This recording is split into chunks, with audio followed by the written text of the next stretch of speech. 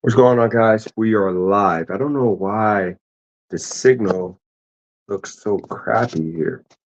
Let me make sure it might be my internet connection.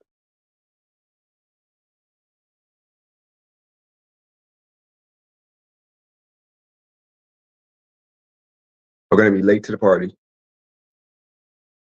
I'm late to the party, but it's all good because this is an impromptu live. I'm going to get straight to it, straight to it. Not going to delay.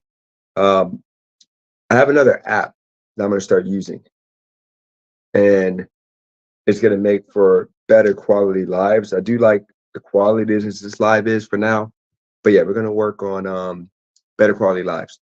We got Bayou Repair Guy. That's not a proper white neighborhood. You can't move there. I don't know what you're talking about. Um, Wilmington is actually gentrified, sadly. Shout out to H-Way in the building. Appreciate the Bayou. Are you taking your new job with you to Wilmington? High Fly G. 123. I don't think you watched the whole video earlier. I don't have a joke. I mean, yes, I just that Bayou said joke. I meant to say I don't think you watched the whole video. I don't have a job. I was just joking. I don't have a job. I dreamed that I had a job last night, but I don't have a job in reality. Okay. Um, Shout out to Rob Brock. Shout out to you. Shout out to Color TV. Shout out to Deliver with Taz. So, guys, we're gonna talk a little bit about the move. Okay, about the move and what's going on. Okay, it's deep. It's deep. It's sad for a lot of different things. But I want y'all to understand this decision. Shout out to Kev in the building. Shout out to Jay Costanza. This decision has nothing to do with Cali Girl. To keep that in hand, in mind. Okay, this has everything to do with me and ultimately my son. We got Znobio in the building. Is Wilmington booming gig work? Not really, but maybe we'll see. Shout out to Bob in the building. Why am I so black? Because I'm just black. So let me get to it. We got Steve Arrow, Raleigh, North Carolina here. Get your A back home, dude. Um, Something like that.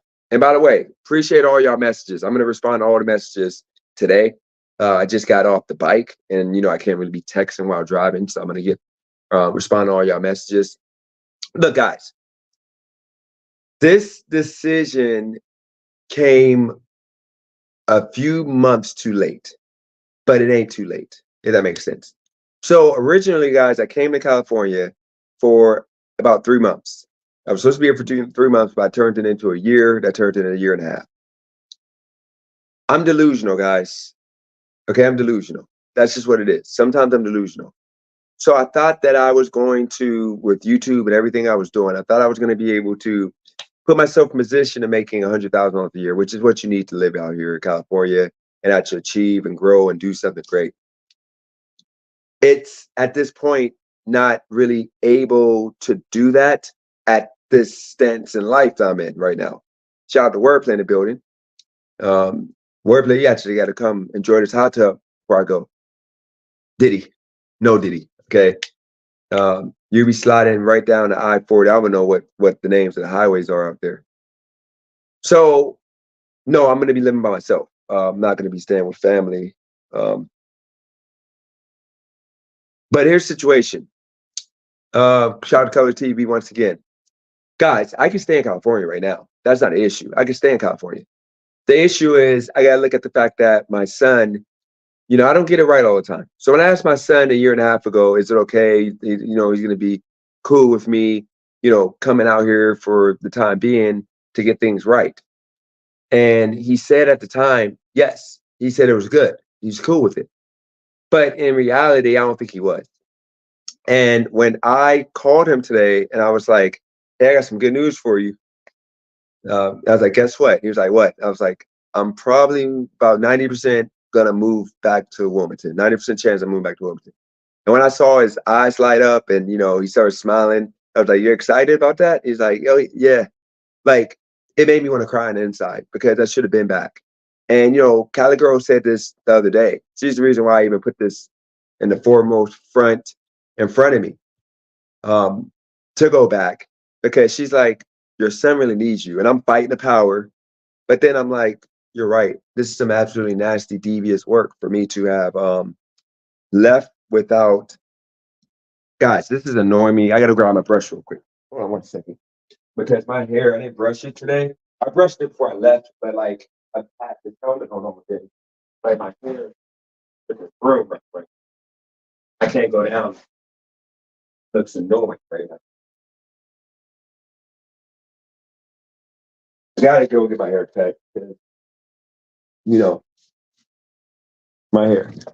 My hair grows fast, and like I can't be going out like this. My lineup is already bad. But and by the way, my son wants to learn how to cut hair, and that's gonna be a little side gig, and that gives me free haircut. So we're gonna work on that when we get there. I'm gonna go take him to barber shops and try to figure out somebody that will be willing to train him at that young age. And I pay him whatever, but it is what it is. Nah, hot tub is cool. You can bring your girl, and then I'll invite Cali girl, and do a double date. It's all good. Um, that's I'm not going to Myrtle Beach, Jay Costanza, because that's South Carolina, and that defeats the purpose because I would have to drive back every single day to Wilmington, so I don't want to do that. But look, guys, she's the one that proposed this. She's the one that said that. This would be a good choice and decision for me to consider, but I was still fighting the power. So when I asked my son, and he said that he got excited, and he said, okay, he's excited about it. I had to think about it. I'm like thinking to myself, okay, I'm looking at the cost of apartments, and I'm talking about a nice apartment, no roaches, no bugs. I can get a freaking apartment on the river, okay, and I'm paying about 1,250 a month, okay, with one bedroom, okay. They got a couple studio apartments that are like bigger than this, like 600 square feet, and it includes all utilities and everything for like $1,000, all updated. Like there's more feasible options in regards to living in Wilmington. I forgot how cheap it is because LA has been so expensive that I got comfortable. Wordplay, I think barber school you gotta be 18, so I couldn't do that. So yeah, it ain't necessarily we got hard gyms TV. LA gave you a case of the beach. I heard your closest sleeping on Skid Row. No, never. If I want to stay in California, I can stay in California. That ain't the issue. The issue is my son. He needs me. I even just told his mom. I texted his mom and said that I was being selfish and he needs me more than ever right now. He needs to learn how to be a man, a better man than me. And he wants to play basketball. And he wants me there. He wants me to train him. I made him that promise to get him right so he can play college basketball. That's his dream. Play college basketball, not to go to the NBA, but college basketball and get an education and get enough money to open up a business. That's his dream, and I'm going to help him get there. Now, here's the situation. Back to the point, guys. You got me drifting off. Wilmington, I forgot how cheap it is. Okay. So, with the way I'm going to be working now the next 3 months, the whole goal is to get myself to $10,000 by the end of August. Okay. That's the worst case scenario. But in reality, the goal is 30,000, which would include the basketball tournament and et cetera things. 30,000. That way I can go and pay a whole year worth of rent. I'm going to buy a car there because I can't ride the bike the whole time. I'm going to bring the bike. I'm going to ship the bike there, but I can't ride the bike 100% of the time because it rains a lot there. And the roads aren't made for people to be riding on a motorcycle in the rain. So I would have to have a car, especially when it gets cold. The streets get a little bit icy for a few days. So I'm definitely going to buy a car. And I'm going to probably bring all my furniture and all my stuff that I got here, and I'll probably just ship it in a container with the bike to Wilmington. So my bills immediately, as soon as I land in Wilmington, my bills are going to be cut down to about $1,900 to $2,000 a month. Okay. So that's where we're going to be at. So we're going from, having a car, rent it, gas, everything I'm doing here just to, make it happen, being at around $5,000. We're taking ourselves from $5,000 all the way down to $2,000 a month. No, I bought the bike for a lot of reasons because guess what? The bike will be in Wilmington. I'm going to ride the bike primarily. I'm going to do DoorDash. I'm going to still do everything that I'm doing here, but I'm going to do it in Wilmington. But I'm going to be doing more. I'm gonna do sports betting. I'm gonna do a bunch of different things that it's legal there. You have legal sports betting in Wilmington. I already know what I already got that unlocked. We're not talking about the money, okay? Um, yeah, Craig. California isn't bad. Fedor, California isn't bad. It's just expensive, and you have to be a professional to survive. I talked to Callie girl about this. She's a professional, so she can make some great things happen. Appreciate that, Rashawn Brown. Color TV. I feel like if you ain't from here, it's gonna be hard. It ain't okay. Put it like this: if I didn't have Callie girl, it would be hard. Put it like that. If I didn't have Callie girl and I didn't have that fluke of the basketball tournament and me making that 25,000 or whatever, really making 33,000 last month. I mean last year in win loss statement, I would have starved here. It would have been bad for me here. But I made that, so I was able to make some things happen. No, I'm moving to Wilmington by myself in an apartment, Kev. I'm going to, put a focus on trying to get a job. I'm going to try to get a job at the school, his middle school, to try to be assistant coach for his basketball team. I'm going to see if that's a possibility with the coach he has, who absolutely sucks. I got to see if he would want a staff, a new staff member, and if he would be willing to. I don't care if it's being the janitor for freaking 4 hours a day, 4 or 5 days a week. That's what I'm going to do. Be a little side thing, just that way, because I know you got to usually work a job at the school to be on the coaching staff. So that might be something I do, okay? Because I don't want him being stuck um, dealing with a coach who sucks, and I know that's his dream. And I might try to get him in football too. I might try to get him to play football this year, and run track. But back to the point, okay? I have right now, me and Callie girl, we're separated at the moment, but that doesn't mean we're gonna be separated forever. She may come to Wilmington, but right now we looked at it as in right now we're different paths because of the fact I made the choice because I'm doing her a disservice. She's a successful, productive woman. I'm not that yet. My life is a mess right now, inside out, searching for a sweet surrender, and this is not the end. You know, she's a medical professional. She might find somebody and she might move past me, but we're going to see. But either way, it's not right for me to be stringing her along when I know I want to do what I want to do with this YouTube and with entertainment game and all of that. It just did not make sense for her to continue, especially with me going across the country back to my son, knowing that it's gonna be hard. It's gonna be hard. But if it's meant to be, it's meant to be. But let's get back to me. I'm going to Wilmington. Yeah, Kev, you're right. You're absolutely right about that. Long distance relationships are hard, but if you want to make it happen, you want to make it happen.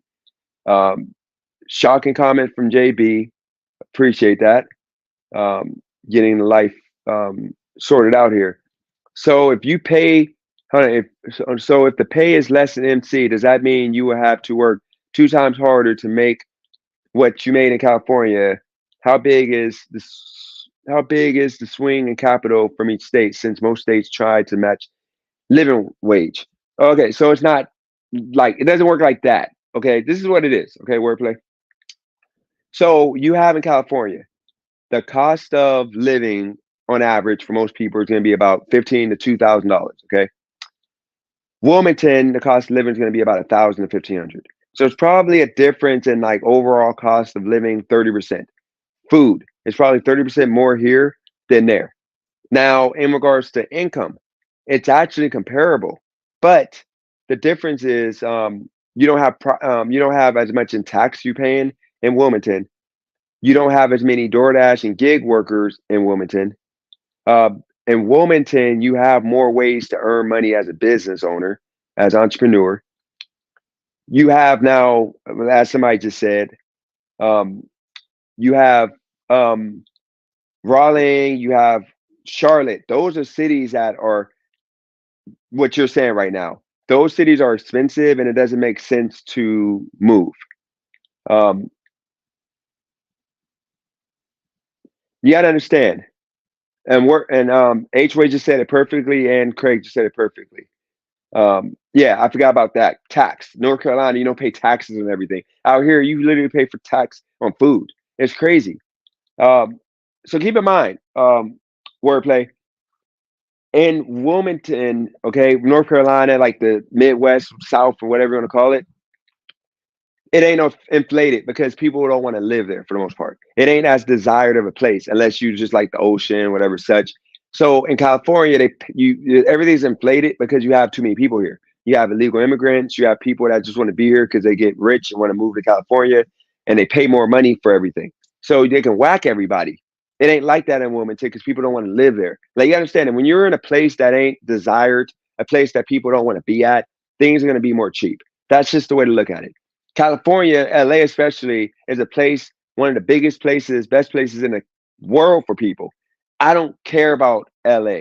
So California isn't a place other than Cali Girl and her family was the only reason why I liked being here. I don't care about this place because the culture is crap. The people here are sensitive. Okay. People here are fake. Everybody emotional and everything's expensive. And people fake it to make it to nowhere. All of that all in one little bubble. And it rubs off on you.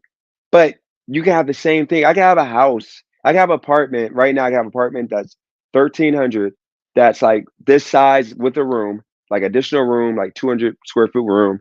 That's on an ocean, like riverfront, okay? Whatever you want to call it. Riverfront. Completely updated for $1,300. And once again, it's like that because nobody wants to, it's a place nobody wants to live. People like living there, but nobody's looking and saying, I want to move to Wilmington. Nobody says that. So that's the difference in regards to the two places. And you know what's crazy? Yesterday's live was the first live that I've had in literally a year that actually paid me. I made $3 off yesterday's live. Literally. I don't know if it's because I can't cuss. I don't know what it is. Yesterday's live, YouTube ad revenue paid me $3 for 2,000 views. You understand? I got a live that did 40,000 views and I didn't get nothing but like 30 cents with vertical. But yeah, yesterday's live paid me freaking $3. So now that tells me that if I build on these lives on vertical, if I get the 40,000 views on the verticals again, which is going to happen, it's going to explode eventually. But that means that I'm making now $30 on live videos. That means that if I do 5 lives a day, 2 hours each, if I can get up to that 20,000 range, we're in the money. But that's just something like God. I don't know if that's either God or just a fluke that I was able to walk into this situation at. It's like I literally say the word Wilmington, and now YouTube is making. Now making about $10. I'm making about $10 a day off ad revenue right now. My last video was my most watched. Like it's pushing the first ranked video by far. Like in the first. Okay, out of the last 10 videos, the video I posted today is up by like 80 views more than the second best video. Like these are numbers that you just can't look past. You can't look past. That's the reason why I said that. Like I told Cali Girl that I got to make these changes because of the fact I make these decisions because I got to look at the long-term picture, and the long-term picture is telling me that this makes more sense for me. Okay.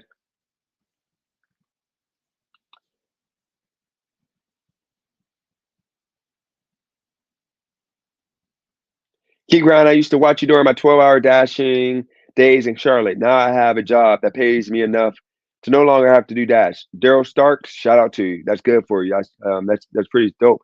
Hopefully, I'm able to finish this. I'm going to work hard to finish this certification program, and I'm going to look to try to get a project management position somewhere around Wilmington, maybe remotely because there's some remote jobs. We're going to see. Shout out to Good Riddance in the building. Hold on. So there's no state income tax in North Carolina? You'll be making $18 an hour some places just because minimum is low. Doesn't mean every job pays minimum. But Wilmington is cheap. Nobody wants to be there once again. You can start an online biz and live cheaper in Wilmington. Kev, you realize that with the way YouTube is already changing for me, like with the AdSense, and I have like Rumble, I have all the other apps that I'm going to get into and start using. Theoretically, I can get myself enough to make enough off of YouTube to like pay all my bills for the month. And then the DoorDash and the other hustles like flipping phones and all that stuff I'll be doing. Forget about sports betting. That's just, I'm not considering sports betting money there unless it's like in my account. So I don't talk about sports betting, but the phone flipping, the DoorDash will be all money that's just going in my account. That's just sitting there for savings. If that makes sense. HOA different because I'm asking. Yes, it's affordable, but it's because people are making $10 an hour. Wordplay. You're absolutely right about that. You're talking about 9 to 5 workers. Remember, I'm not a 9 to 5 worker, and no disrespect to any of y'all who are 9 to 5 workers. Okay. Yeah, if you're a 9 to 5, Walmart, McDonald's, I'm talking about those kind of 9 to 5 jobs. You're literally making $12 is a good hourly salary, and you're gonna pretty much make about after taxes, you're making like $380 a week. Okay, so you're making about $1,400 for the most part a month. I can't survive off that. Okay. Um, Now, yes, you have to go to Durham, and Raleigh, Winston, Salem, and Charlotte. But guess what? Your rent now is $2,000 a month. Wilmington, I don't have to get a job. I can just do DoorDash gig work, and I can do the YouTube game, and I can influence and do consult people for people, and I can also do life coaching. I'm sorry, guys, I'm gonna do what I gotta do to get the bag. It doesn't matter how I'm getting the bag. My bill is only $2,000 a month. That's it. Let's see. Raleigh, it's getting harder by the day to make 900 a week gigging. Many gigs dipping to 700 a week. I bet it ain't too good in Wilmington and probably seasonal with students in and out. So, Steve, I'm not going to be relying on gig work. The only thing I'm doing with gig work, DoorDash, I'm trying to make $500 a week. I'm happy with that. So, pretty much, I'm just trying to make $100, 5 days a week. That's it. After I make my $100, I'm cutting the app off. I'm done. Okay, that's gonna for sure pay my bills right there. That goes into a separate account. That's it. That's it. I'm done. I'm gonna buy cars. I can do Spark and DoorDash and just be done. I might even do Lyft, but whatever I gotta do to make $100 for the day, and then I'm gonna be buying and selling phones. And if I flip a phone that day, then that's gonna be my money for the day. My goal is to make $100 5 days a week. Okay, $2,000, and then all the extra money is gonna be savings. Okay, so that's how it works. For me, at least. The question is, in order to make 20 out of NC, would have to work 2 times harder since the pay is $10. Not true. Wordplay, unless you work a 9 to 5 job. Absolutely, you're right. But no, to do gig work out there, you can do $15 to $20 after gas and taxes in Wilmington. Okay, and remember, it's how you do it. It's how you do it. Like if I'm multitasking, if I'm doing YouTube while doing DoorDash, then now I'm just considering the DoorDashing for content, and I'm going to be doing other things while doing DoorDash. I'm never going to just be doing DoorDash solely. And then if that, I'll just drive an hour to South Carolina to Myrtle Beach, and I'll just go work there and do Lyft there for a whole 2 days, and I'll make $500 in Myrtle Beach, like nonstop rides out there. I can do that 2 days straight and then come back and then have 5 days to do whatever else. And guys, you gotta remember, I'm gonna be sports betting, and I'm gonna actually be able to legally talk about sports betting and showing you guys my screen. And that's gonna bring a lot of viewers in here, and that's gonna bring a lot of people in here that's gonna be wanting to watch what I got going on. So that's also part of the game plan. But once again, I'm not gonna be no longer on this channel saying to mine right now. I'm not talking about nothing that I'm not doing until I'm doing it. Just know that's the new direction of this channel. I'm not talking about nothing until it's happening. Okay. NC has no sales tax. That's news to me. Wow, how did I miss that? Yeah, I didn't know. I don't know. I just know they didn't have. I don't think they tax on food. So you're not getting a wordplay. My brother moved out of state, making the same amount as me with similar experience. It's a combination of less competitive, more affordable living. Yeah, It's tough if you're just looking at hourly. It's literally everything combined. Yeah, if you got to remember wordplay, like you just said, you agree. If you're making 12, $13 an hour as a worker, 9 to 5 worker, you're screwed. You're gonna starve. But if you have other ways to make money, then it makes sense for you to do that. Okay. Because I can snap my finger and make $500 in Wilmington in 2 days. I know that for a fact. I know Friday and Saturdays I can do Lyft all day, 12 hours, 2 days, and I'm making $500. So remember, that's that. Okay, 2,000. That's my bill money. 2 days a week. So all the other days is going to be money that's going to be put into savings. And remember, this is a 5 year situation. I already promised my son I'm going to stay there for 5 years. When he gets out of high school, I'm out. Hopefully I'm trying to get him into college to play basketball. I told him that I'll come wherever college he goes. I'll come with him as long as he stays focused and he want me to come with him. I'll come with him to whatever college. But it has to be. I told him a college West Coast. It got to be a hot state. It can't be like a freaking miserable like cold place unless it's like North Carolina, like he makes it to like a big school. But if he goes to like a smaller D1 school, then it got to be in a cold state. I mean, a hot state. But I told him I'll come with him. Otherwise, I told him he can come with me to Nevada, or California, and more likely to be Nevada, and we'll do that. So I already made that promise to him. So I'm gonna have 5 years of savings. I'm not gonna buy a house. I'm not gonna look to buy a house. Not looking for none of that stuff. I'm going to save all my money for 5 years. I should be able to save at least $100,000 in 5 years. I'm keeping it reasonable. I'll be able to, but I didn't have a business. I know I'm gonna have a business some way, somehow. I'm gonna have some type of business going on that I'll be coordinating for like 4 years because the first year is me developing the skills to, run his business if it ain't YouTube. But I'll have 4 years of this business operating. And then when I move to Nevada, if I don't go with him wherever school he's at, then I'll be able to just buy a house in that city and set up shop.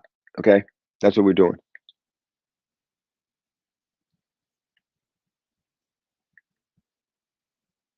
Shout out to Random from Oscar, Georgia. NC has high paying jobs in Durham, Raleigh, Winston-Salem.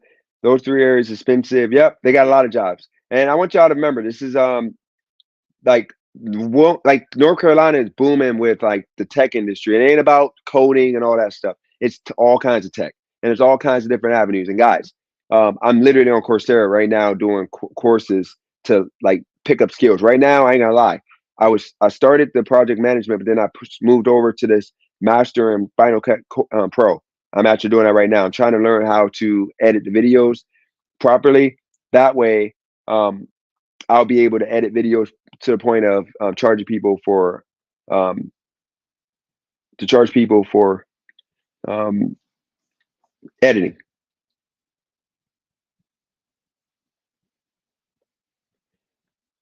If we're both to wordplay, we're both trying to reach 1 million, and I'm making 20, you're making 10. Do you have to work harder to reach that goal and see? Wordplay. If you are a worker, once again, if you're a worker, yes, you're gonna attain it. But then you got to remember wordplay. The cost of living in California is more. So what are you going to have if you have? Say you have 10 years. You have two people. You have two people. You have 10 years to save $1 million. Okay, you're going to be at the same level because you're going to have 50,000 in bills every year for freaking um, Wilmington. I mean for California, but then Wilmington, your bills are going to be like 25 to $30,000. So that means in 10 years you're going to have the same amount of money left over. That makes sense. What about sports betting in Vegas? Todd Johnson, they have sports betting legalized in North Carolina. I didn't know that. Whoever told me that yesterday, I looked into it, and they absolutely got um, that in. They got that in North Carolina for me to do. No, I'm gonna ship the bike. I'm gonna ship the bike. I'm gonna ship the bike to North Carolina. Biden economics not cutting it. Absolutely, Michael. Biden is trash. You realize that California with Biden and um, whatever his stupid name is, the governor, they destroy California. Destroy California is just you have to be a productive, professional, qualified, licensed person to make it in California at this point. Like having a dream and coming to California ain't it. You got actors out here bumming it up. Like I saw an actor the other day walking around looking crazy. Like, it's hard out here for people. Shout out to Original Thought in the building. There are jobs, non-skilled labor jobs in Tennessee that pay same or more than LA. That's good for you, student doctor. But the whole point of me, I want y'all to keep in mind, guys, the whole reason why I'm going to Wilmington is to be with my son, guys. Okay, shout out to Sam Lee in the building. The only reason why I'm going is for my son. So I'm not going for no reason other than I'm not going to get a cheaper cost of living. I'm not going to be happy. I'm not going to save money. I'm going for my son. That's it. So I really hate Wilmington as a city, but my son is there. So that's the reason why I'm going. Okay. Keep that in mind. Just keep that in mind for the future, guys. Only purpose is that. Otherwise, I would just stay in California and make it happen and figure it out. But I don't have the luxury at this point because my son is more important at this point. All right. Gigging is all down the toilet. Not really. You got to make it work for you. All I need to make is $500 doing gig work. I'm not trying to make $1,000,000. I'm not going to be down there doing $1,000, and I'm not going to be sweating. My back looking like an L for freaking 10 hours a day. Not doing that. I'm going to be chilling, doing you know a few hours just to make enough to pay my bills. But it's about my son ultimately. Okay. And shout out to Craig. He's been telling me to go back, and I was being ignorant. So I got to say, I apologize to you, Craig. Um, I should have snapped sooner. How about family? I have no family in Wilmington other than my son's family. Wordplay. Wealth comes in assets as well as liquid. You can buy a $200,000 house, the equivalent of 700 here. It's almost like inflation. 1 million is equivalent of 250 there. Wordplay. Remember this. If you go to Wilmington with $300,000, you could probably get a house that is like maybe 300 square feet. Got like a pool, hot tub in the backyard. Okay, big yard. Okay, if you got 300,000 in California, you're gonna be in Compton with a house that got bars on the door. Okay, like you understand, it's like night and day. So you got to look at you as a rational person. Unless you live here and you have a like love for California, why would you take $300,000 and get a house with bars in the front of it that somebody is probably going to crap on your sidewalk? You probably got a chance to get your house broken into within 10 to 20 years. When you could take that same 300,000 and get a brand new house, like a nice, beautiful house, big backyard, safe, you know, like acre and 100 or 1,500 square feet, 3 bedrooms. The cost of a McDonald's quarter pounder cheese meal, $9, $10 compared to $13 in California. Your money goes longer. You have a lot more you can do in reality. You got the beaches, you got South Carolina. That's the thing, Sam Lee. It's more fun to live in LA if you're a single guy who is looking to live his best life, who's a professional. But Sam, look at you, you bust your butt. You don't have time to have fun. So with that said, you don't you don't you don't have fun when you're trying to have a family. It's about your family and building and leaving something for your kids. That makes sense. I saw a few places already. Y'all can, if y'all want to look up some places, you see how the cost of living is not that much. Like they got condos for 100, I mean for $1,000 that are nice. So it's like night and day. Like literally, I gotta work like the rent here is $2,500. I'm going from 2,500 to $1,000. You realize my back was looking like an L every day because I was literally they gotta make $2,500. No, I'm still gonna give money to my son's mom, but I'm gonna have her most of the time, so she won't require much. With the cost of living in California, 20 is gonna go. Hold on. With the cost of living in Cali, the $20 is going to go to more expenses compared to $10, and then see go further due to less inflation and expenses. That's true. But remember, $10 is like bottom feeder money. Like most people that are like productive, they're making at least 13 to 14 an hour. Okay, and you got other hustles you can make. Yes, the asset isn't valuable in liquid dollars,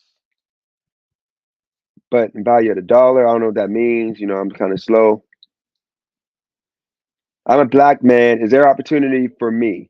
Absolutely. There's always opportunity for you. Just you gotta make the opportunity. How do you know that? $500 in 2 days in Wilmington. Have you done that lately? No, Steve. What it is this. Let me explain to you. Okay. So when I say 500 in 2 days, realistically, it's going to be 3 days, $500. Okay. I know for sure, Steve, you can make $15 an hour because I was just in Wilmington like a little over a year ago because I went back and because my son came here and I went there and I had the car and I did a little DoorDash and it was literally not that bad, like literally not that bad. And then when I went back to drop them off, I just turned the app on and the orders was coming in. So I know you can still make money and I know people in Wilmington making money. It's just ain't gonna be as actually California's trash with gig work, so it doesn't make a difference. Like I was on that bike for freaking 3 hours with DoorDash and I freaking like I didn't get no deliveries. Let me show you. Right now it's hot, but like I got freaking for this week, I got 10 hours of dash time, 10 hours of dash time, and 1 hour active time. Okay, 3 deliveries, 1450. Yeah, I turn the app on, I don't get no deliveries. Trash can out here. Every state people pay accordingly. If the living wage is lower, then the salaries tend to be low. The only that will offset this if you're making no wordplay. What I want you to remember is that you're paying a surcharge for being in California and having a desired city. But other than that, you're losing. Shout out to Regis in the building. You're losing out in California. It ain't worth like stepping over crap and piss. Like I parked my bike down the street from my spot in the nicer part of downtown and they were red. It was like yellow urine. A lot of it, like drained. Oh, I forgot to tell y'all. I tried to record it. Y'all might have saw it on like by now on Twitter. There was a buck naked guy getting chased by a cop. First time that I saw a cop chasing somebody here. They were chasing the guy on foot. He had his meat hanging out, getting chased. Let me see if I can find it on Twitter. I was on the phone with my son, but I was about to hang up on him real fast to record this. Let me. I gotta look this up. Los and LA naked guy. Yeah, here we go right here. He ran right past me. Actually, this is Hollywood. This is some other guy. This is another guy that happened today. Let me find the guy that did it right. He ran past me. I was on my bike.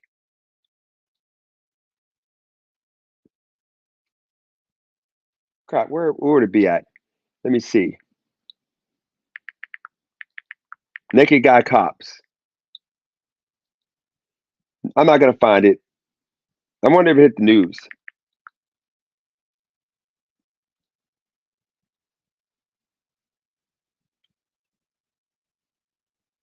Let me look up real quick. I got to see this. LA news. Naked guy cop chase. Literally, he ran right past me. He was running fast, like he was burning out, and like he had his meat hanging out. It was crazy. I never seen anything like this before in my life. All right, well, guys, they didn't put it on yet, but yeah, this guy, it happened today. Like, I'm pretty sure Wordplay might have heard about it. The dude literally was naked and he was running for his life, and there was a fat Hispanic woman chasing him, a cop chasing him. It was freaking crazy. Let's see.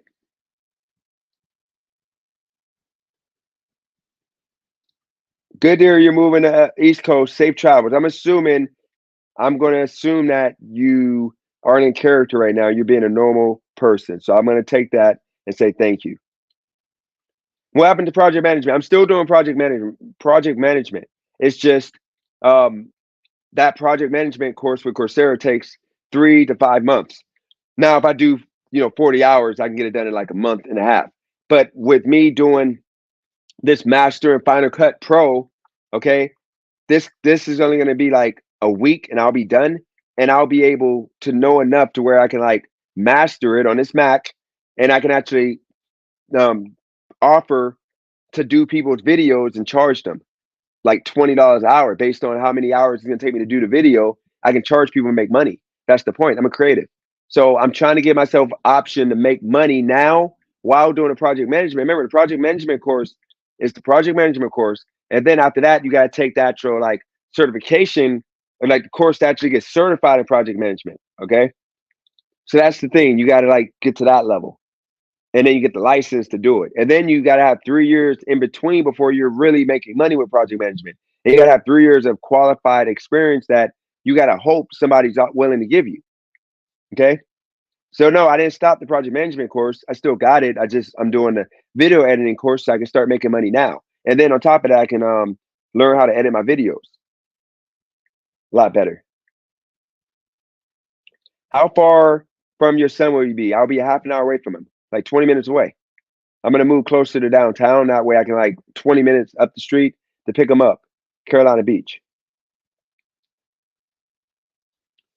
DJ, you don't need courses for that. It's nowhere near as lucrative as project management could be. Um, Z dot. Video editing, yes. If I don't know how to do it and I want to learn how to like I don't even know how to like say the words of the different things you need to do. Like I don't even know how to do a transition properly. So I'm gonna learn how to do that so I can make money while getting in the project management game. Not true, DJ. There's affordable places out here in California. People just want the house on the beach that's 5 million instead of getting something affordable. Wordplay. Yes, maybe, but most of the houses that are under $500,000 are going to be um, in a crappy neighborhood. And to, if you want to call the person I knows all about California, we can do that. Wordplay. But I'm telling you, you're not getting much for like $300,000. Don't go back to Wilmington. Live nearby in a rich city like Milwaukee, Boston. I'm going down for my son. Is it your son? No, I didn't mean to read that comment. I'm gonna block you. That sucks. You're just doing too much at this point. No, I'm moving to Wilmington because my son is there. That's the whole reason why I'm moving back. Otherwise, I would stay here.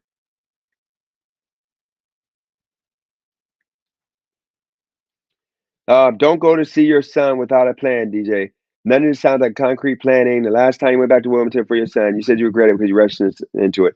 No, I'm actually planning this because I have 3 months to save as much as possible before going. And then when I get there, I'm good. Okay.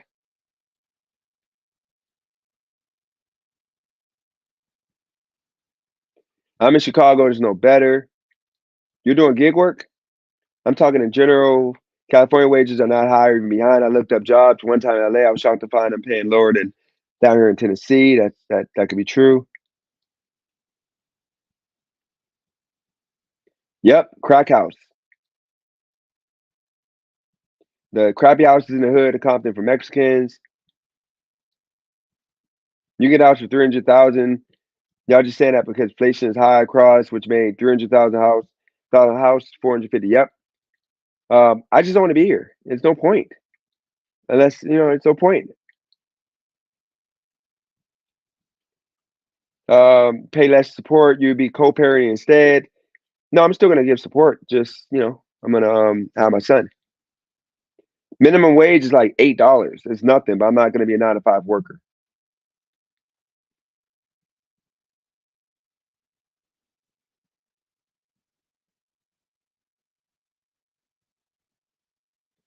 California does not pay to make it feasible to live here. It just doesn't. Because I don't want to go live in a crappy middle of nowhere place just to survive.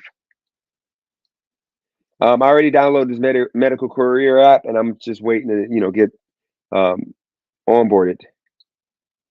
Yes, he had his meat hanging out, little meat. I'm talking about a look. There was some little meat but big balls, and he was running for his life from that cop. Like my son was on the phone. I was showing him my bike again, and I didn't want to like hang up on him to videotape this, and I couldn't do it fast enough. I was in disbelief. It was so crazy. A lot of people work for minimum wage. Yeah, you make it $23 an hour in California, but guess what? After taxes, you're only making like 18 bucks after they tax you an hour. So what are you really making? No, I ain't gonna put that man on the screen. Cali can be good for some, bad for others. No reason to be super loyal to a state. Absolutely. Yep.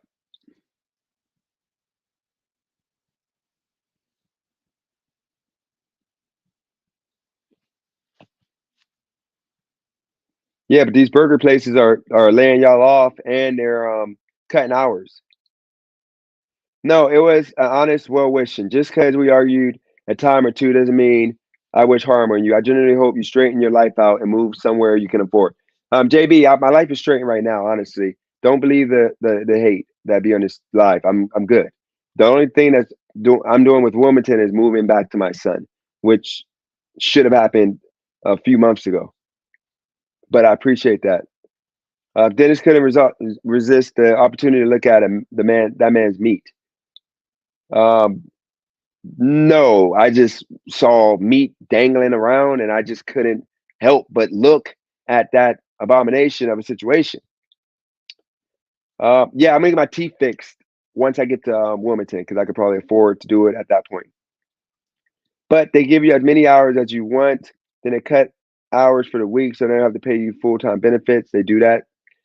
Yes, I can learn how to edit on YouTube, but at the same time, I have Coursera, which is $50 a month, that has a whole course here that I saw reviews for, and a lot of people like the course. So why not just walk myself through doing it with Coursera, which is something that ain't gonna hurt in doing it this way.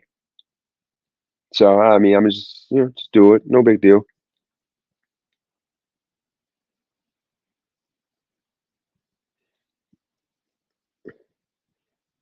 Yeah, you can learn how to transition in 5 minutes. It takes me a long time to learn something.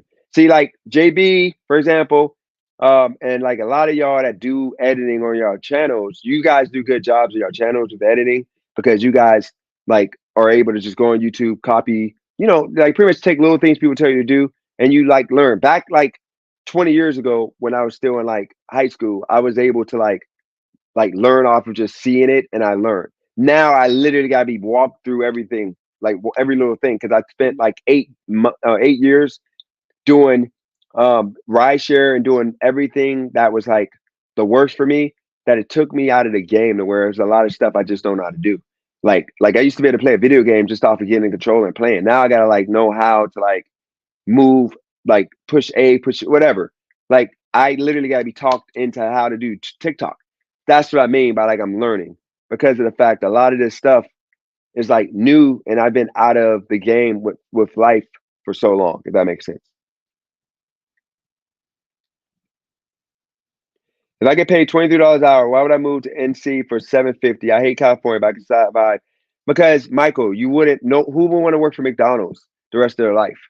Like McDonald's is going to get rid of all y'all. They already got rid of the cashier to where you got to use the computer. And then the only reason why they got a cashier is when you got to pay cash. The cashier takes the money, but eventually they're going to have like the money in the machine. So that takes away the cashier. Like they're getting rid of everything. Guys, you got to understand. They're downsizing in California. You guys are about to be screwed. You're going to be walking dead out here.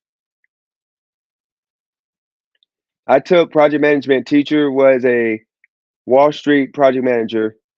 We worked a lot in Excel and Microsoft project, did cost estimates, AOA diagrams and stuff. It was too easy for me. Motion, shout out to you, but it ain't gonna be easy for me. It's gonna take me time to learn.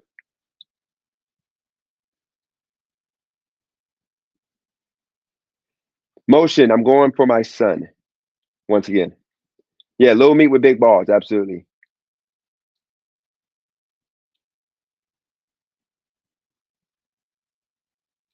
That'd be a good idea. High fly G. Yep, actors can be thriving out here, but not most. Because that guy that got shot the other day, the actor, he was a bartender. I ain't moving in Orange County. I heard that's where the KKK is at. The stuff I'm doing on Coursera is stuff I want to do. So I'm doing the final cut so I can learn how to edit because the videos I'm going to do here are going to be a lot better. Okay, and I'm actually going to do like a 20-minute rundown on my Twitter. There's a bunch of stories I want to talk to y'all, show y'all. We want to talk about. If you got 200K saved, you can get something decent out in San Diego for less than 600 if you make more than 800 per year. Remember, 800 per year is a professional out here in California. I'm not that. And Sam, if you don't got rideshare, would you say you're that? A lot of people aren't that. So what would somebody do unless they get with somebody? And yeah, $50 for Coursera, guys. There's all kinds of courses. $50 a month gives you the pro level. And I'm actually going to try to get the sponsorship deal. I'm going to try to get sponsorship with Coursera so that way affiliates. I'm going to probably add. I'm going to probably sign up for this affiliate program, and I'll get paid to bring in. So I get 45% of eligible purchases within 30 days. Okay, so yeah, I'm gonna probably promote Coursera because everybody should be willing to learn something new that can help them. So if it helps me with this course, I'm gonna cut my hair. I'm gonna watch Craig's video so I can learn how he cut his hair, and I'm gonna cut my hair tonight because this is looking bad. Craig, shout out to you. It is crazy that there's a lot of people that like y'all told me to move to my son to a less expensive place, but people are literally telling me and trying to get me to not move there. You see what I mean by you can't make everybody happy, Craig? That's the reason why I told you before. I don't want people to come over here telling me what to do with my life because if I do what somebody may recommend, they're still not going to be happy. Technically, if you're going to be doing video editing, you're also going to be project managing, aka project management and creative work. No course or certification needed.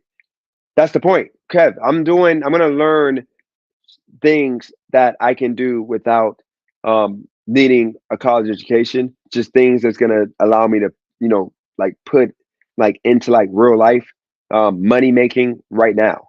Okay, that's the reason why I'm starting with the video editing because that's something that once I get great at it, I'm talking about like elite level, not like the mediocre people that be doing video editing. I'm talking about actual video editing. Then I can promote myself on what you call it on Fiverr, and I can like offer to do it for cheap prices to build my name up and my profile up, and then I can you know get the money rolling in, and then I can up my price a little bit, and then I can also do videos for free for random YouTubers and show them what I can do, and then get people to like get contracts with me to I'll do their work. Yeah, I'm not going to Phoenix.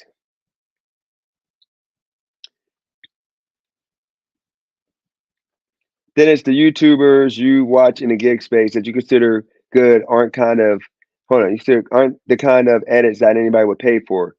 Watch a MKBHD video. That's the kind of editing you should aspire to reach. Z dot, I'm not doing the editing level of a gig tuber. Okay, no gig tuber really does editing properly. There's a couple people, but nobody does editing properly. The level that I would want to do it at, which is why I'm taking that course. So you got to remember, I'm not doing gig videos. I'm going to be doing videos like Brandon Tatum, Kenneth Owens, like what you call it, the editing like Patrick David he does on his regular videos, like people like that. I'm doing videos editing like that. Amazing Lucas, simple but dope. That makes sense. Those are the edits I'm going to do. Gig work has never been a high paying job. The only way you can make hourly is doing catering, and if you get lucky with rideshare tips. Yep, you're right. Us gig workers need to work at least 80 hours a week to make decent living. Yep, and that's the life I don't want no more.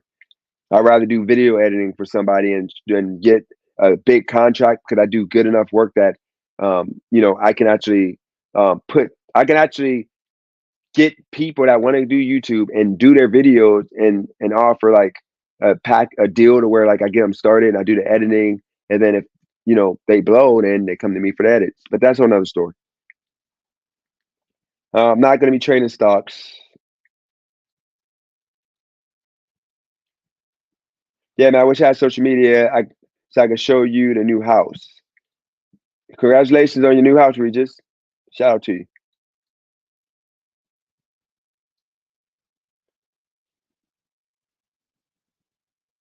Man, got a Vegeta hairstyle. Absolutely. Been saying to move back to your son. I'm so happy you are.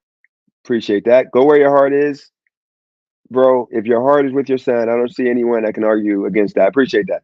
Absolutely, JB. I'm gonna go move back because my son, when I saw his eyes light up, let me see if he's up.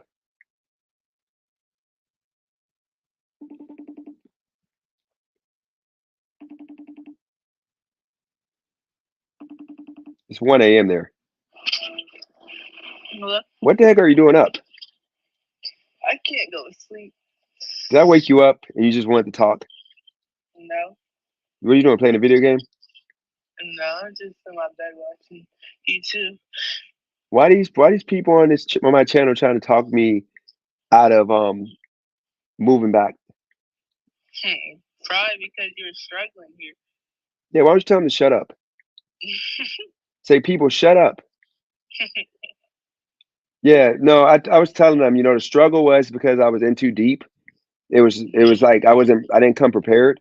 Now I'm gonna have 3 months to save nonstop. You're coming for a month. I'm gonna not work as much that month, but the other 2 months I'm gonna be grinding. So I'm gonna come with more than enough money to where I'm gonna be situated. Everything's gonna be organized. It ain't gonna be like where last time I spent like $5,000 all at one time. Then my car went down, so I had to get a car. Like all this bad stuff happened within the first like month. This time it's gonna be situated. I'm bringing my bike. Everything's gonna be good. Mhm. So I was looking up. I looked up those those bike. They got like the bucket seats. Yeah, You know what those things are? the ones that attach to the side. Yeah. You Oh, you you gonna ride that? heck no. You telling me if I get that, you're not gonna ride that with like the clown mask in the I'd rather nose? walk. You tell me you put the clown nose on and like we can put the music dun, dun, dun, dun, dun, dun, dun, dun. And then I'll be like doing I'll be doing donuts on the curb, like on the corner, and like you're gonna be like, ooh, what do you think is worse? Riding in the clown seat or clown seat or being on the back of the bike. And I'm going too fast, you gotta put your arm around me. I'd rather put my arm around you.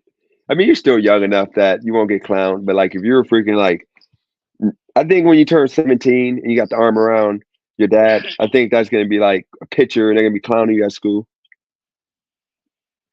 But with that said, I just wanted to call you and mess with you.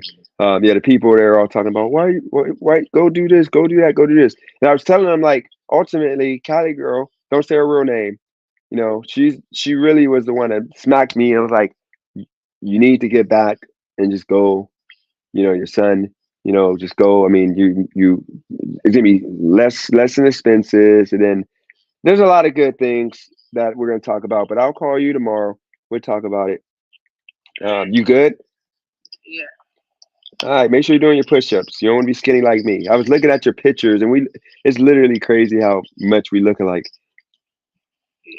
Freaking, it's like you're my clone. Hopefully, when we get the basketball going, you put focus on defense over offense. That way you can freaking dominate and just get like 10 steals a game and block like Okay. 20 shots. But all right, I love you, and I'll give you a call tomorrow. All right. Love you. Bye. All right. All right. So yeah, we gotta give MVP Kylie girl. She's really the one that smacked my mind straight to like, why would I go to Vegas when I could go to do what I need to do, which is my son. He needs me more than anything because I didn't want to raise him. Like I told his mom, he needs. I thought I could wait 1 more year when he starts high school, but right now is the time. Um, I want to make him a better man than me, and this is a pivotal time to do that. So yeah, that's where we're at. You can make it anywhere. There's loopholes everywhere, even in an expensive city. Yep. Yeah, Robbie, we're leaving Cali, but I'm gonna invite anybody that wants to do the hot tub before I leave. Diddy, hot tub before I leave. Just reach out. Y'all can come to the hot tub. There's a requirement. You can't wear a shirt while you're in the hot tub. You got a shirt off. Um, you got to like do a bunch of different things. Um, Not too many things. Just have fun. Yes, my son is absolutely going to college, Webby. But let's get back to it.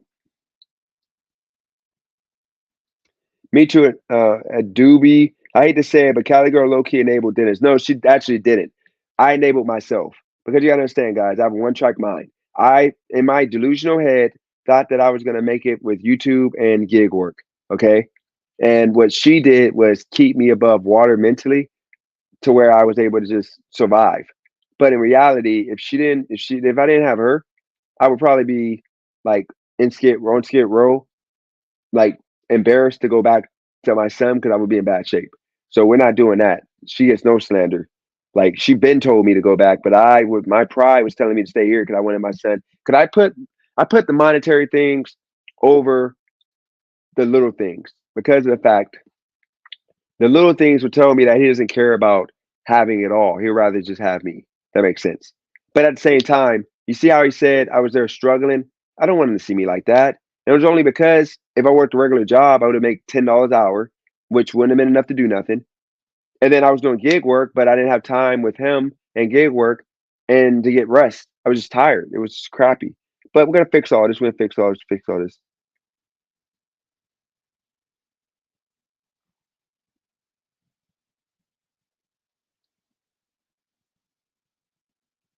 You could tell who grew up without a father in their life.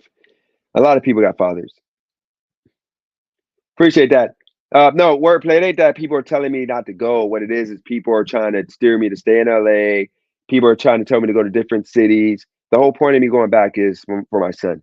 This time I'm gonna um, set up in advance, and Cali Girl is accommodating me to help me make sure that I'm good to go to be there with my credit and everything to like make it happen, if that makes sense. Yep. Men, whoever you're talking about, men are supposed to be leaders. And I have not been a leader.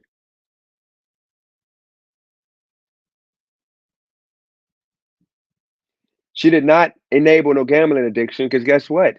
Like, whenever I had money, flipped it. So it ain't that big of a deal. I flipped it every time. We made good money. Shout out to J Media, just jumping on.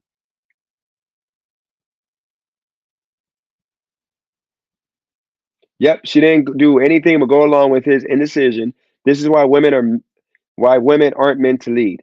No, I mean, I will say that she did go along with my decision, I don't know if that's the right word for it. Indecisiveness. I don't know the word for it. Y'all can say it in the chat. I don't know.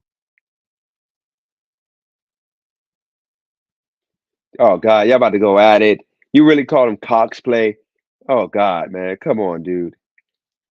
Can you get a shout out? Shout out to Mike Hawk Stinks. Mike Hawk Stinks. I don't know if that was a joke or if that's a real name, but shout out to you. Found a Duke 200 brand new for 3,200.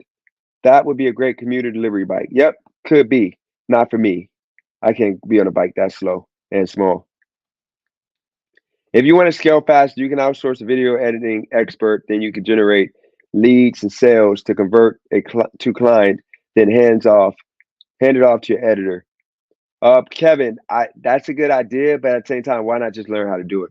It took me 2 weeks to learn how to do it, and then with the experience, I'm gonna get better, better, better. So why not cut the middleman out and I just do the work myself? It only take me a month before I'm like good enough to actually like get paid. So I'd rather me do it than um, have somebody do it for me. That makes sense. DJ, would you say Cali Girl was too good for you? Absolutely. She's an amazing woman. It's just she's spent and worked her butt off to be an amazing woman. I'm not there yet. So it's not fair for her to be in that situation, to like, suffer while I go through my thing. I don't. He wants to go to college to play basketball, but I want him to go also for the education aspect of it. I want him to go for business so he can know how to run a business after he gets out of college playing basketball. That makes sense.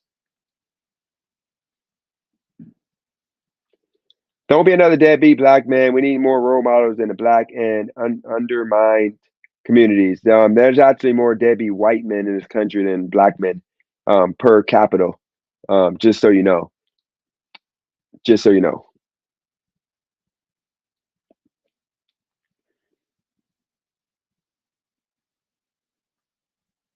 Shout out to J Media.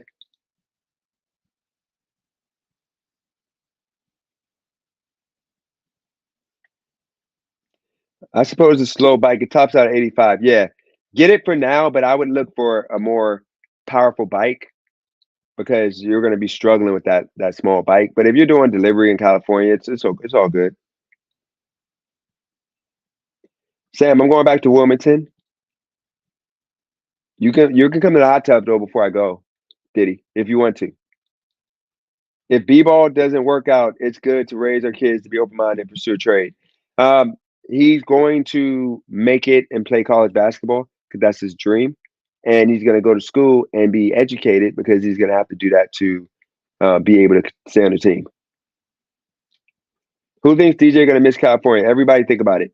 I'm going to miss Cali girl. And I'm going to miss um, nothing other than that and her family. Other than that, I won't miss it because I prefer Las Vegas weather. I thought California was going to be Las Vegas weather. I hate the cold.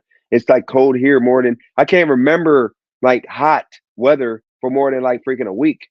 Like since moving here, like it's been a year and a half, and I can't remember like 2 weeks of hot weather. Like it's crazy. I'd rather be crappier father than a broke, sad person. Screw what other people think. Um, won't be broke and won't be sad. What are you talking about? Sam, you don't have a kid, so you wouldn't understand. Appreciate that, Bob Joe. Yep, Jamie, but let's call Cali girl about this living situation.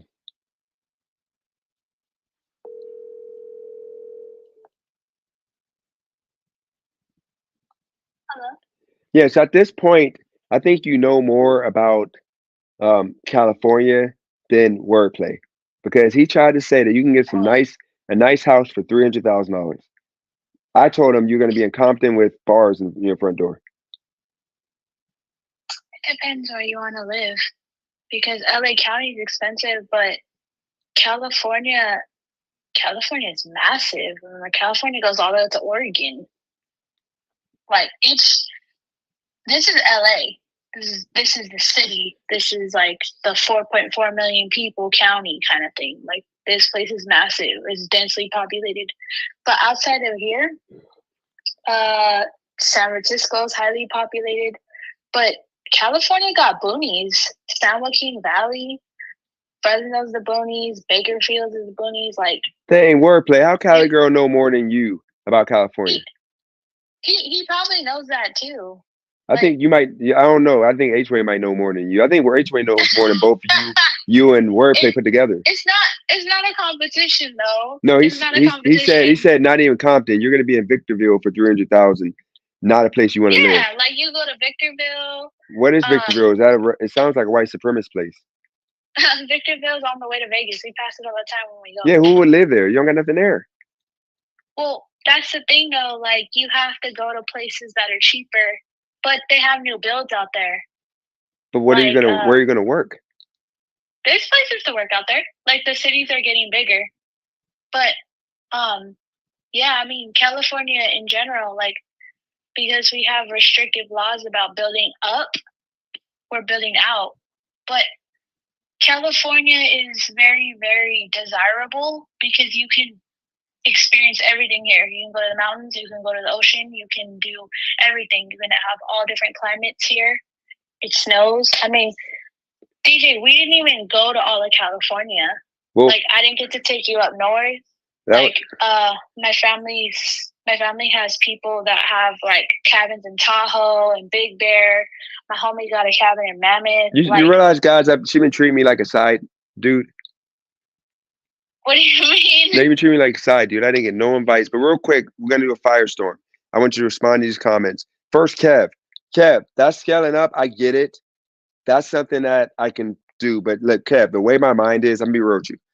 Me trying to overwhelm myself with pushing out work to different people and then trying to get some in between too is going to make me not do it at all because I'm just I have the mindset of I would rather get 2 jobs that I do myself than have 10 jobs with 10 people that pay from the start that I got to outsource. Now, a year from now, whatever, like 2, 3 years down the line, then yeah, I'm gonna scale up. But I can't do no fast scale ups because I end up not doing it at all. But fire starters. Somebody said Fraser Park up in the mountains. Is that a good place? $300,000.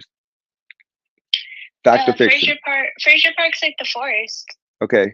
Can you get 300,000? I've gone camping there. I would probably, if I'm gonna go to like a more mountain city, I'd probably go to like Wrightwood more. Okay. It depends. Like they have like you know how you like the Vegas houses? Yeah. They have like new builds in Corona. Okay. And the houses are beautiful. Okay, we got a bunch of questions. We got a bunch of comments coming in, so we're gonna make it fast. I want to just do quick. Okay, next one is 300K. You can get a nice house in rural countryside like Fresno, Bakersfield. Yes or no? Fact or fiction? Yeah. I mean, I don't know. My cousin just bought a house out in Bakersfield because his wife grew up there. He has like 6 kids now. I swear to God, he has so many kids. Okay. Now somebody else said H-Way said Lancaster. Absolutely not. Just depends. Like, it depends on what you want because places outside of LA, they have newer builds. So the newer builds are going to have everything modern and you'll have bigger property.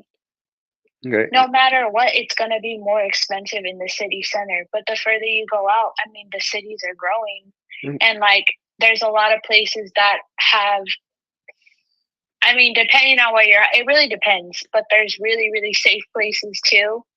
And then some people like to live out there because they like the desert. Like you said, you love Vegas weather. Yep. If you go to places like Lancaster or Palmdale, it's exactly like Vegas. It gets hotter than a mother, and it gets cold as hell. That's how it is out there. Well, next person is... It's elevated. I got you. Well, next person said, or Jeremy said, can we keep the drama in the chats to a minimum? Sheesh. I don't think that's possible. Okay, somebody said Lancaster, Palmdale is not nice.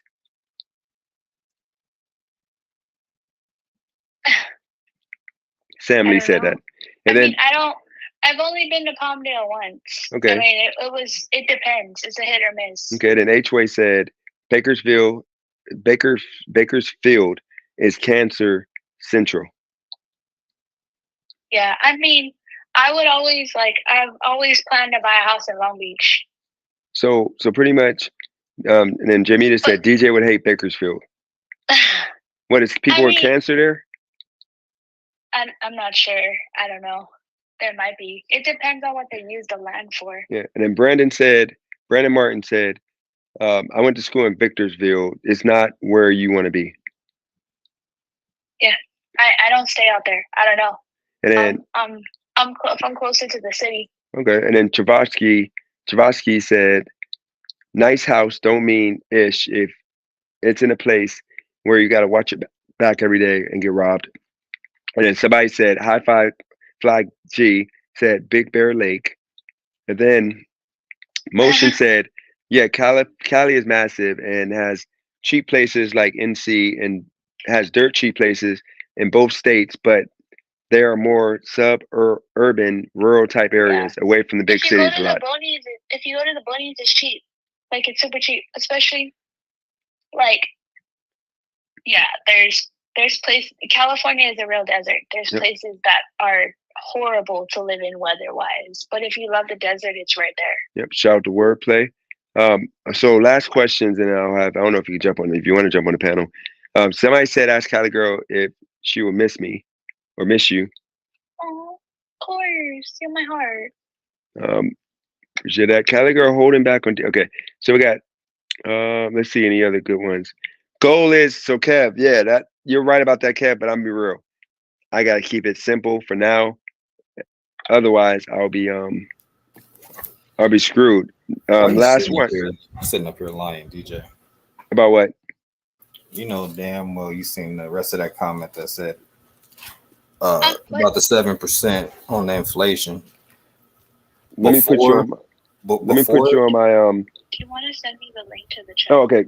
You gonna come on? Do you want me to? Yeah, Cali Girl gonna come on because I think that'd be a good debate with you and Cali Girl in regards to like the difference. I will speak to that man, of course. I'm not gonna debate him. No, he's talking about the inflation, the fact that he doesn't understand your money goes further in Wilmington based on No. We talking about the house. Before the house. before 2020, you could get a house in California for about 300,000.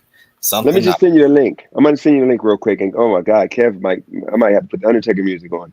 Kev might smoke burn wordplay. But hold on, I'm gonna send you the link. Don't sit up here and blame. Make it seem like California all off the chain. Nah, y'all got to take inflation into account. No, it's the inflation of wanting to be in California. You gotta understand, you guys are paying a price for being in California. Like it ain't California great. It's just people want to be here, so you pay inflation for that. It's not the cost of. It's not like the land or something special. It's just people want to be here. Otherwise, you guys would be like North Carolina cost. And not only that, the cost of living is not balanced with the amount of wages that they're paying out. Even though they increased the minimum wage, it's still the rate of what the price is outpacing the wage. So therefore, it's way more expensive than what is being paid out to the workers. Yeah, I don't understand, and y'all two can tell me why we wait for. Where are you getting this from? Do you live in California? No, I'm in Chicago, but that's the economy. That's all major cities. Same thing that's happening here in Chicago. It's not to the level of California just yet, but it pretty much the same concept. That's how the economy works. I mean, my argument would be that people tend to get jobs and then they tend to live beyond their means. So you can afford to live in California and get something decent, but people want to go and live in something nice. And I'm pretty sure that's with the majority of most states. So it's like that high rise that DJ's in, that's reserved for somebody that's making that type of money. When there's people in California making that type of money. Yeah, but we're talking about day-to-day costs such as going to the grocery store. Even if a person isn't living in a high rise, the overall cost of living is outpacing what is being paid to your everyday person, even if they don't live in a high-rise building. So then why was the majority of before 2020, I would say, and probably I don't know how long Gavin Newsom been in here, but the majority of people tend to flock to California for a reason. If it's expensive, majority of the people are actually fleeing from California since 2020. Yeah, exactly. That's my point. Inflation, Gavin Newsom, there's all these things that are just brand new that are happening. Like you can't afford a house in California like you could in 2019, 2018. The house market was still terrible to get real estate in California in 2019 and 2018, bro. It's always been expensive for a very long time. Depending on where you want to get your house at. Huh? Depending on where you want to get your house at. No, as a whole, really depends on how long you've been here. The market in and of itself, when you look at it from an economic standpoint, nah, bro. Before 2020, you can go, like somebody in the chat, you can go to Palmdale, Lancaster, and you could have got you a 4-bedroom house with a swimming pool in the back for less than $400,000. Speak on it.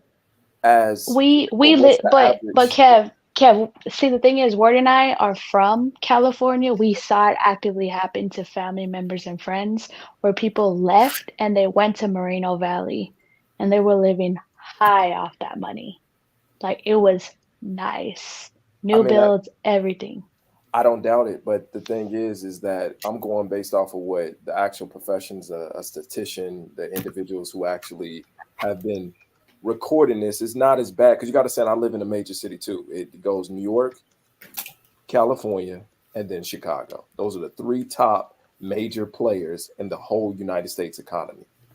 So I know where you're coming from, just like the same way as far as here in Chicago. You can go and select neighborhoods where you can find affordable housing, but we're talking about in a whole totality, not selective. You find, off the beaten path, you may find a house that may be affordable. We're talking about the whole as a whole. The statistics on average, it's expensive. That's the point that I'm making. I'm not saying that it's impossible. You can't find anything at all. Yeah. Because nothing's impossible. Exactly. I think that comes down to like area. So like you're talking Los Angeles County, especially like if you're talking like if you're getting closer to the beach or certain areas, the price goes way up. But like Cali Girl was saying, California is so big it blows my mind to think that you think that it's not affordable. Like it comes off like that because I think the majority of people think of like L.A., Hollywood. That's all they think of. That's all they, yeah. Because that's all they show, really. We're talking about the average, though. At California in general, the entire state is expensive. But if you do take the entire average, you're going to go by the median, right? And if you're calculating like per square mile, this state alone is what? I think 6 or 7 states on the East Coast. Like massive, like, I was gonna say miles per hour. I can't think, guys. A massive amount of land. So the numbers are gonna get skewed. Because you're gonna have to compare something like Eureka and San Diego. You know, that they're like whole different worlds. Eureka, you're like the world's number or third like largest GDP in the entire world or something like that. I know it's in like the top 10. Yeah, our state alone. Yeah, our state alone. Because we got a food basket here. We got entertainment here. So we have all these different things that are hitting. But I do have to side with Kev. The fact that people are leaving, this is very true. And people are leaving continuously because of the high taxes. And that's what I'm saying. They will continue to leave until that changes. But this more if we want to maintain our infrastructure and if we want to maintain our growth, then yes, a lot of things have to change in regard to taxes. Nah. We want them to leave so prices can go down. so we can go in there and buy up all that shit. Go ahead, keep leaving so the prices can go down for us, man. California has been expensive for a very, very long time. That's what you guys don't understand. And even here in Chicago, the price is going up. Like I said, we're the 3 major players in the United States. But you guys still are cheap in comparison to New York. New York is off the chain. Well, New York is a shoebox central. Wouldn't you say that it's like relative to different states, though? What do you mean relative to different states? In what aspect? So, like where you're coming from, it may seem like it's more expensive because of what you're used to and what you're not used to paying. But like not me, I'm not saying me, but like somebody that's out here in California and they just driving a Lamborghini, I'm pretty sure they're not, thinking. They probably are saying that it is expensive because they're probably paying like a shitload in taxes. But yeah, that's all I was saying. Like relative to him versus you, because since he does it like on a normal day-to-day basis, it wouldn't seem too expensive. Are you trying to say that based off of his income level or what he makes, what is considered to be expensive to the next person isn't necessarily expensive to him? Yeah, so like somebody may say a Mercedes-Benz S-Class is expensive, but then the next man may be like, "Oh, man, that's pennies to me." So that's all I was saying. Like it's relative. Yeah, relative to the amount of money that he's generating in comparison to what is considered to be affordable. But that comes with different class, like his tax bracket and so many other variables that would determine that. But you can equate it to the same everyday person, it equals out to be the same thing. But if we're talking about as a whole thing, the prices are outrageous in general for your everyday person. It's even expensive for a person that got means. So before 2020, how were people? I'll run some numbers with you guys. Think about it like this. We're just gonna talk about me for a second because I just want to put this in perspective. So my grandpa was a World War II vet, right? Rest in peace, he's gone. When he came back from the war, he had his bill, like his GI Bill, he had all that good stuff. So he could get a VA loan. Because I think that's when they started them back then. Maybe it was before that. I don't know. That's irrelevant. But my grandparents, they bought a house. I don't want to say the exact city just for privacy's sake, but maybe like what you would call closer to Compton. And back then, this was 1951 when they bought the house. Like Compton was all white at that point. Most of those places around there were all white. And my grandparents are Mexican, both of them. But they bought that house. It's just still in LA County and all that stuff. They bought that house back then in 1951 for $5,000. And then my dad bought a house in the same city, different home. He bought that house he was 23. So he bought the house in 1977 for 36K. And then he sold that house before 2020, and he got about 480 grand for it. Talk about So inflation. that's what I mean about these numbers. Like, it's a trip. And that's also why I'm trying to bring up that point where California is a hell of a lot more expensive. Oh no, let me not cuss. California is a lot more expensive when you're a transplant here. When you have people here and you have connections to the city, especially if you've been here for a long time, it is a million times easier to live out here. Because you're used to the lifestyle, you're used to how much everything costs, and that's an obvious thing. You guys would know that. But it's just like having property here, especially for such a long time, because of the inflation and because of how much the value just blew up, it's insanity. I have a friend whose grandpa bought a house in Marina del Rey. And if you're from California, you know where that's at. If you're from LA, you know where that's at. Marina del Rey, like on the border of Venice. Venice Beach used to be very trash. It was not expensive at all before. It is extremely expensive now. He bought that house back in the day because he's a World War II vet also. And they sold that house, and it's a tiny little house. They sold it 10 years ago. I think they got like $1.4 million for it.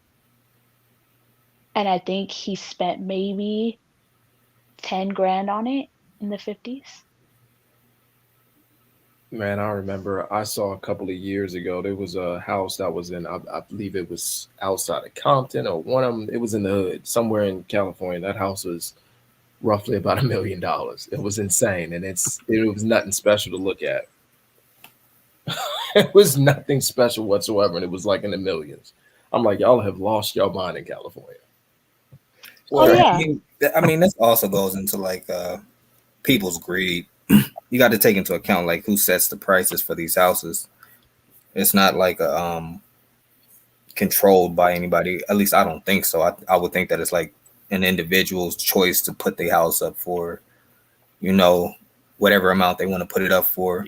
And some people may base it off of the houses that's in the area. So if your neighbor's house is going for 200, you might put yours for like what, 210 or something like that, 220.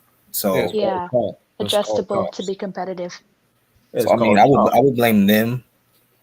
They're the ones that's price gouging, especially like during 2020 when everybody had all that money. People just triple X their home values, and people were buying the houses because they had the money to spend it. Well, those were foreigners. Those people weren't even from here. A lot of those were iBuyers, corporations that were buying that stuff up. During 2020, a lot of people from China bought houses and they're still empty. They just bought it to have the property. Yeah. Like that happened. That's all happening a lot in the Bay Area. That's happening across the United States. Man, yeah, but especially in Silicon. Yeah, it's happening here in Chicago too. Man, so many people ran up that PPP loan, man. I'm telling you, people was buying houses all the time. Man, it was people in the ghetto with foreign cars. And you'd be like, man, how did you even get that? Yeah, but a lot of those guys with the PPP, they got it coming, a ricochet effect. Now they get. I don't know. Not one person has got caught for the PPP. It's only people. It's only been people that's been like famous and stuff like that. But like people that I know, they started getting little. Like, here's the thing, like they're literally arresting people the past like 6 months. They're arresting the small people, like people that did, like they're doing it in increments. So they're doing like, now they're at like the 50, 40,000, like the people that did 2 maxed out PPPs. And then eventually they're going to be at the 20,000, then the 10,000. I think like 10 and under, they're not going to bother with you. But I think 10 is going to be the last group of people. But no, they're going after the people. But wordplay, this is, I guess, the main point, though. I want to make sure we got it clear. Tyler, girl, what we were talking about is your money goes further in Wilmington than in California. Because I was saying this because of the tax you're paying on it being California, it being a place that people wants to be, and Wilmington not being that place. So, like, if you go and you could charge a premium. Yeah, in California, but not in Wilmington. But the thing is, if you have like $300,000, somebody gives you $300,000, it would be smarter to get a place in Wilmington with that $300,000 than California if that's all the money you're gonna have the rest of your life.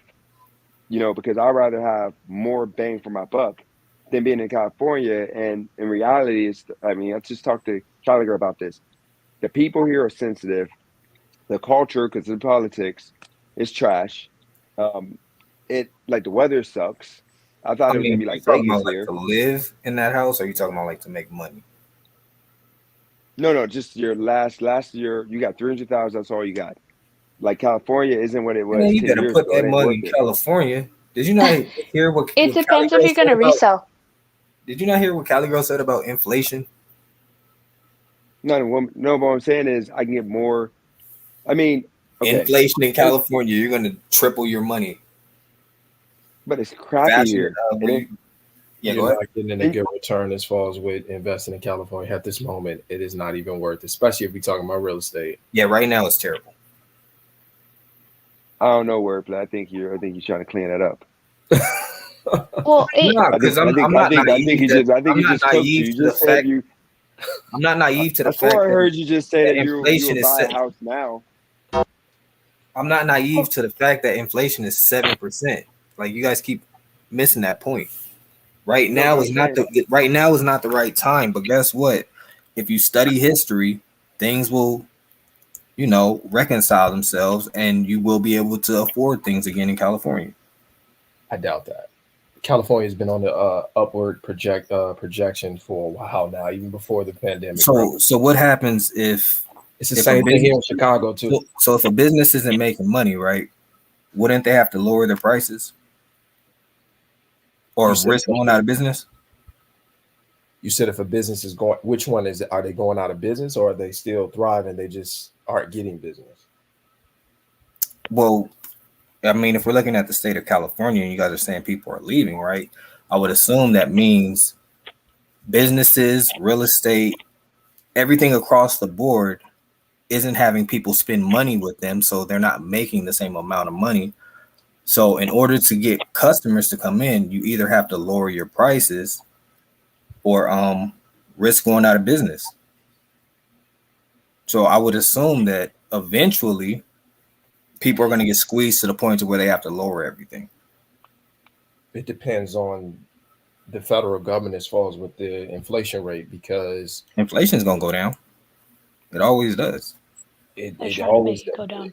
It could, but it depends on how they balance it out. Because right now, if they really wanted to ease the bleeding right now, the federal government will have to slow the ability to give people money. Because why would they ease it when everybody has all this money? They're trying to extract the money out of people's pockets. No, so but that prices can go down. No, but what I'm saying is right now it's fairly easy to get credit or get loans out for both sides, the consumer and the producer, the business. So the business has to raise the price. Nobody's going to get a loan at 7%.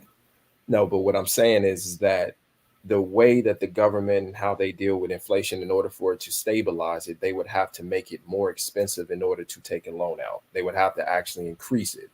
And so money is not that cheap right now, though.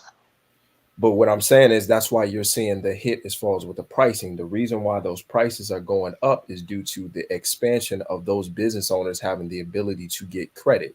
So when they get the business credit, they expand the business, and when all they have to pay back that credit, so they have the consumer pay for it. And so the consumer also has access to credit. And so both parties have credit. So in order for it to stop the bleeding, you have to make it more expensive in order to acquire the credit. Kev, you do know that Americans are suffering at the highest debt level that they've ever been at, right? Yeah, you talking about as far as with credit, with the credit Exactly. card. So Yeah. at some point, people are not going to be able to call for these loans. They're going to be like, you owe way too much money. And on top of that, you got to pay us 7%.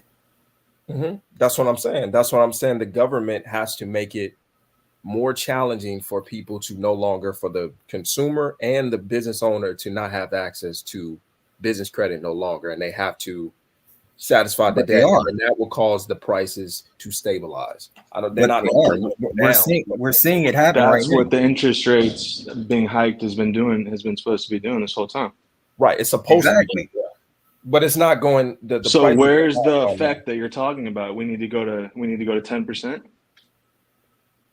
I mean, hey, that's what it seems like it's leading to, because the prices are they're not stable. They're going, sometimes they'll go a little bit down and then they shoot right back up. So what do you think would happen if we In, went to 10%, Kev? in theory, going to 10% would be successful, right? It would cause inflation to go down. It would be successful in theory, but in practice, you have to think about the variable of the actual consumer. Like Word said, we have a lot of debt. The debt we have is consumer debt. Like we're running up those credit cards, all that stuff because we can afford things. And also because people are living beyond their means, if we're going to keep it real. But I mean, we could increase that interest rate as high as we want.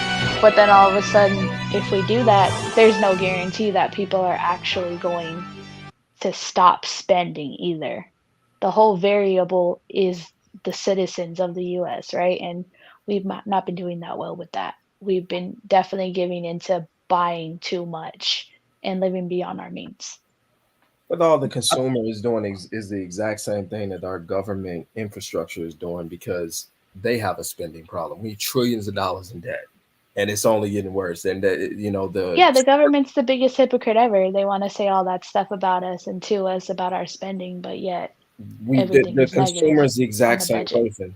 We're doing the Yeah. exact same thing.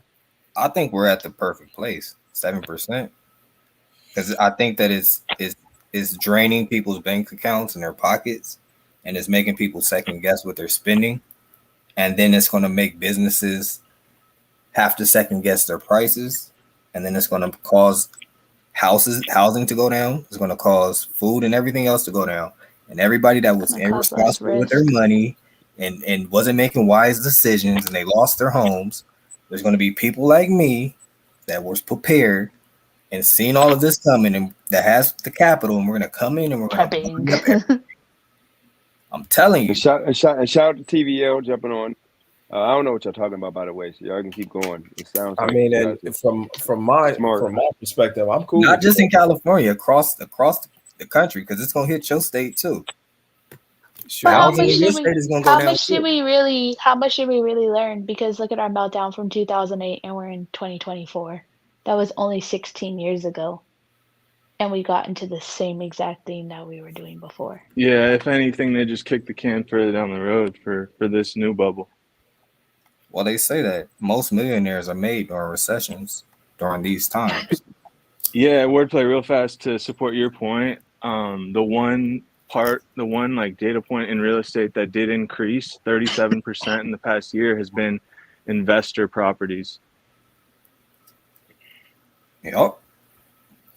And Those from my people, well, if I could be mistaken, but I think a lot of those were companies. I think like BlackRock and a couple other. Yeah, people. institutions are going crazy, but just in general, I mean, even just high net worth individuals are rotating into, that asset class because it's thought of as being more safe. So as everyone talks about, the impending crash, a lot of people that don't, that have the money are getting great deals on investment properties and are positioning themselves for if an even bigger crash comes, then they're going to swoop up. You know what I mean? Like it's being bought up. Like people don't realize that. Yeah, because I mean, what messed me up is I was a young kid at the time, not a young, but the what was it? I think the 2008. I seen how everything happened, and then as I got older, I started to listen to different people and read different books, and then that shit happened with 2020. Yeah, And we then were still in high school in 2008. yeah. So How then old are you? it happened again in 2020. We got like a little taste of it. And then I started seeing all these people making money off of investments and stuff like that. I'm like, damn, well, if it happened that time and it happened this time, it's going to happen again. So just put yourself in a position to, capitalize on situations like these. Oh yeah, this is a perfect time. Even though we're not in a recession, though, we're definitely not there like 2008. Well, we are. They just haven't. By the time that they announce it and they tell the American public, it's too late. But right now, Well, we are.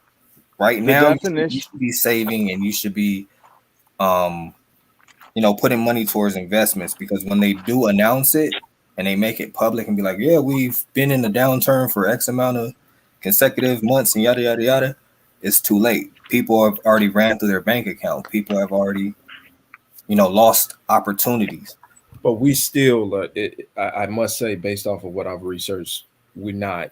It's still not as bad as 2008, though. It's definitely not gotten to that point because of what Cali Girl said, that they bailed out the banks. They printed 30% of the money supply has been printed since 2020. So they pretty much doubled the money supply. Like modern monetary theory, you can look it up. It basically means that like we're never gonna nothing's gonna crash because they can just continue to print. And so now we're just kind of in like a Chuck E. Cheese token like economy, where they're just going to keep printing, keep handing it out. The people that know how to flip it and invest it and shit are just going to keep getting bigger. The people in this chat that always talk about, stability, get a job, all you're doing is you're just limiting your income and you're never going to be able to catch up ever. Like, I'm sorry, that's just the reality. Last point.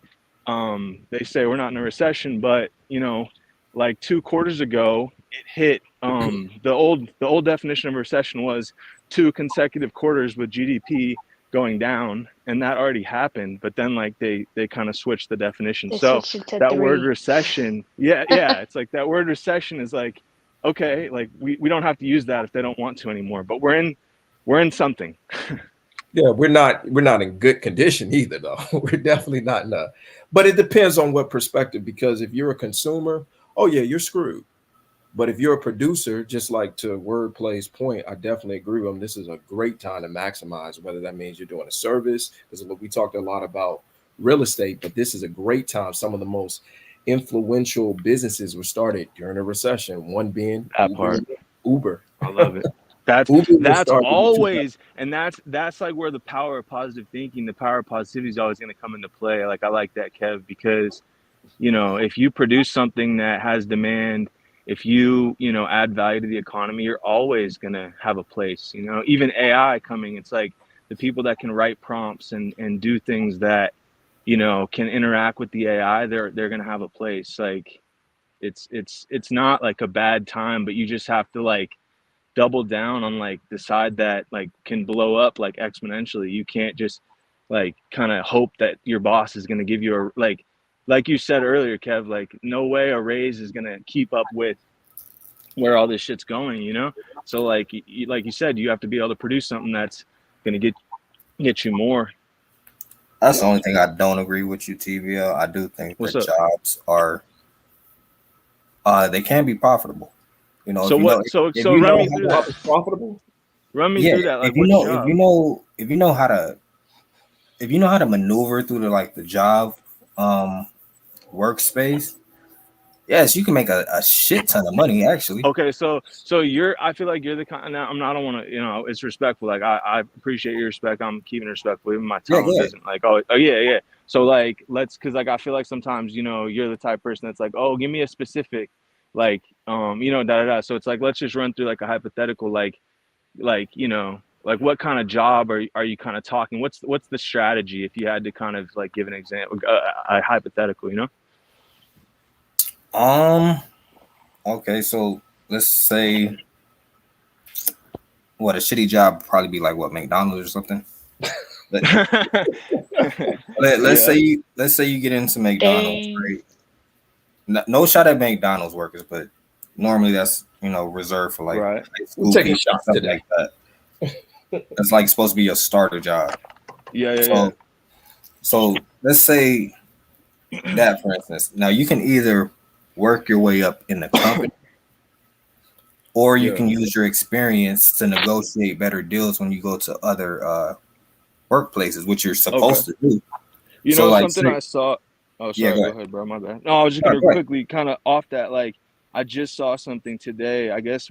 I mean, okay. So you saw like the whole UPS workers are getting, some salary. Did you guys see that viral kind of like whole like narrative that like kind of was going on a few months ago, where UPS workers are making more than tech workers? Did anyone see that kind of Yeah, I narrative in the saw it, media? but They've there was been a getting money, bro. There's a catch-22, right? Okay, that's what I'm trying to say. Okay, It's so a catch-22, just today, you can look this up. Just today, there was a narrative similar to that came out saying Walmart managers can now make 500K. You can look up Walmart manager 500K. The articles will come up right now. It was today. So, right, exactly. So, and the last thing, McDonald's, California, right, $20 minimum wage. So all three of those are, on the surface, they kind of support what you're saying. Like, oh, jobs, get a job, bro. McDonald's, UPS, Walmart, run it up. Like, you're going to get rich. But there's a catch-22, right? Like, that means their profits are supporting those increases, right? So it's like you have to look at the whole broad system. The inflation of the whole system is allowing these cogs in the machine to get compensated a little bit more to keep those machines going, because the broader machine is worth more than ever. You know what I mean? Like, and not only that, and But not how does only that how does that stop you from that's making money?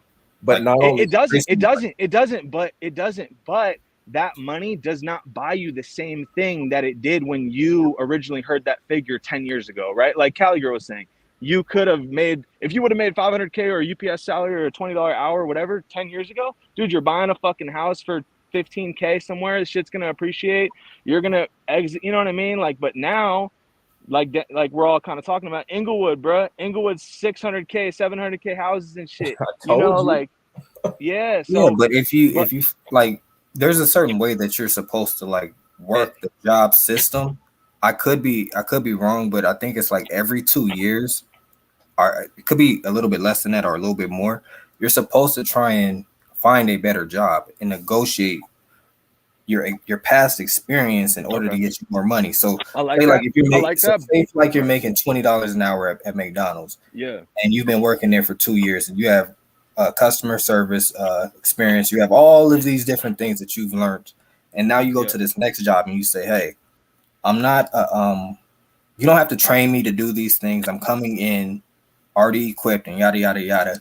Yeah. What I'm going to do is I'm going to relieve you from stress and having you to find somebody and have to train them and yada yada yada. So I need you to pay me. I was getting paid $20 at McDonald's. Can you pay me 25?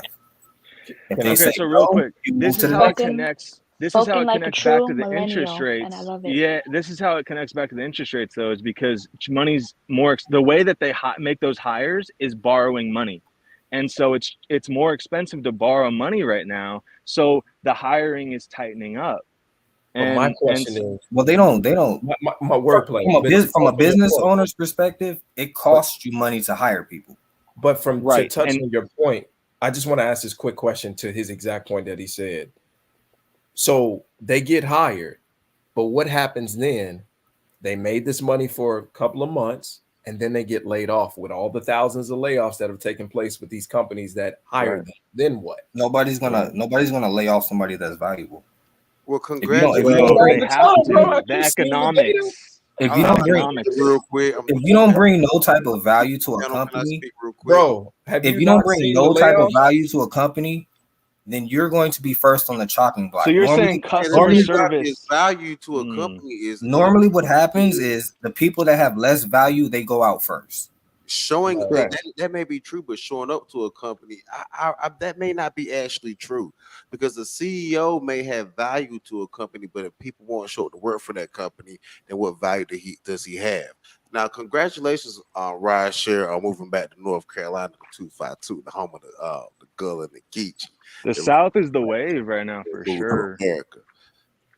Yo, let me say something. My cousin, my blood, he works at UPS, and he was saying about all the layoffs, because there was a lot of weird union stuff going on. But here in SoCal, they're literally laying where he's working in his location, but this might be countywide. They're laying off every single person that got hired from 2021 and on. Right. Told you. And the Just thing is, just done. Like it he has was nothing to saying, do the with bosses value. called them in and they were like, like they have obviously they have their employee numbers and all that, calling them one by one.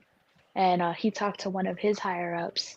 He's like, yeah, you just made the cut, little dude. Like, because he started working there right before 2020. Yeah, he's a young one. He's a That's real right. sweet kid. But the But problem like, is, That's it the was effect crazy. of I was like, interest rates. oh, And that's because you know how you guys were talking about bringing value to the company and all that, which I understand. such But bullshit.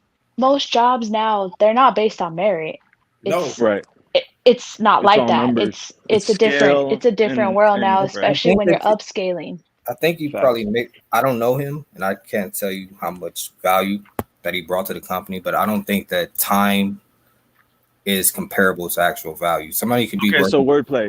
You Somebody have could be to working there for 1 month and be more time is valuable. value to a company. equate like take your customer service example or take the driver example. What she's kind of saying is that a lot of people in a company are going to provide relatively the same value. That's just how a company works. That's And they're not going to true. scale up. They're going to bloat and inflate more of those people when money's easy to borrow and they can borrow it and then they can pay you and scale. Not But necessarily. when it's right. Most people do not like going to work, and they're not going to put in more than they're not even going to put in 100% at their job. Those are the people that tend to not move up in any type of company. Those are the people that don't bring any type of value. Right. There were so many people talking about quiet. But that person's fired regardless. Like, we're not even talking about that person. You know what I mean? Like, there were so many people talking about quiet quitting. If you work for look, if there's one man and he's bringing me $50,000 a year, and then there's another man that's bringing me $25,000 a year, I don't care who's been working there longer. If I got to make a decision on who's going to stay, I'm going to keep the person that's more valuable. Okay, but you did a hypothetical. Sorry to cut you off, but you did a hypothetical. If you talk the customer service person or the driver, neither one of them have a disparity in what they bring in. Both of them just you speaking from an emotional perspective. Look, this is how it goes, Joe. I work in healthcare, right? We work for a hospital. Majority of hospitals you work for, if you work for them for 5 years, they consider you vested, right? So what they did is they match your 401k percentage for percentage. So after 5 years, you could just be lazy. No, it's not after just 5 years you can be lazy. Now, this whole perspective that you call lazy is called complacency. And do people get complacent once they've been in a job for multiple years? The corporation understands that. That's usually they move them around and move them to different positions and give them different levels of accountability within that company, considering they've been there that long. And healthcare is still a company. If you work for a hospital, the hospital's a company. It's an industry. So therefore, once they vest you and you've been working there for multiple years, you are more valuable rather than less valuable. And the thing about it is, these modern day people that work in healthcare like to move around a lot, move from hospital to hospital, which means they are not vested. So they never get vested. That is a people and working and trust and belief in company situation rather than a company just laying people off. And because people have been moving around so much rather than being loyal, these workers ain't loyal. Yeah, but that not only that, it's no. Let me finish. These workers, just like these hoes ain't loyal. These workers ain't loyal. That's just why they're not getting vested. Y'all got it. Yeah, but that's valid. But it's also on the aspect of there's numerous of studies and cases where individuals have been there for years and they thought that they were going to get a pay increase and they actually got a cut because they can't afford to pay them that. And that's what I'm saying. Your value, and just like to Cali girl saying point, don't mean dilly squat these days. It's they doing what's the benefit of the company, and if it means paying you less, you guys keep getting rid of you, that's what they're going to do. I got a question for the panel, though. I got a question. Okay, but Real quick, Calico, real from quick, real everything quick. that you guys were saying, Cal- oh, go ahead, babe. Calico, Go. can I say this real quick, real quick? So, okay, so real quick, guys. I just want to give the results of, and this is kind of crazy. Okay, I think wordplay, you needed to like put like 10 bands up because they think you shouldn't be talking about this in a chat. So I think you got the worst, 9%, but it's because you didn't put the money on the screen. Kev was leading mostly, but I don't know what happened, but like he dipped to 13%. Cali Girl at 31, and then I guess Clueless is me at 45. But go ahead. What does 10 bands prove? What does 10 bands? I got a People question think though that for the. wordplay isn't qualified to talk about money, but I think he is. Yeah, people don't know. People So- think that I don't know what I'm talking about because I come on here and troll and People put can on do this. whatever Let's they want. It don't let Cali matter. Girl, but Cali Girl, no, ask your question. It's all good. In regard to like what word and what TVL we're talking about, and then the whole thing that I brought up with cutting your employees, um, do you feel like it's more based on actually the company philosophy? Because the point that Pass is bringing up, which I understand because I'm in the same industry as him, I work for a huge machine.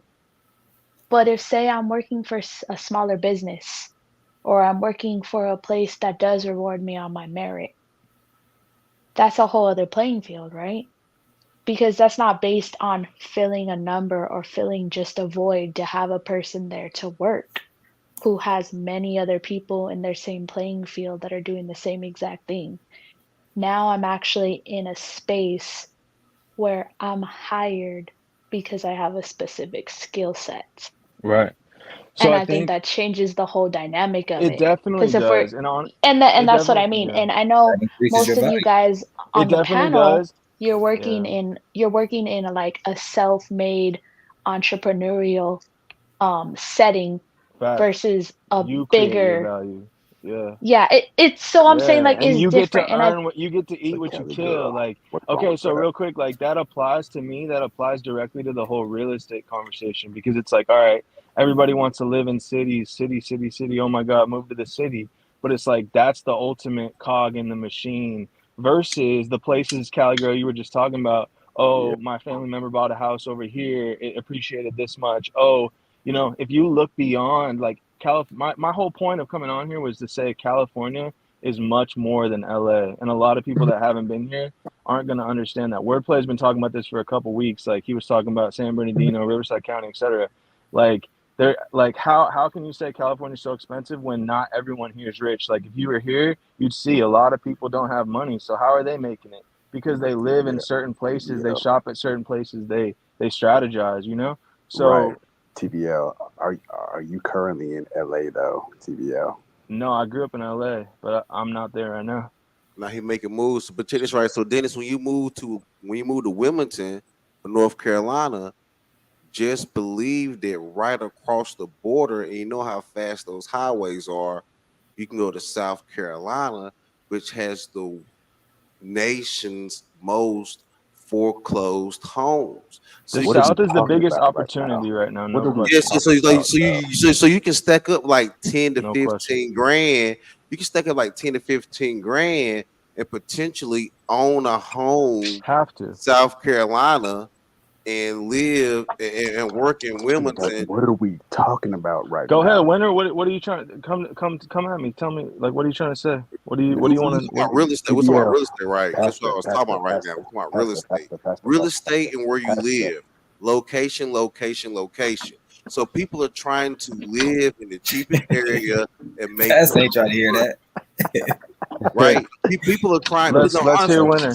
Let's hear honestly, Winter. everyone is Pastor, trying I'm to with you, bro. live Pastor. I'm with cheapest. you. We understand Everyone is what trying to you're live saying. in the Pastor. cheapest, nicest area Pastor. and make the most money. The past, I'm Pastor. trying to be with my son though. That's the thing Pastor, now. you I'm trying to be understand like Yeah, it? Dennis, I'm TBL. liking your arc, bro. It's gonna work out well for you, I think. Yeah, because appreciate But that. Winter, what's up?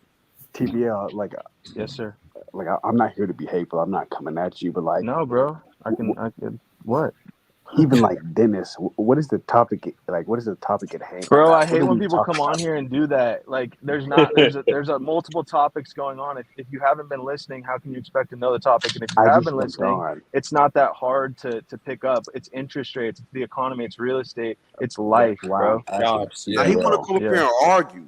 Nigga, you want to come up here and argue, man. I'm Yeah. not We up coming up here and We trying can to sense it. I mean, if argue. you We want can to sense add it. something, just Yeah, add to the ask, bro. conversation. Yeah, ask a question, Winner. What's up? Now you want to But argue. don't ask Now you what's want the to ask no topic. question. We're all You want that vibing, so we smoke. know the You want topic. that Yeah. smoke. That's Quit what you getting want. emotional. Pastor, quit getting emotional. I just jumped on the panel. No I'm one's getting asking a emotional. question. Nah, no, What no, is no, the question? Pastor Can me. I You finish don't my soft tone statement? me, nigga. You want that smoke, nigga. So I'll give Pastor, you the you're not smoke. Like you, Hey, if you what's can have a conversation, Chill. you can talk. relax. But you want that I smoke. just jumped on the panel and I'm wondering where we're at. No, Hold on, I got a you want question. that Okay, smoke. Or okay, you want guys, that real Well, quick, Can I real I quick, real mean, quick. I Let mean, Dennis. the I got it. last Hold on. thing, I got a question. last King's thing that I speaking. remember is that Recap. Cali Girl asked a question to TVL and myself. That's where we left off. I'm asking But a real quick, simple question. guys, I can just I? jumped on I the mean, you call. want I to do got a Okay, but feedback. recap? guys, real quick, question. I say this was more. I put the Trump up because this was the question I was going to ask you guys, and you guys can go like one at a time, whatever. But what is Trump going to do when he wins? When Trump wins, is he going to fix this? Like me as like an average American, trying to like, I wouldn't say survive, but trying to make something happen. Will everything go back to normal to where like McDonald's won't be No. $13, $14? Like, is Trump going to save the day? Like when it comes to money in America, will money go longer? Will gas go Only, down? only you as a So person Trump's can going to fix what you balance got real going on. estate because Trump's not going to fix it. Trump, Biden's not going to fix it. Ivanka, Only We do you as one a mic her at a person time. husband, can fix what's going on. Kush, Nobody else is going to fix it have a for real you. estate issue. It's as I simple as can't Trump that. is understand big what in you real guys are estate. talking at the same time. Hold on, and Dennis, It's one not going to problem we have happen. in this country You right got now to is real figure it out estate. on your Real own. estate is out of control. Nobody's going So to balance. So Trump is going to try to for you. balance real estate. It's Another as thing, simple as that. I he's think not gonna. Dennis. The way Hold on, I'd answer Paris. If you that can't is just like let him just I can't hold on, real understand quick, what anybody. the way I let real hold on, fast. real quick. Let Paris. Yeah. Let Pastor go first. And then after that, let's Pastor's keep it been to a yapping minute. this entire time. Let's Hasn't just. said a whole I lot of got it. But let's keep it at 1 minute each. Okay, 1 minute responses. Since we You got know 60 damn people well on that here. is not gonna work, DJ. Now I'm gonna have to boot people if you can't keep it to a minute. Like now, you can go a little bit more than a minute if you're being like Pastor's reasonable. You way make too sense. emotional, my boy. I mean, I think He's just passionate. He's not Winner. I emotional. think you came on for the smoke with Yeah. Pastor. No, I just Go came ahead, on just Pastor. What's asking a up? What's question. up, Just Daniel asking what's Fix? going on. See, I wanted bro. to get Nah, I'm not emotional, my nigga. I just like to have a conversation, but you came up with the smoke, boy.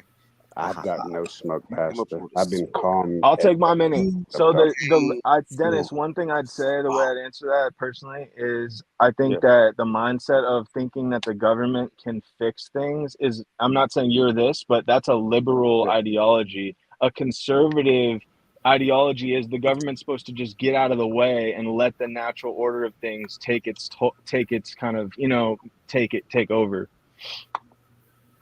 If that's going to work or not, I don't know, but No, I agree, but I would say I Yeah. agree with you on that. But what you got to remember is that some of these policies that ultimately Democrats are putting in place is causing things to be more like For that sure. old pipeline. Gotta all cut that. it That's off. the reason why I say It's but not that's why I just say that. it's DJ, right? but this is one thing. People tend to always blame the presidents.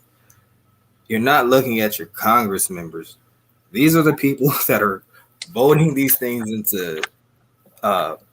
They're voting them to pass and passing these laws. It's not the president. The president is just signing off on it. So the oil pipeline was not the president. What state authorized that to be stopped? I mean, I can do a quick Google search and see what's the name No, it of wasn't it. a state. It was Joe Biden. He literally that was one of the, No, I'm saying like said what's the specifically he name wants of to it so I can look bankrupt it up and see who passed the bill. It was and Joe who Biden. voted. Pipelines. Joe He Biden. doesn't want Oil, it's the green oil initiative. pipeline bill. That's what it's called. It's like in Alaska or some shit. But and after he did that, everything went up. Gas, everything went up immediately. Yeah. That was like within the first 3 months. Yeah. But to answer your question, Dennis, originally, or what you were asking, I think that it would be. Well, it says that it was sponsored by Hoven John. He's a Republican. No, how about we do this? Let Kev make his point, and then I'll literally. It was I think Keystone Pipeline, and it was literally one of I Just could be type looking. in, bro. I might be looking at Yeah, the just wrong You're thing, right. but I'm You're looking right. at this thing that says Keystone XL Pipeline Approval Act, 114th Congress, no. 2014 That's the approval. That's through. the approval. I'm talking about the shutdown of the pipeline. It's the shutdown in 2020 that Let Kev literally. go, Dennis. But go ahead, Kev. Yeah, Yeah, that but I was mean, a bad to answer your move, question, and the reason why they did that Oh, no, no, pass it. Oh, I'm sorry. I thought you were past it. Go ahead, Kev. My fault. yeah. So to answer your original question, because I thought we were going in an order line as far as what you asked, but Yep. I think that it's going to be a facelift from what we're experiencing now. So it's not going to be to the degree as far as the price increase, although I do not believe that the price is going to go down when Trump comes into office, but I believe it will stabilize and not continue to go up. But I don't think it's going to reverse. So I think that there'll be new jobs that will be created. There'll be a lot of people that are going to be upset with the policies because he's going to establish natural order, the way things that how it was supposed to be, and certain policies that liberals are not going to like whatsoever. Well, What Kev, do let you me ask you natural? this, right? So Real the quick, reason can I why they answer shut this real down quick? that What is pipeline is natural? because they went through a lot of tribal area and a lot of tribe. You saw it. A lot of tribes came out and was blocking that pipeline because they didn't want that drilling and they didn't want that pipeline to be there. So it was a whole social issue that they had to fight too, and it was a social legal land issue that they were fighting as well. And that pipeline got shut down for a reason because there was a lot of legal land issues, like mineral rights is a big issue, and I don't think Dennis wants to have that conversation, but It's the Green New Deal. Let's be real. If we can keep it within try to keep it within a minute and a half. But yeah, I get it. So it's TVO and winner, and then wordplay if you want to do y'all, and then Cali Girl if you want to get a minute and a half on what if y'all think that Trump when he wins is going to change and make things better. Go ahead, As TVL. as The far Great as the White Hope. pipeline, I think it's pretty simple. There's a literal video of Joe Biden speaking in like Delaware or Vermont or some shit, and he's like, "I'm gonna bankrupt all the oil companies," and then you see in California they're adding on next year. They're gonna add on a 50-cent new gas tax. Like basically, it's So just that all these different elements to the Green New Deal that big lobbyists are paying the Democrats to push forward, and then they're going to be able to tax and they're going to force us to upgrade our homes with certain like basically it's just a big new money generator, you know what I'm saying? So the killing the pipeline was just something that forces us more towards that. That's my opinion. Okay. Yeah, wordplay and winner and then Cali Girl. Whoever wants to go next. You want to add? Going once, going twice. Well, real quick, Dennis, what I was asking was before I got rudely interrupted, I wanted to know what the topic at hand was. I wanted to know what we were talking No, about. it ain't no my topic. God, It ain't dude. no topic. There's just I came over to talk about me going back to Wilmington, and then after I did my thing, then wordplay came on, and then I told Cali Girl to come on to debate him about the whole money situation and like if it's like catching up or whatever with I mean comparison with Wilmington, but then Kev came on, he cooked wordplay a little bit, but then wordplay recovered a little bit because Cali Girl and him tag team Kev. And I think they Right. started to, look good. And then after that, TVL came on. Okay. Then you came, or then Pastor came on. You came on talking about money. So right now, that was just something because me and Word plays Daddy Trump.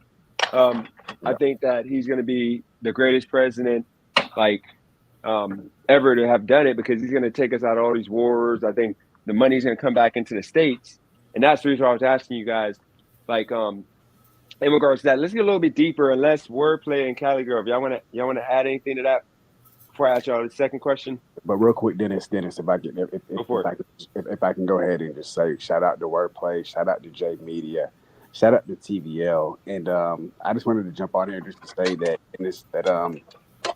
you're talking about Wilmington.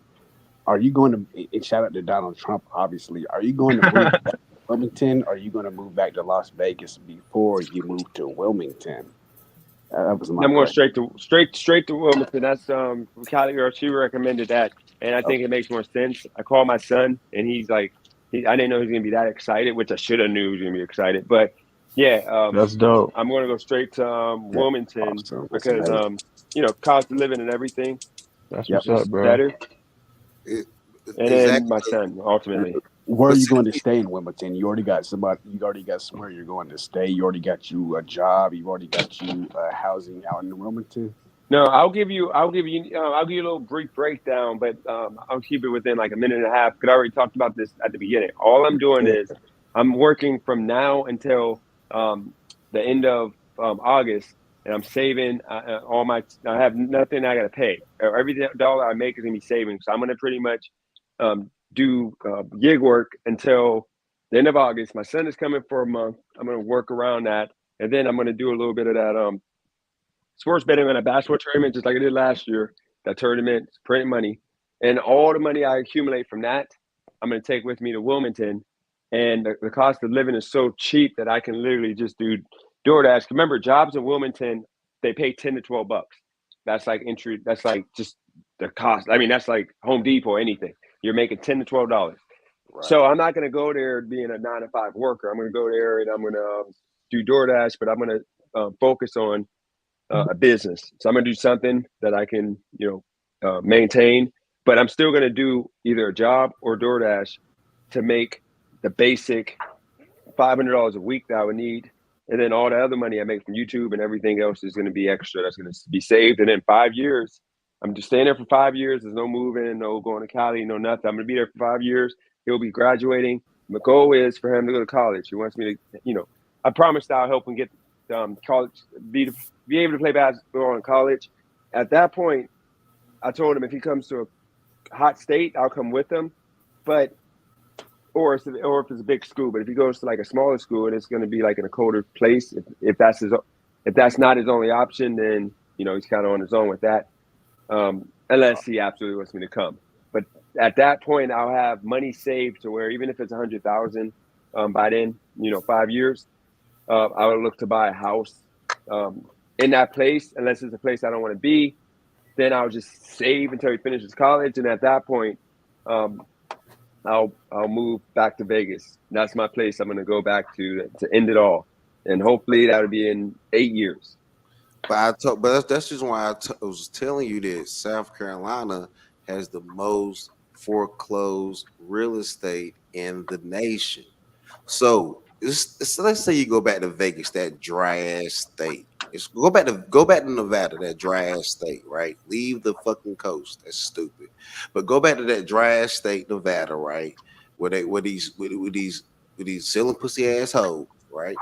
Try not to cuss because you're gonna be demonetized. Family, leave the South and family, and go out here west again, where they ain't shit popping but the. Hold on, come past Pastor. Try to keep language. I'm trying to keep Terry, your mind tied to Pastor. Keep in mind, Pastor. Okay, good. I'm just saying, South Carolina, Pastor. I would never go there because I don't want to. I would never buy a house there. Maybe if it was an investment property, that might be something in the future when I got the money. But I would never live there because I hate the South. I don't want to live there. There's a bunch of inbred white folks that are usually on that white supremacist stuff. I'm going to be in Nevada with the good weather, diversity. Everybody treats you based on your character, not your skin color. I just want to be there. That's my favorite place ever. Dennis, that's amazing. I just wanted to say that, Dennis, that's amazing, and you can put a price on raising your child. I'm proud of you, and that's all I got to say, dog. I appreciate you. Facts, bro. Definitely. Yes, sir. Tell you, Wayne. Man, now you hating on the South, saying the South is racist. The South ain't racist like that. But let me tell you, South. Yeah, that's a misnomer. Y'all got Confederate flags anywhere. Y'all got Confederate flags. Like, you realize I never saw a band of more trucks with Confederate flags on them that literally look at me and spit than I've ever had in Myrtle Beach and freaking anywhere in South Carolina I've gone. I've had white people just literally stare at me like I'm the worst thing in the world. And I see trucks with Confederate flags on the back of them. And then in Wilmington, same thing. Like, you guys, you got the most inbred, redneck, white folks ever. I lived there. I lived in North Carolina. I never experienced life like that. You are out of town trying to tell me you came down here and things got rough for you, boy. But let me tell you something. I lived there. I've been in the South all my life. Never been scared. It ain't never been like that for me. Never Facts. been. I'm not scared. We, I'm not that scared. might Just be a type on you problem, Instagram. Dennis. That's not a Southern problem, cousin. Dude, I'm telling Yeah. you, like when Trump Trump didn't even come to Wilmington. They had bands of trucks. You have literally 2 or 3 trucks. They'll ride around with Confederate flags. Like you have high school kids with Confederate flags in the back of their trucks. Like it's different breed. They understand. Like that's the reason why I'm so colorism, or I do the colorism thing, because I'm used to black and white living. Like when you split the map down the middle, literally split the map down the middle, and you look at the east part of the country, like that's the most racist, ignorant, like people that you can We just experience. gotta But out agree to here in the disagree. West, I mean, I'm just saying, think in that the West, you have more mixed people, you have more diversity. You have people that literally won't look at you like you're a black folk, so you're gonna rob them and steal from them. Like you just get treated just a little bit better. But look, I could be wrong. I mean, I'm just telling you, I lived Yeah. in Wrong East, about the South, man. Midwest, South my whole life, and that's just what I experienced. I've been here my whole life, man. Look, you ran into some. Let me tell you something. I think we can sniff out somebody that ain't from around here. And them white people gave you a hard time. They gave you a hard time, man. But look, I ain't never experienced that shit down here personally. Right? You Personally, I love ain't the white never folks, experienced though. it. You Nah, love the bro, white that's folks. his land. It's disrespectful. It sounds like Pasta like owns where he lives. Like that's just as much his place as the white people place, I think, Hey, right? Dennis, I thought you was a conservative, bro. I thought you get along with white people. No, I am a conservative. I am a conservative. I used to look past ignorance. You know how many people I picked up and said, "You're not like the rest of them. Like you're one of us. Like you're not literally like you're not like the rest of them." Like you know how many It's times I've just had that on an divisive Uber ride? language, fam. No, it's me being a normal human. You got to Alright. remember, white trash don't bulk. They'll okay. White people don't put themselves in one box, so they know the difference between white trash and a regular white person. But when it comes to black Damn. people, they don't put black trash in a different category as black people. They consider us all the same people. So they'll That's sit not there true. like, That's not true. I Eddie don't Murphy. know. I think you kind of. Eddie Murphy had a famous joke saying there's a difference between niggas and black people. Black people, that's black Eddie people, Murphy. fearless. Name a white person that literally name a white person out right now that literally separated niggas from, and please don't cuss. You can use They the N do word, it all don't the cuss. time, but they just don't Okay, say it. what right? Okay, exactly. Dennis, let me ask him: is Kid Rock white trash? What he stands for is white trash. Absolutely, yes. Damn, That's You a see, funny that's fucked. question. you don't That's like you don't fucked. do you like Kid Rock, Dennis? No, Why no. not? I mean, that song "American Badass" is like the way that song is like But he's because a of Trump, Trump the Great That's supporter. White Hope. fucked, bro. He's a Trump No, supporter though. Kid I don't Rock have is an a issue with blue-blooded American. He's I not don't white have an trash. issue with I don't have an issue with Kid Rock, but he is considered what would be white trash. Like That's if you ask him, stereotyping. no, I'm telling you, That's small if you mind, ask bro. if you ask Then all what do you white think of people, Eminem then? Exact. There you go. I think he's white trash. Oh my That's God. bullshit. Let's just I'm stop. Like, yeah. I'm the biggest Eminem fan, but he's considered white trash. Just like if he was black, he would be black Then trash. all whites are trash. Then is kind of what you're getting at. No, Like, because Kid Rock is different. Kid Rock is literally like the way he lives and what he stands for and damn. publicly What is does he considered stand for? trash. So you think Post Malone is white trash then? No, Post Malone is absolutely trash. So He so literally, what is All right. but Dennis? What does Kid Rock stand for? What does he stand for? he stands for what you would if you look at like the what are that show called, that cartoon, the not the Family Guy, but the opposite of it, like King of the Hill. He's literally everything the King of the Hill would push. He's that. Like he's gonna drink, get That's a drunk, chill show. and freaking wear some. He's gonna literally run around talking about black folks in a negative way, talking about this is our country. He's gonna be one of those guys. That's what he stands for. That's the reason why you hear him whenever you hear see a bunch of and like drunk white folks that are ignorant. They're gonna have a Kid Rock song on. They're not gonna have a freaking Not Elton John necessarily. song on.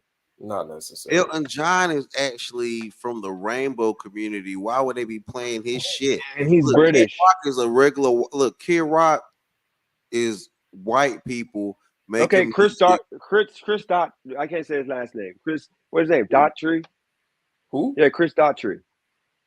He's the one that made that Superman song. Like, remember Superman is But Like you, he made the Superman song. but I'm so confused. Dennis. That's a real Yeah. American. That's a real manly man, Oh, white bro. American. But Dennis, Damn. but you're a Trump supporter, right? Yeah, absolutely. And he's Kid hating on Rock is a Kid Rock. Trump supporter, so that's why I'm. Right. He's his best friend. They're homies. Like they play golf together.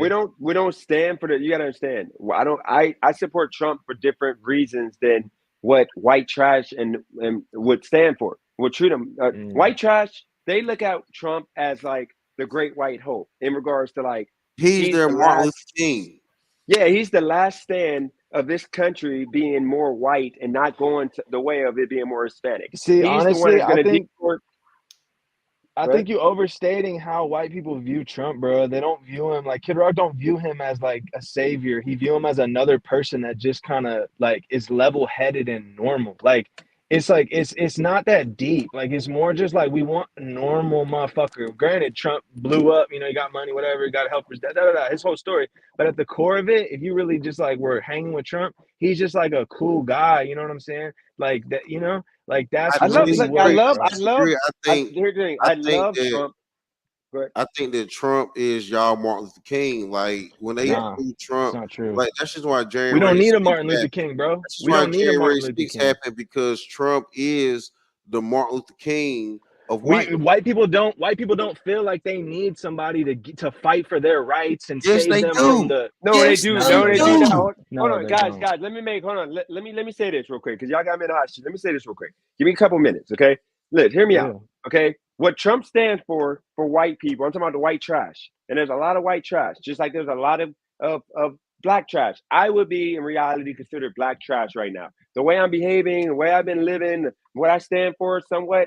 It's considered black trash. Keep it a buck, okay? Now, here's the situation with Trump. When it comes to the white trash folks, the reason why they love him is because of the fact the country is becoming more Hispanic than anything.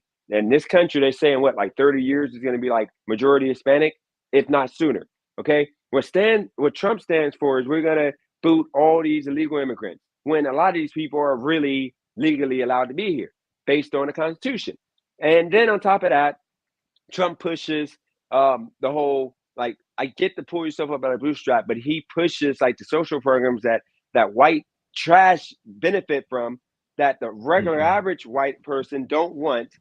He pushes it as something that minorities, Hispanics and black people, for the most part, take advantage of. He doesn't say black though, because he respects us, but he says illegal immigrants. And he tries to make, instead of saying illegal immigrants, he'll say the Mexicans, just to make the Mexicans because that's the group that everybody thinks is the illegal immigrants, when in reality, he actually now pushes the Chinese Americans, but the white supremacists, the white trash, they're so too ignorant to realize that there's more Chinese and more, illegal immigrants coming from all these other countries that we're at war for the most part with, coming over, but he's only for the most part pushes Mexican, or they run with the Mexican because they don't like anybody that ain't black. Ain't white. And then the last thing is with Trump, the inbred white supremacist white trash men, they grape their women, okay? They freaking literally beat their women. And what Trump pushes is the whole, because, of course, he paid off the sex, the sex worker, which is all good. I don't care about that. But it's the fact that these inbred, white supremacists, white trash, they think that's cool. He paid off a porn star. He's screwing a porn star while he's married. He's the great hope. Like, I don't think he's morally respectable. I don't think anybody should follow Trump. What I think though, there's a lot of illegal. I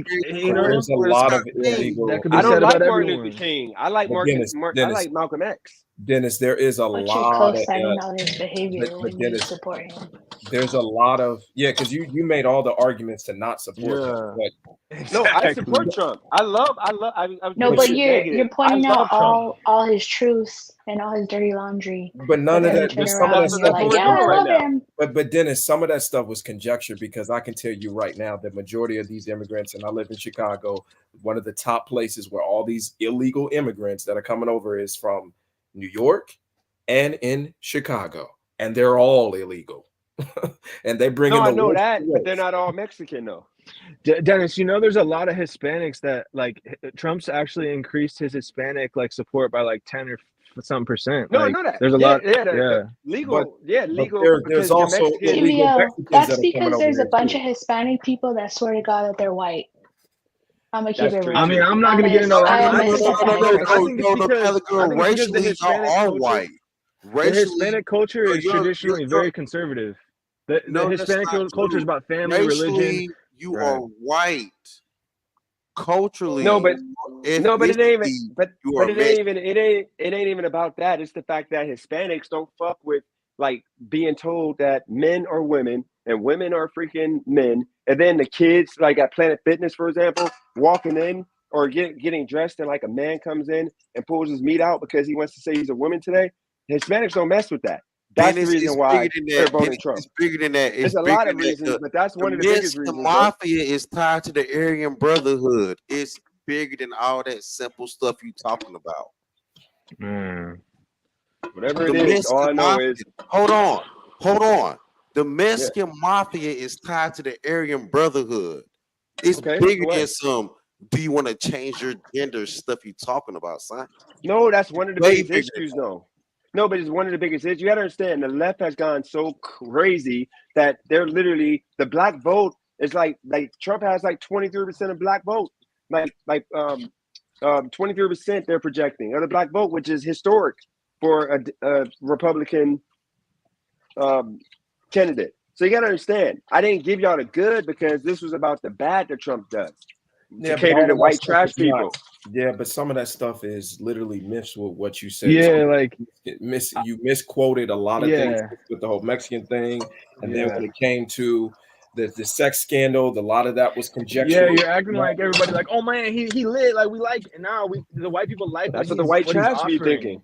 Nah, that's not. No, they're not voting based off of he's cool. He fucks hookers. Like, no, dude. They're voting because he's gonna allow the system to play itself out. He believes in allowing capitalism to do what it does. You know, working White people trash aren't capitalists though. Yes, bro. Yes, they are. They're okay. Where's that guy? The blackish cracker. He's a perfect example. He's a tradesman. That's the Trump supporter. Somebody that works with their hands. That's out there, blue collar. But I don't think he's white trash. That's the point. He's not white trash. I'm not saying he is. Acts like it, but he's not white trash. I'm not He saying acts he like is. it, but he's not. I'm not saying he is. No, he's not. Yeah. But Dennis, you do realize that a man that works with his hands is considered white trash. That's just why Mike Rowe had that whole series on CNN called Dirty Jobs, because to bring light to that. Working with your hands. That's the whole reason they have blue collar and white collar. Blue collar considered working with your hands is considered white trash. Right. But that's unfair. Collar, if you're not a doctor or lawyer.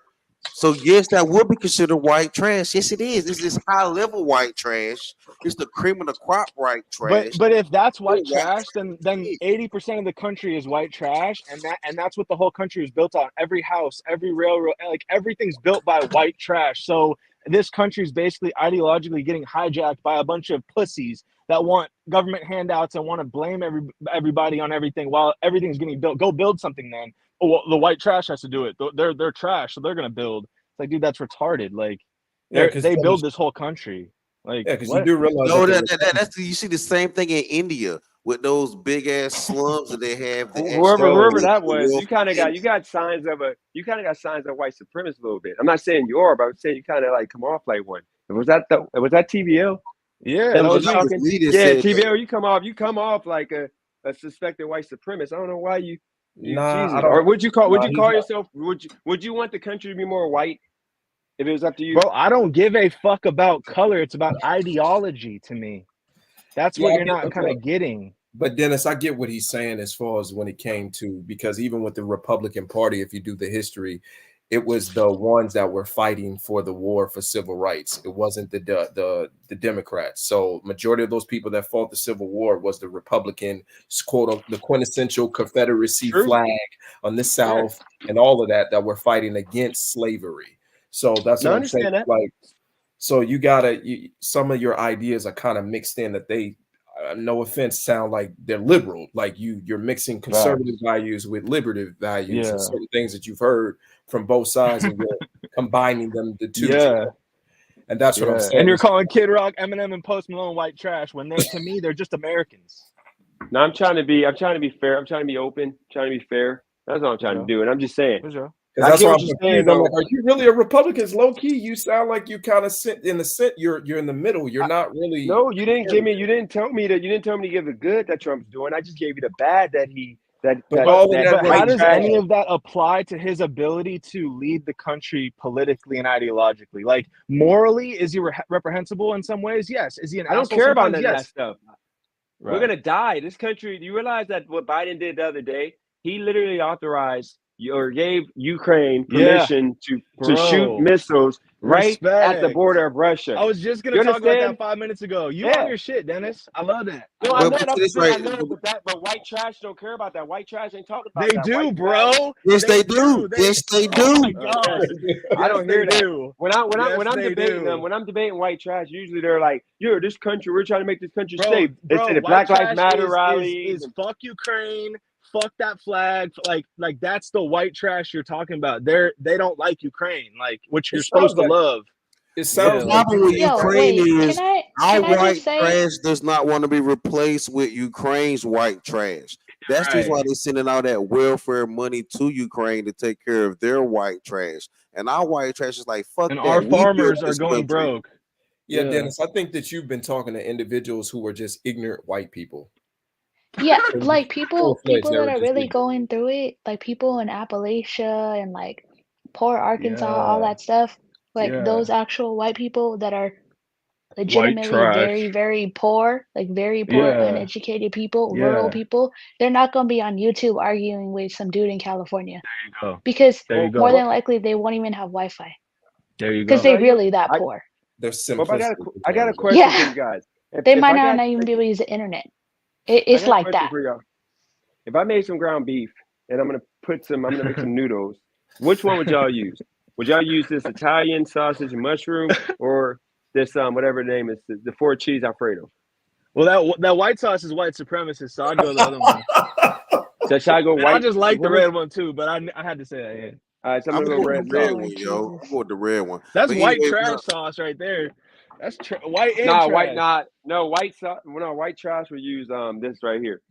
They wouldn't use creamy. The creamy is more of like regular white toast. I want to say something. Cali girl got the most underrated voice on the whole like community. Like I heard Christina's voice was like to die for. Shout out Christina. Like, and am I Hispanic? I'm 25% Mexican actually. Just to clear that up. Whoa. CG. What you trying to say? What you trying to say? I'm saying Cali girl got a slept on voice. That's all I'm trying to say with that. And then one thing I want to say is what she said about the Appalachian no internet. That might be a stretch, but I do agree that everybody on this damn channel, we talking about this, arguing all this bullshit. We all have the disposable time to spend fucking, if he goes 9 hours, we're all in this bitch. Like, you know, like how are we all on this bitch for 9 hours and we got enough money to pay for the data to even be on the internet. Yeah, like there's so many economic benefits that are proven by the fact we can be on this bitch for 9 fucking hours. Like we're all privileged as fuck. Like that's a let's spend this time talking about something that matters. The Appalachian, I'm from North Carolina. The Appalachian, they struggle. It's bad out there. Deliverance, right? Hold on, wait, Pastor, where are you at? Where are you from? Right, where are you at right now? Or how far are you from Wilmington? I'm in Texas, but I live in North Carolina. I can't invite you then. So wordplay, just so you know, I got some good meat over here. So if you want some, you can come get some right now. I don't want no shit. Whoa, wait. He just said that. Yeah, he just said that. He's talking about that glizzy gobbler shit, all that. Some comedic relief with the gay shit. I got some. Your food, nigga. I got my own food. But anyway, I got some. I ain't trying to what you eat for dinner? What is wordplay? We get the hot tub. We get the hot tub too. Man, I don't want to visit you. No, I'm talking about. I didn't invite you. I invited wordplay. I'm saying he can get the hot tub, and I got some meat over here. So DJ, you feeling lonely tonight? What's going on? Man, I didn't want to visit you, bro. Like, what? I'm talking about. Let's have a conversation. We ain't talking about visiting, man. Like, fuck all that shit. I was just offering. I was trying to offer some meat. I'm about to pass on that with DJ. I'm gonna pass on visiting you, man. Like, fuck all this. You gotta share some meat with him. You can't even cook that like good. You can barely spaghetti. drive. This is some fire. This is some Craig fire. might be down for it though. Yo, Dennis, how well do you drive? Wait, what's the topic? Can you even drive, my nigga? Let alone cook. Like, yes, I can drive. Bro's in the kitchen right now, whipping up, cooking with DJ. Hold on, I got amazing so hold on. This is the question I got for you guys. Let's bring it back around, and you guys make sense of this, okay? Are you guys saying that you don't know the difference between when black people, when they put us all in the box to where black people are just black? It ain't like that's a street N-word, and then that's a black person. But when it comes to white people, they don't say this is white trash and that's a regular white person. They just say white people. So they treat all white people good, but then when it comes to black people, they'll treat us all like N-words if they're ignorant, and most of them are ignorant. But then the people who are normal, they'll split the two up. Like they know that person that say, like Kelly, are you going next? But you can answer it first. But the black dude that walks in smelling like weed with his pants sagging, like literally like this, literally. And then like he's like freaking like, what up, dog? It was good. All that stupid crap. They're gonna just say that that's the blacks. They're not gonna say that's the street dude, just like or black trash, just like the white dude that's like, hey, what's going on, Bob? Let's get those. Let's go grape some women. They're not gonna say that. Oh, that's the white trash. They're gonna go back to the trailer park and do what they do, inbred. You know, they're not gonna do that. They're gonna be like, oh my God, that white person, like that, like he's so terrible. We're gonna call the cops because he's just a person. They're not gonna just let it off. So I'm saying, is that a real thing that happens, or is that just in my head? That's just that's in your head. Look, why you think that trailer park trash or inbred white people? A lot of them are. No, they're white not. people are the Appalachian has inbred, and the most inbred are actually in Maryland. But Appalachian has some inbred, but the trailer park don't mean inbred. No, I'm saying a lot of them are. A lot of them are inbred. With the Buckeyes. So you inbred. You inbred from Ohio with your Buckeyes. Bro, past that. Statistically speaking, there's more inbred like people who are white. Like just by far, it's like 99.9 to like a 0.00001. Oh no! With the rest of the country. I'm just so saying. To answer your question directly, Dennis, that you asked to get it back on the topic, which is that is unequivocally false, bro. Like I come up with plenty of very eloquent. That was wild. Yeah, I didn't my nigga. And so there's plenty of white people that look down upon other white people every day. Yeah, I hear them all the time that they talk trash. Are you kidding me, bro? It's dog eat dog. It's so I'll give you even a more. I'll give you a more. It's like that. I'll give you a more tangible example. I want you to read a book, Dennis, and I think this would be really enlightening for you. It's called Rednecks, Black Rednecks, and White Liberals. And so what they found in this study was back in the Great Migration, you know, during the time where a lot of people came from the South and they went to the North. Are you familiar with that? Yeah. Somewhat. So a lot of migration, Great Migration, where they went to Chicago, they went to New York, they went to because they were escaping. Sorry to cut you off. They were escaping the caste system in the South, but because Detroit, Chicago, and New York have worked out so much better for them. Go ahead, sorry. Okay, so there was a poll that was given around that time. This was like around 1950s, 1940s, and one of the poll was, and the way that they were describing these people, that they didn't want these lazy. All type of different derogatory statements, lazy. All they're gonna do is just be loud and obnoxious to come in this town. And you know what race of people that they were talking about? These white people, the blacks, or poor whites. They were talking about the poor whites that were from the South. That's who they disparaging. They actually would rather be around black people that were already here than to deal with the Southern whites that came from there, because they looked at them as country and because Yankee loves a carpet bag. All type of different things. Can I add to that, Kev? The Great Migration of blacks, it was actually the Great American migration, because you look at it, that was when Ford opened up the Ford company, and they were starting to pay people $5 an hour, and that was insane money at that time. That's So that was that's great. This goes full circle back to the job thing we were originally talking about, though. Is it the Great Welcome Migration or to the Great Watts, Scam? California. Exactly. Is it the great scam that lured these people that were growing their own food, living their own life with their own culture into these menial jobs?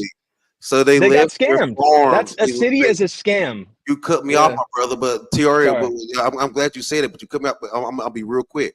But what happened is with that a great American, it wasn't just black, that great American migration, because it happened in Detroit.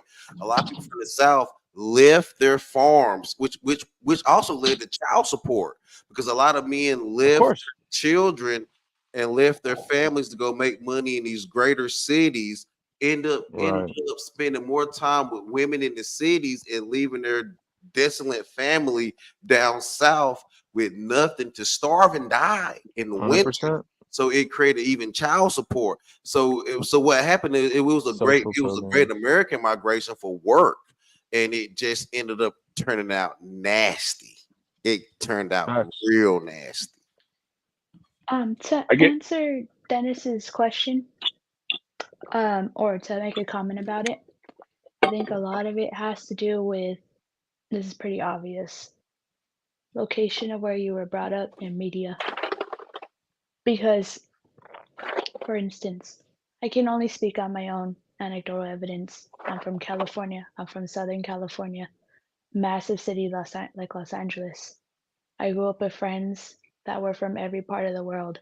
It was the norm for me. Yeah. It's not until I visited places like, a good example. Okay. 2 of the most well-known cities, the basic guinea pigs, as you could say, for redlining the cities would be Cleveland and Pittsburgh. When I went to Pittsburgh a couple years ago, because I'm from California, going to Pittsburgh was a culture shock. I had never actually seen that many people separate like that. Because you think growing up in California, oh, you learn about the Civil War, you learn about all those things, and then you think, let me go to the South, and there's probably like complete separation. Everybody probably hates each other. No, I've been in New Orleans. I've been in Texas. I drove through the entire southern U.S.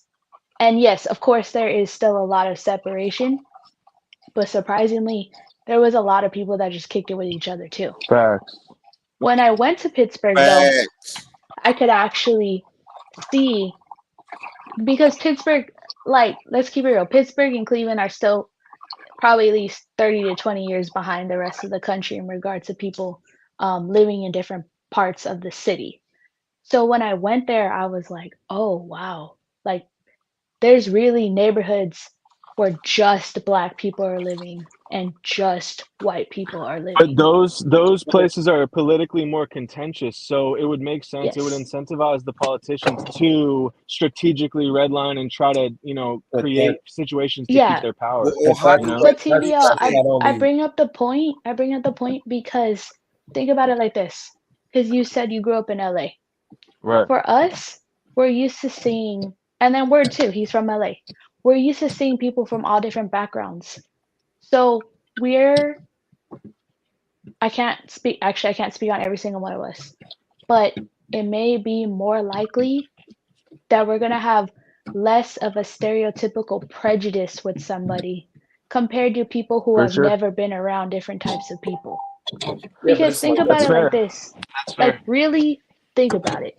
There are people in the US, the only Black person they've ever seen is how they portray them in the media.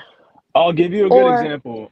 I went to college in Colorado, and like I spent 4 years out there, and I couldn't wait to get back. I didn't realize I was gonna miss the diversity so much. Like, I could not stand how white it was out there. Like, it was way too, like, bro, like when they saw a Black person, it was almost like they were seeing like somebody like basically I'll just leave it at that. But like, yeah, like Colorado is like South Park. It's just like if you don't live around different people, okay, we're human beings. we base our judgment on compartmentalizing and on fear because that's how we stay alive as a human being.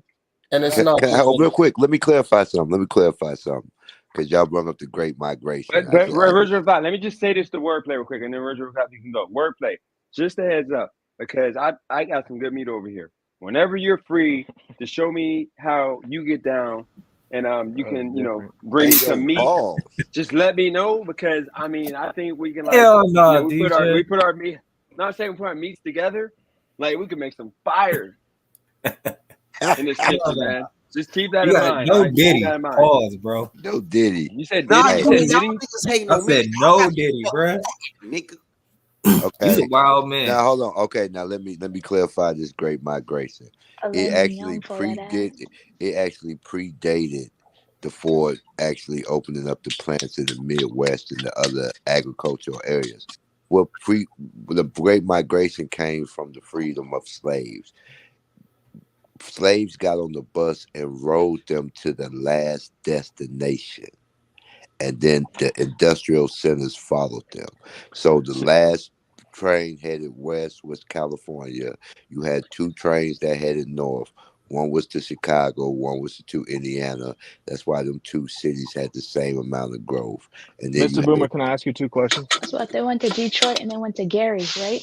Yeah, they were. I've been meaning to ask one. I'm glad we finally got up here together, my guy. Gary, Indiana was an amazing place, but look at Gary, Indiana now. It is devilish. Oh, Gary was amazing. Didn't the free slaves live in the economy they understood for a while, sharecropping? Like, didn't they continue to farm the land quite a bit, or no?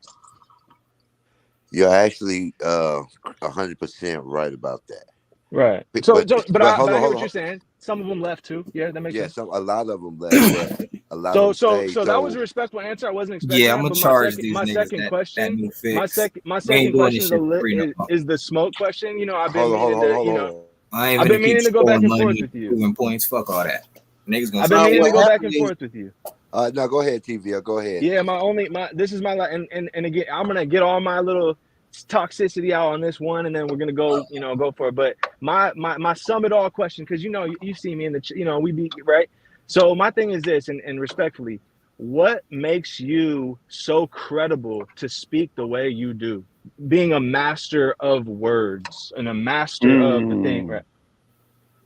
Good. That's a good question. We have to call him wordplay, but go ahead. Well, confidence, my boy. You so sure about it? Come on, bro. I'll send you my Cash App right now. The most fascinating thing about knowledge and education is that it's free and in abundance. I think what gives me the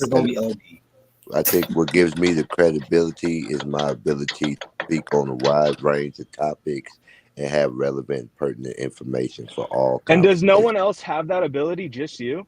No, I didn't ever say nobody had that ability. Okay. So you're not saying you're a master. Everything that wordplay said, and it's true. You can look up everything I said, and it's true. Because what he's saying is very true. Because what happened is a lot of people left their farms. Some farms were going, and what happened is those corporations ended up buying Bill Gates and the Pastor. He's talking about like period on this channel. Like original thought. I never fact check him.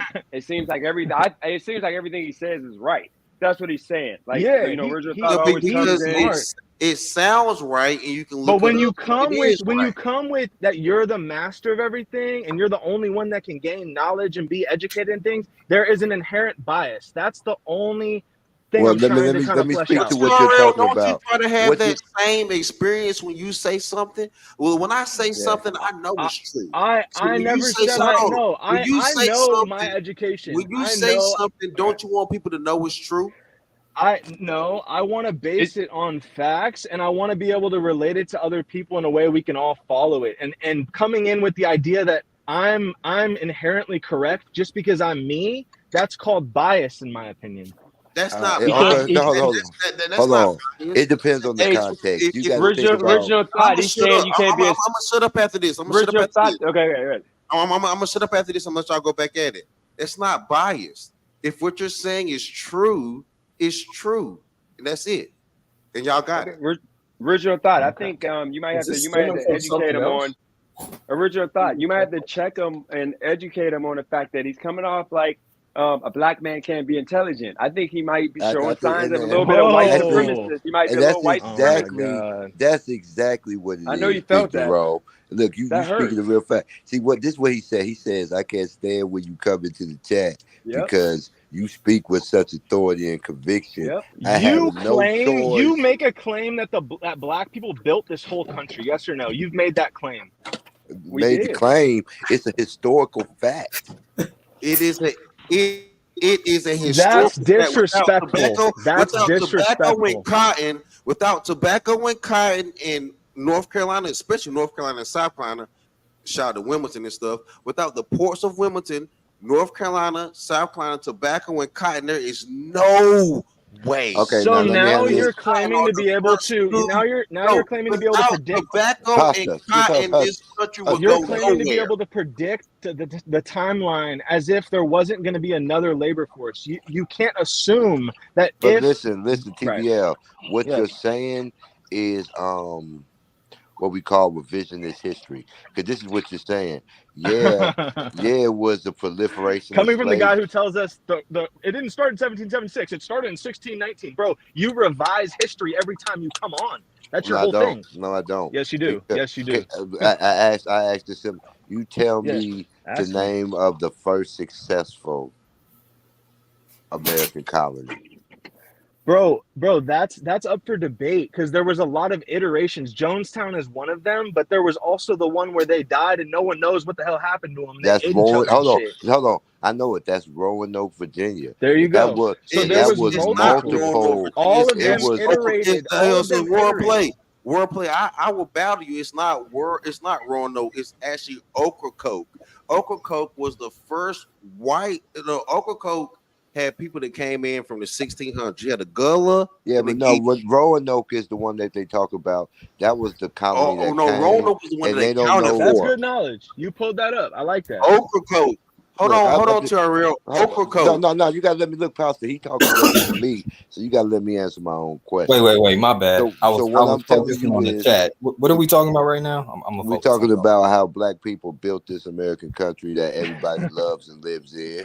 You know, so that's what I was saying. What you got to understand, until there was no the Indians came and Thanksgiving and gave y'all a fish and put it in the ground, and now y'all knew how to grow food. That's not what happened. It took slave labor. Y'all went and got farmers from Africa. You know, do y'all understand that? Y'all didn't go get people who was hunting bears and lions. Y'all went and got farmers from Africa. So how do you play into that argument? How do you play into other countries like Spain, France, being on this continent as well and doing things? No, if you look, especially Christopher Columbus never even stepped foot on American soil. He landed. He went to the Caribbean. He landed. Wait, you in the dodged Bahamas. my question though. You dodged my question because you're listen. assuming. I didn't dodge. Are you listening to what I'm saying? These people didn't land here. I never even brought up Christopher Columbus. I asked you a specific question. How do you rationalize the French and the Spanish being on this continent as well, not utilizing the system you claim built? And then again, hold on. We didn't battle Louisiana Purchase. Hold on. Wordplay and TRL are wrong. They were not on this continent. This original continent, as we know from 1776, and what you're talking about is the 13 colonies. But hold on, I didn't even say that. Before that, you had the I didn't even say that. We bought the Louisiana Purchase from Spain. Yeah, but France owned Florida. No, sorry, New Orleans, Louisiana. Spain owned Florida. Hold on. Again, y'all are getting confused on the timeline. Until Christopher Columbus discovered the Bahamas, it wasn't. Those colonies wasn't traveling. So you're revising the history. No, I'm not revising it. I'm putting it didn't into historical fact. After Christopher Columbus came, many expeditions came. Do you know how you own Florida? If America bought the Louisiana Purchase from Spain. TBL. Do you know how you own part of America? Yes, by purchasing it from other countries like Spain and France. Hold on. Before you purchase it, how do you have ownership of it? What is ownership, bro? Now you're getting Is it philosophical. no? What They I'm took telling it. you They is took it. exactly. So Yeah. after Christopher Columbus discovered So America, what are you saying? everybody started coming. The French They were didn't discover it. initially It was Bro, already they isolated. were there. already here. Oh, They're listen, I'm already talking. there. Do you They were know already about? there. Cali girl, Listen. please. Okay, Like let me everyone's give saying you I'm the embarrassing history. myself. Cali girl, Listen. please. Let Speak. me give you the history of the Louisiana Purchase. Oh my When the God, person dude. went to do the Louisiana Purchase, the Mexican government that He's they cooking got it y'all. from was already giving it away. They were like, we're going to buy it from them. The general went down there and took it. So the Louisiana Purchase is not really what happened. We purchased it, but we had Bro, already conquered it and took it. this It's guy's historical claiming fact. to revise American history. Hold Like, I on, just so want that to be hold noted. on. You had the He's so smart. Guadalupe. Hold on, TRL. You had the Guadalupe revolt, and there were TRL. enslaved, and He's there were hilarious. people that revolted from mid North America. So you had and that happened in 1527. So therefore, we were already here. The Gullah, the Geechee, the Guadalupe But who's revolt, we, all bro? that I'm not even happened. talking like The who's we. Guadalupe revolt is what led to the Mexican revolt. If Africans are we, then we're all Africans because we all came from that continent. So Man, like, how I don't far back believe do you in want to out of go? Africa, man. That's some You came bullshit. from What I'm trying to Caucasus tell you, Mountains. you What you ain't talking with it. about? You're not intellectually with it. I'm intellectually with this. Let's Look, go. back to Mr. Thought likes to say back to too. the Everyone's look, so intellectually with TVL, it. It's TVL, crazy. Yeah. I TVL. think Yeah, yeah. Look, TVL's issue TVL, with TVL. Mr. I Original answered. Thought Hold on, I answered a lot of his is Let questions. the CG speak, absolutes. bro. Be respectful. No, I just think that's like okay. The thing that triggered the whole like you guys arguing back and forth was the comment about black people building the entire US, which I don't disagree with. Definitely. I mean, it makes Yeah, we sense. did that. But I Yep. but I think TVL, the reason why he got upset is because Mr. Original Thought he was speaking in an absolute. Thank I you. think TVL That's was all I'm upset saying. because he wanted the Make mention of other universal people claims. that made You cannot make contributions. universal claims. TVL, No, we listen to me. cannot rewrite history. In No, TVL, 1776, TVL, Europe listen to me. sent Oh, I nothing got this, but. pasta. Hold I on, got hold on, this. hold on, hold on. Let me No, let let me me Claim get is this being out. Let made me get because this you're out. part of that let group. me say this real quick, and I'll be real quick. I'll be quiet again. The 1776 white people that came here afterwards were prisoners and prostitutes. Europe sent Indentured the servants worst. from Europe, England. hold on. Europe sent the worst of Yeah. theirs. That's just Sure. why the euro Yeah. will Yeah. always If be you over didn't the have power in dollar. Europe, you came here for a new life. I couldn't It agree was more. What's your point with that? Like, who no, gives but a I have fuck? to agree with So, We're white Pasta. so trash. y'all Oh, were you're not saying we're white trash. I get it. hold Yeah, yeah, on. I get it. So what I I'm get it. saying is the Gullah, the Geechee, and the white people that were here before in the Outer Banks and Roanoke were better people than you 1776 Congratulations. TRL white people that came Congratulations. You're here. better people. TRL, You're making a moral you come judgment. from a prisoner Congratulations. and a prostitute. A prisoner and a prostitute made the 1776 That's you. extremely insulting, extremely disrespectful. But if I say No, okay, it what's is your response? true. It's true. Oh Then my I'm God. responding with Can we go okay. back to I'm responding with I'm okay. black What is your royalty. point? That's like saying I'm Trump paid a Gullah hooker. and Who gives a Geechee. fuck, man? You come Beta? from Who black cares? royalty. Beta Bell. You come from prisoners and Who prostitutes. really gives a We are fuck? not Like, the you know, same. like great. What's your point though? Like, right? Would Because would the if we're chat TVL. say prostitutes and shit, Hold how on, are hold on. we? Cause How I, are cause, they the supreme would the race? chat say Right? that the Huh? US I is don't feel like something I like be a saying repeat of her, but I Australia? feel like only it Interesting. is. That was a very Yeah, because Mr. what you don't Original Thought, do you understand. know what I'm saying? Yeah, About how because they sent everybody from the United Kingdom to Australia, and it's like, okay, go to hell. Like, there you go. well, with the, I feel like it's the same way they thought of the US. It's like, oh, nothing's out there. Just a bunch of like random people, and like, there's really not a lot of food there, and like, just go because you're imprisoned anyway. I don't want you here. Get out of London.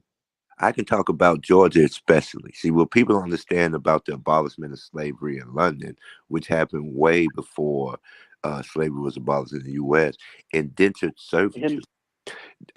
If you owed enough money, you would be forced into indentured servitude, which is slavery. Georgia was a debtor state. The Georgia colony, out of the 13, that was everyone who owed money in Europe. So at the time when the colonies were amassed and they And would so are you What was that? I don't know. Are you so another interpretation of indentured servitude is getting a right for passage to America? I have a question, Mr. Thought. Is the nation to this day not a debtor nation? We all have to take debt in order to own a home, right? So it's still a debtor, like saying that you're in debt, so you're a slave, then we're all slaves. Exactly. Indentured servitude was set for 7 years with Yeah, accommodated freedom. that's what now you see. It's 30 with the mortgage. Okay, great. No, but see, this what you're doing. What you're doing is mixing words, and what I'm trying to explain to you is, words have meaning, as he pointed out. Indentured You're telling me, but what you're implying so is smart. I don't know Original words Thought, have you're meaning. the smartest. You sound like an idiot. Are You you gonna sound let me like a finish? fucking No, he idiot, sounds bro. good. Are you gonna let me Can we finish? bring it back to Dennis's original question, guys? Because this kind of went off the tangent because we seem like we don't go around. I just don't fuck Let's with this let- guy. He's real a fucking quick, dumbass. I got sent for TVO. TVO, Shut what's up. your answer to this question? And TVO, hold on, TVO, answer this question real quick. Conservative or liberal? Probably very liberal. Probably very liberal. Compared to what? Most Americans, yeah. What are you, TVO? Conservative. Great Jesse Lee Peterson. So why are you acting like a beta right now? You're all emotional, angry. You're like screaming. You understand this comes off like a white supremacist because you don't understand. Original Thought is a genius. He's literally at the level of like, you know, that Now let me ask him. you know that What Tom, about my hold on, intelligence? I don't recognize that genius. You know that I don't Tom recognize Cruise. You know that Tom, what was the Tom Cruise movie when he had the retard? That dude that was genius. Yeah, Rayman. That That's could make more money Original than you in Thought. Vegas? Yeah, that guy? Yeah. Yeah, that's Original Thought. He knows everything except he's smart. Like he's not like slow. Man, nigga, Excuse I language. spoke original thought. Nigga, I am the original thought. Oh, Nigga, you can't. Like Original Thought is the best. I just wanted to give him. He appreciate deserves his flowers. No, he deserves his He flowers. said, and I took that personally. So go ahead, Original Thought. Gonna finish cooking them, okay?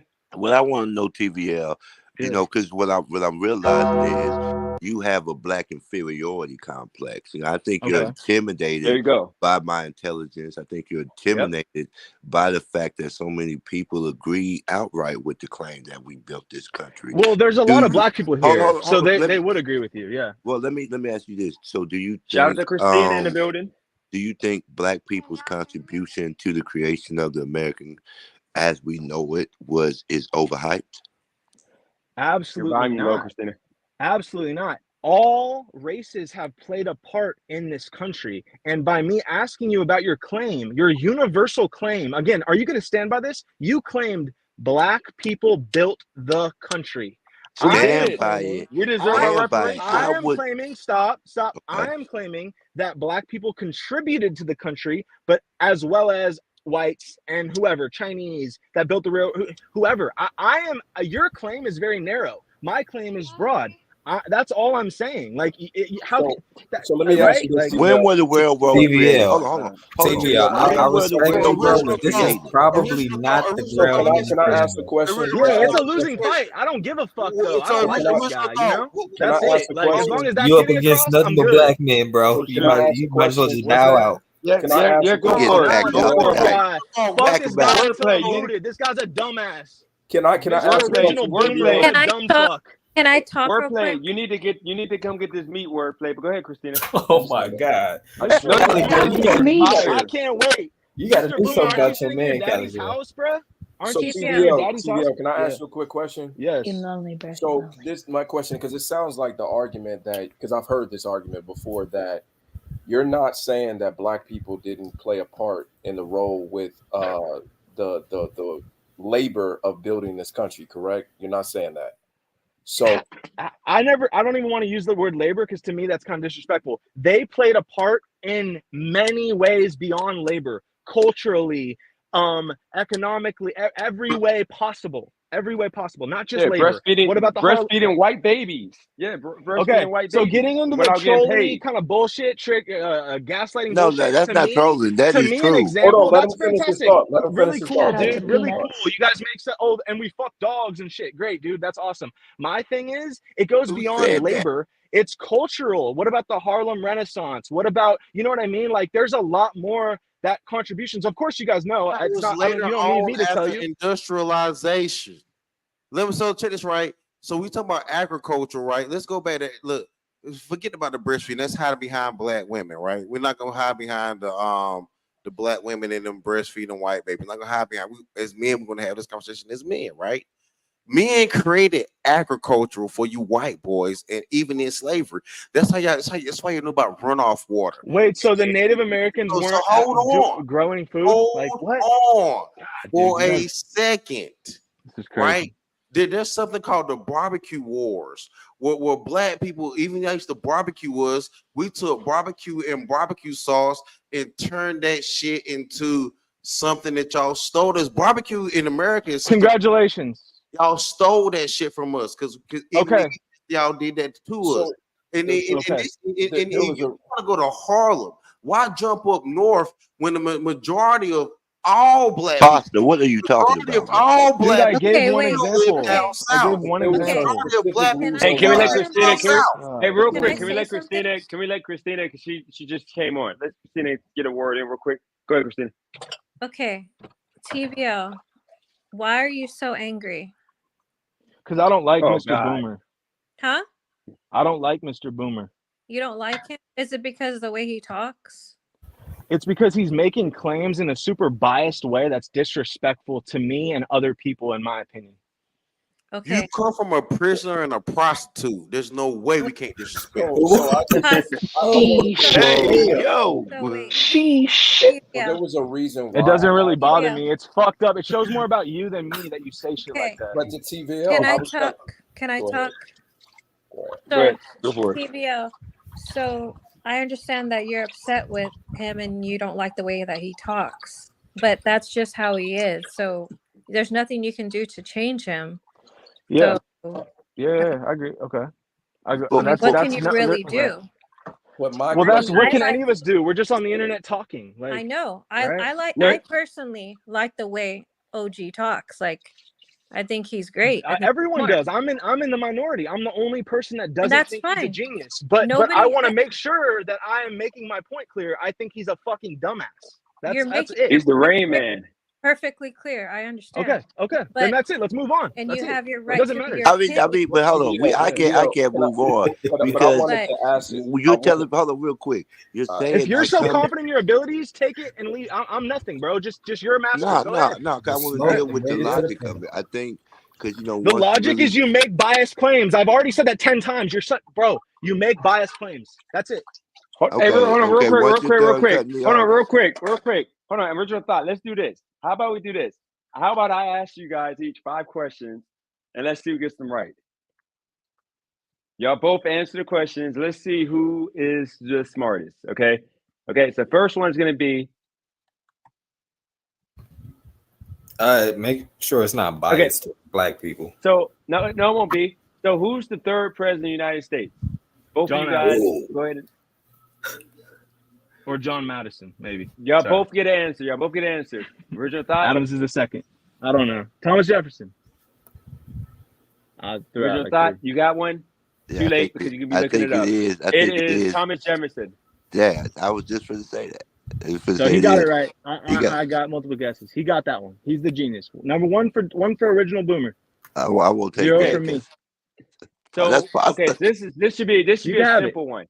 Who name 3 people?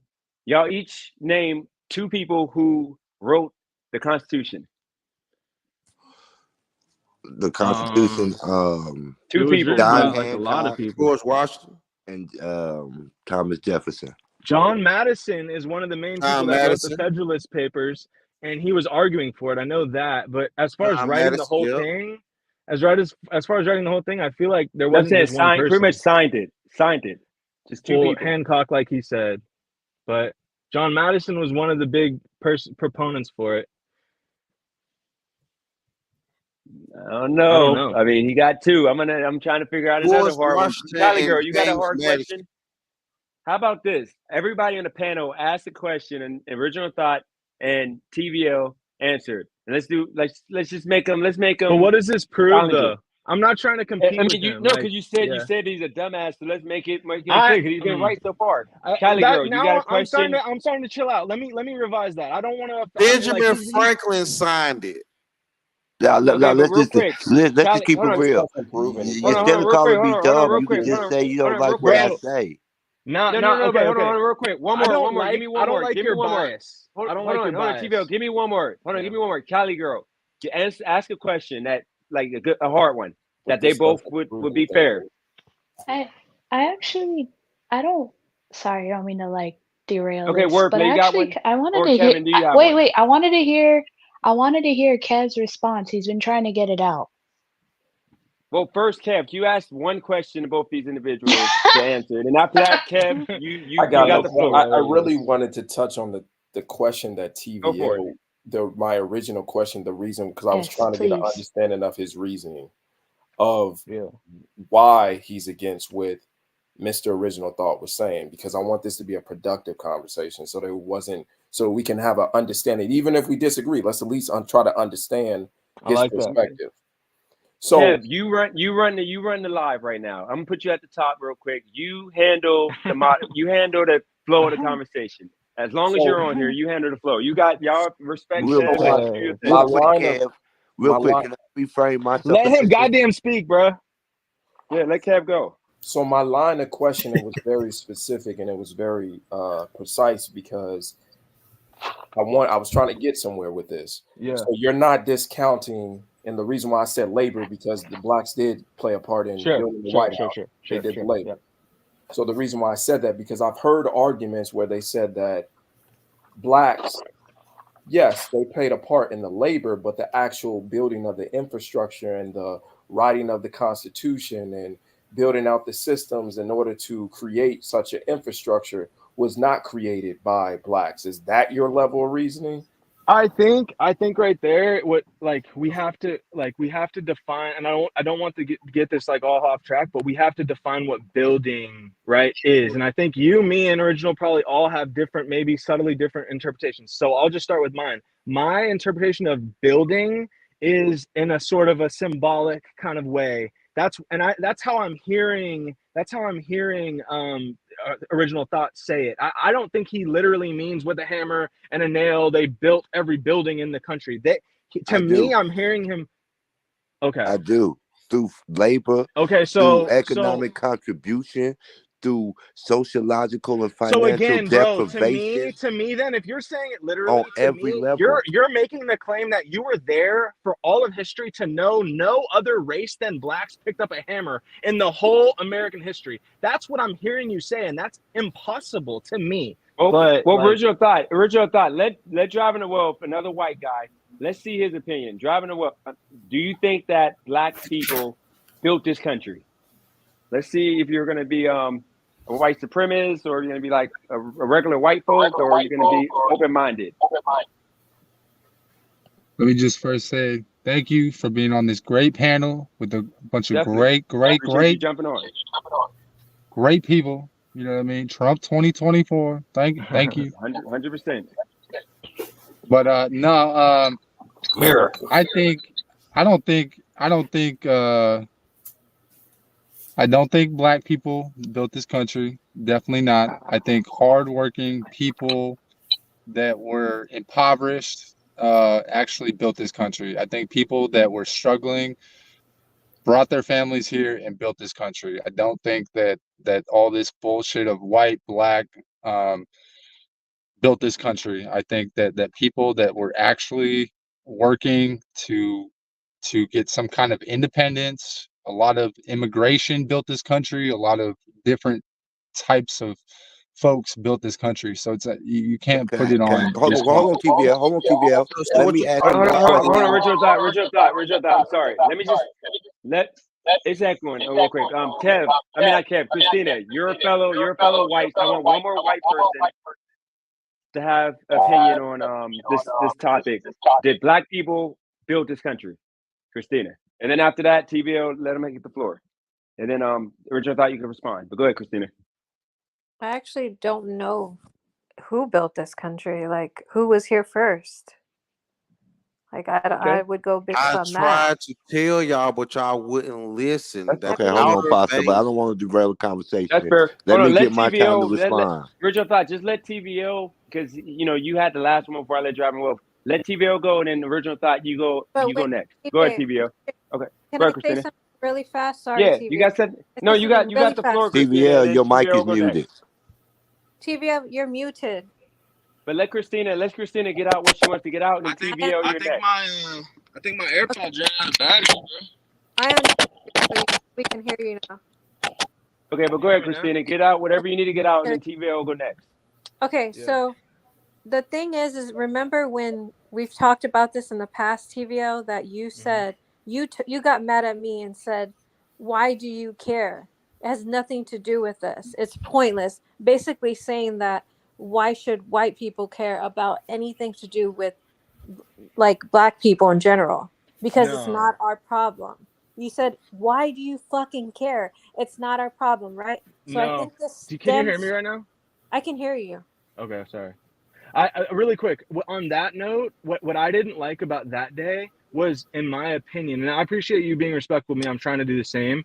In my opinion, what my point on that day was, to me, it's a little bit like the woke virtue signaling thing when you jump in and try to kind of wave the flag like, yeah, I'm with them, like I'm a good person because I care about, that's I don't disagree that black issues are important. I fully agree with that. But to try to use it as kind of a sign that you're a good person, not that you were doing that, but if it comes across like that, that's what the woke kind of thing does. That's ultimately using them to benefit yourself politically and how you look. That's, to me, TRL, I agree disingenuous. with you because the greatest recipient of civil rights actually were white women. So I agree with you to a certain extent. And Christina, I'm not against you, Christina, but to a certain extent, Let me get in here. I even No, see. I don't get to make my point. Please, No, I have a really Christina, I'm not important thing. against you. Yeah, I'm I not appreciate against that. you. What he's saying I is appreciate not that. technically false. I White appreciate women that. can come in and play the intersectionality role for sure, and benefit off of it. And they're a huge voting bloc. It's a leftist play. Okay, hold on. Blue, my turn to go. Really quick, I got one question, and I'm gonna be in and out, and then I'm gonna leave the panel. Can I ask the question? Go for it. You're up. How come everybody that shows their camera is always talking in the car? All right, I'm out. So to piggyback off driving to wealth really fast. That's funny. I wanted to play. That's pretty much the sentiment. He made it a lot more eloquently than me, but that's the sentiment I was trying to get at, was that generally a lot of people contributed to this country. And so to say that only one group did, to me, is biased. Not only is it biased, but it's also divisive. And so coming from people who claim division by race is the problem in this country, to can I ask you perpetuate... both a No, hold question? on. No, I'm You not got done. let me finish the point. Let him finish. Y'all got to let me respond. Let him Okay, finish. It's a question for both of y'all. Let him finish his thought first. To perpetuate a narrative that increases divisiveness, whether directly or indirectly, whether explicitly or implicitly, that's wrong in my opinion. So me arguing with original thought Okay, now is you really on the rambling. basis. Now you Me rambling. arguing with One original point at a thought. time. Me arguing with original thought is on the basis of his language being divisive, while also claiming that that's the problem with America. So to me, it's bullshit. Because if you're dividing, oh, I built the country, not you, but division is the problem. It's like, bro, you're the fucking problem then. Hold on, okay. Wait, can I ask a question? I've been quiet this whole time. Everybody keeps saying, let me ask a question. Hold on, can we I've been quiet this whole time. It's a question for original thought and TV. Let him respond. Go ahead. Okay, here's Can the original thought pushback. go wordplay, and then Please after let original me. thought go, Then you you can can ask ask that this question. question because I'm really finna pack both of them up, and y'all been making me wait to We do both this know for these too niggas long. is finna go for So now hours. it's time to pack you up. First of all, TBL, what I'm saying is Yeah, because this is the argument that you guys are having. Y'all having the 1776 argument that the country started when it was established as a country. What I'm telling you about immigration, because y'all say many people immigrated to this country. Immigration to this country didn't start to 200 years after the inception of slavery. We had to build the country for you to come to it, is what I'm telling you. So why So y'all? you built the so you literally are God. You created the North American No, what you're doing? land mass. Stop, It's TBL. fucking bullshit. You're making God, a false I fucking hate equivalency. you, bro. My No, question Real is, fucking if, dumb. what he's can saying is, Can I if, what say he's saying if is I they ask were this question, already. if I ask Hold this on, what he's question saying is real they were quick, already American I think cities that it can here. go. DJ? If I ask this question real quick, I think that it can Go play into both of you for it. guys' points.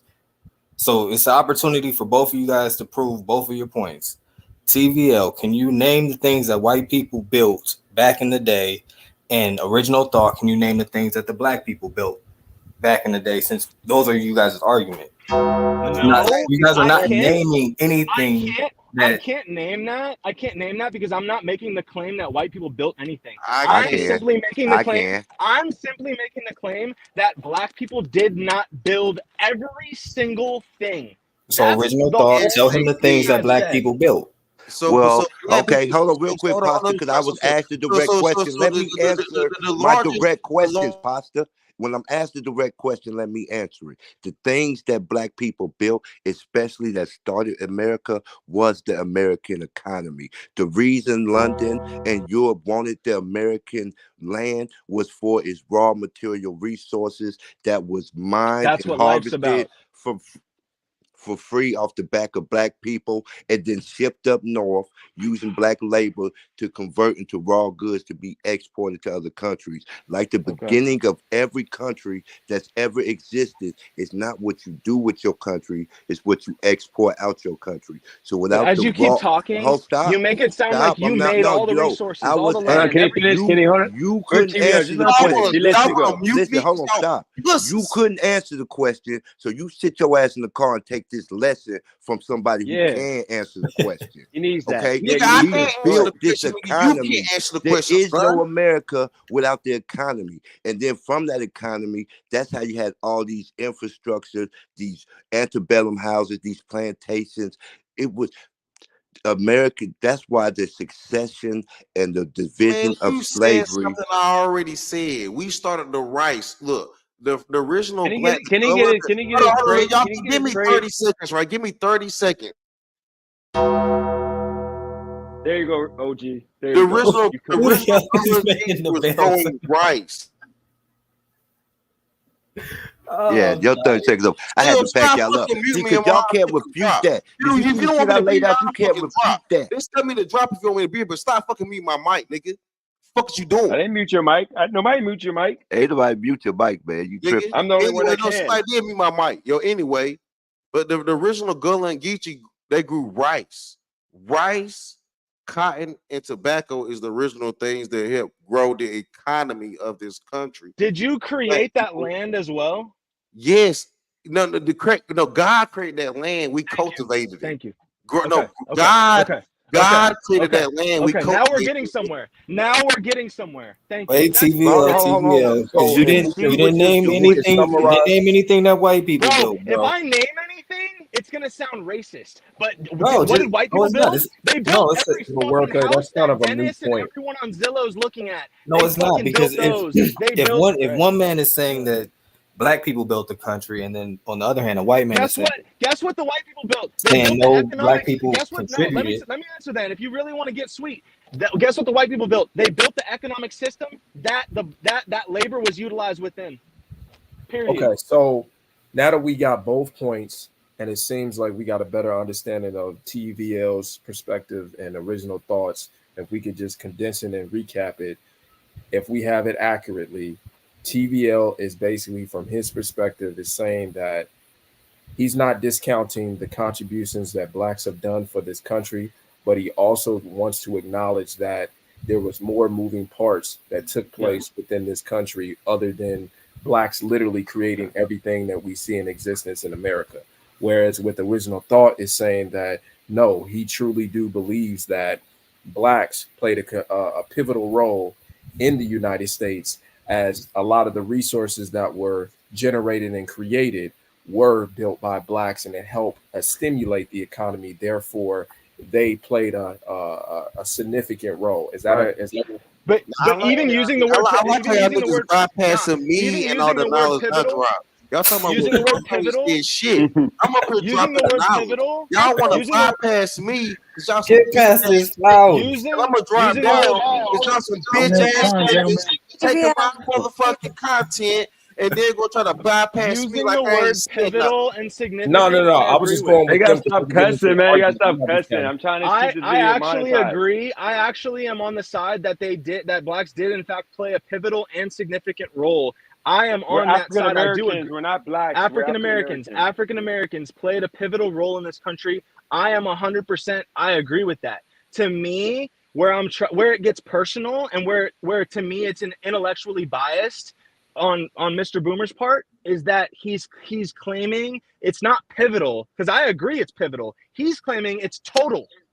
That's impossible. That's not intellectually sound at all. Like, it's not possible, right? TVL, Yeah. can So it's you biased. agree, or do you Yeah. agree to the statement that the majority of the United States was built by default by a group of people that were literally enslaved to I hear where like you're going. work? Capitalism. Do you know what I'm saying? Yes. Like, Yes, I do. if for the I do. majority for My majority of answer. history, if a certain group of people weren't Right. even seen Right. as completely human Right. and seen as like subhuman, Okay. I don't agree like with that part. I don't agree with the no, human part. I'm saying, think about it, like the I'm thinking 3/5, about all it. that stuff. I'm thinking about it You because know? no. I'm okay. That's political. So like, That's can you like agree by majority, by strictly just by I can default, agree if people are seen that way, they if you're probably asking built the majority you're of it. asking the question to me. What I heard you say is you didn't bring color into it. So to me, I agree with the idea that capitalism It just exploits can't be black labor. people. This I is fucking agree, insane. That was not capitalism, bro. I agree that capitalism exploits labor. I agree that pyramids were built by slaves. I agree that the lower class does the work for everyone else for very little. I agree Of with that course. statement. Yes. But in the Yes. US, doesn't it go way Absolutely. deeper than just capitalism? It actually has Emotions to do. do with The being pissed off because there's only white TV Look, you see, shows and there's only no, this but is I'm saying it crazy. goes deeper than that, because in the no, US fuck you, Let your bro. historically it's going to racism be You're a out. based Let joke. on your the racism out, You're a melanin. TVL. It's joke, not going to bro. just be You know based you're on a the fucking joke. class. That's why you're on YouTube yapping. If you're such a master, TVL. go be rich. Go teach somewhere, joke. You're a boomer joke, bro. You Yeah. lost at life. You're a failure. You're a I'm fucking up out failure, of bro. here. You are a boomer joke, nigga. If you a boomer, you a joke. You ain't shit if you a boomer. You trash. Nah, the reason I call him boomer is because he has that mentality. He thinks he's better than everyone else for some reason, but he's not. He's clearly not. Where are you He's getting all failed this at stuff life. from, man? If What you a boomer, By did your I do to hurt condescending you? tone, by your intellectual bias that you claim is mastery, you sound like a fucking clown regularly. yeah, you know, if you I a mean, boomer, you to are be a fair, joke. TVL, you are the one that's yelling and doing the name calling. Yeah, I don't fuck with this guy. Like, that's it. I just want to make right. Yeah, It that's says it. the I know I'm yelling. host muted Fuck my this guy. mic, so y'all are muting my mic. So I'm gonna go ahead and drop because it says the host muted my mic. So thanks the host, whoever the host is, for muting my mic. I'm gonna go ahead. I'm not by my computer, so Christina, I ain't throwing you under the bus. It's either that or he's drunk and he's accidentally muted I'm his own not mic. drunk. So first of all, don't accuse me of being drunk, Dennis. You the nigga that's moving I around. thought and not you were stable. drunk. I thought But you were you the drunk. nigga that's moving around and not stable. So I'm not drunk. I came up here to give you hope to do better, nigga. I ain't fucking No, I drunk. appreciate you. No, you do be drunk on the low. You be on I'm that not. Henny. I don't You be do drunk. be drunk on the low. No. You accuse. Have you seen me drunk? Have you seen me drunk, or you accuse me of Come being on, guys. Come on, guys. First of You all, admitted last time. it's one You of these admitted things, last bro. time. It's one of these Oh things my where god. you down and out niggas try to accuse a nigga of being down and out. But let me tell you, I come up here to Yeah. give you and I to like give you. that. Yeah, I don't be up here hating on you. If you want to hate That on me, was the that's quote cool. right there. We ain't If you want to hate on me, Down and that's out, cool. right. If you want to be, I like if you that. want to hate on the nigga that supported you, that's cool, nigga. You being for you. We're You not good. hating on you. You being You emotional good right for now. that. It's all You love. and Why? Christina good for that. Why You you and Christina crying? good They for that. calling you white Me, trash, Bye-bye. bro. I They never calling hate you on white Christina. trash. Bye, TVL, Pasta. Should have the been way to drunk. resolve your issue with Mr. Original Boomer is to pick his brain. No, y'all. Talk to him. I'm gonna drop. I Like, already Did it again. speak to him Just about did it things. again. I'm gonna mute you. Y'all want to hate? I He's tried having to a get whole him to existential acknowledge. There's crisis so over much there. going on I right tried now, to get chat. him to acknowledge his bias. He refuses to. He refuses to acknowledge his bias. How can you Why do you claim that think I'm one not group? acknowledging it? Why do you think I'm not acknowledging? I'm telling you, I speak from a bias of a people who Okay. aren't represented, Okay. who are Okay. Okay. enfranchised, That's fair. That's disenfranchised. fair. I'm That's like, fair. what do you mean? You That's keep fair. you keep You've putting never words said in my that. mouth. You haven't said that once. You just said it. Now I appreciate you All saying you that. do is yell, man. You're not listening to me. Bro, you Everything haven't. I've listened to every fucking word TBL, you stop, blah blah stop. blah You're blah doing blah it blah. again. I've You're heard doing every it fucking again. word you've said. You're doing I've heard it every word again. you said. You haven't said that once. No, You just listen, admitted your bias. listen. That's a huge win. When I you were appreciate talking to that. Kev, you said he thinks black people built this whole country. Kev said, I don't think he said that. And I said, yes, I do.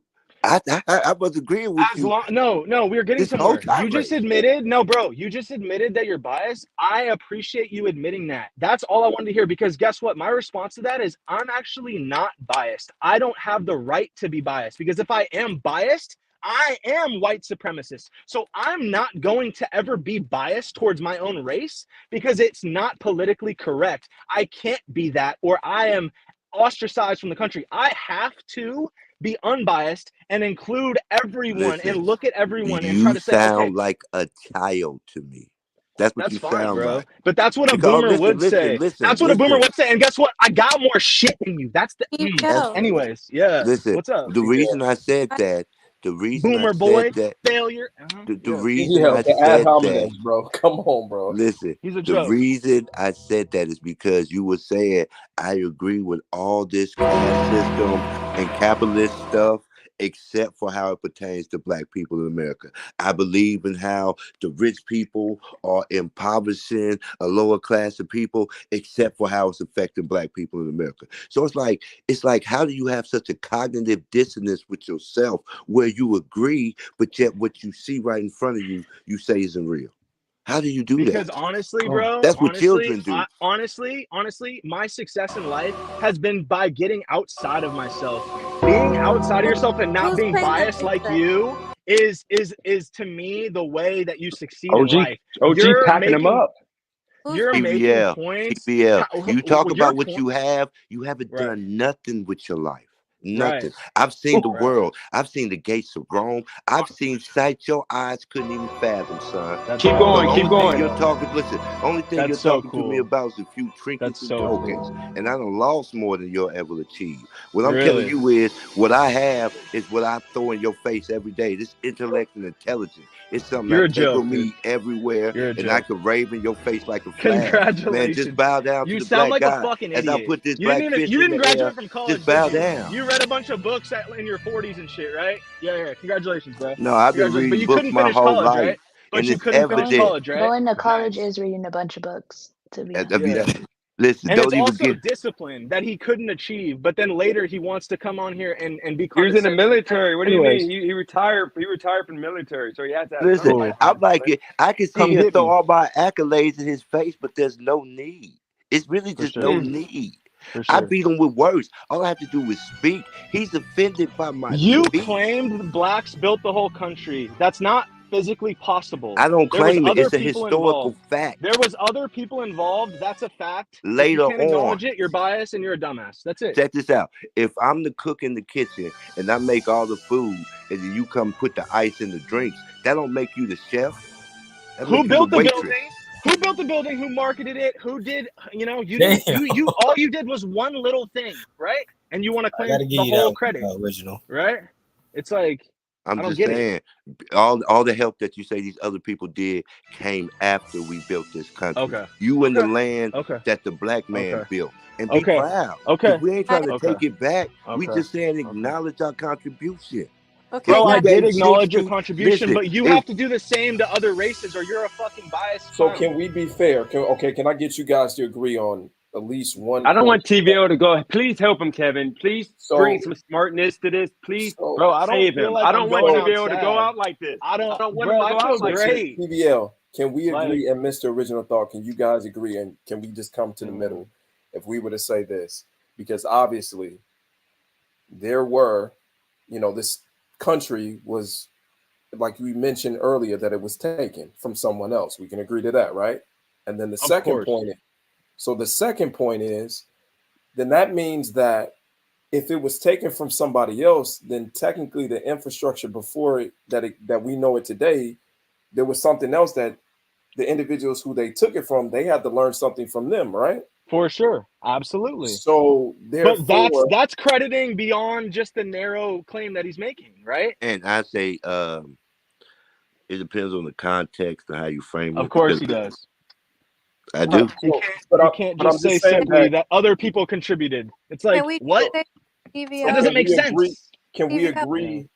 Can we agree with that from the both of you that there was existing other systems that were in place that the conquerors who took this country had to learn something from them and take their ideas and make it as their own, and then Yes, I implement it. agree with that. Do And you those agree people with that? might not have been black. So to me, that validates the claim that blacks are not the only contributing factor. Check this out. If you have a river, and on one side of the river you have a people, and on the other side of my the God. river you have another people, and them people trade together, right? Would you say the people that they're trading with on the other side of the river help build the country? Because if you wouldn't say that, that's why I don't agree. See, I we can't was even over follow here your like, working the land and slaving. So just God, because they dude. traded with the Indians Can I don't mean that they took an established system can I say and made it their own. They came over here with a European ideology that this is failed on the land of America until they All right, got all black right, all people. right. I have Then one after we last. I built have the one last. country, I have and one then last after we were argumentative able to line speak that the I want to try dialect with to you. the Indians I and didn't ever want to increase get this trade, deep with that's you. why I didn't America ever, exists bro. today, I because of didn't the ever want to power Oh of get the no. this black deep with Oh you. man. no. But TVL, the tread lightly. argumentative Tread line I lightly. want to take now on that your whole like Oh, you make everything so misconstrued. My so like question oh, is this, gee. Mr. Boomer, does democracy play a role in America? Yes or no? Yes, Who created democracy? the Romans. And the Greeks, right? Were they Socrates? so were they what color were they, right?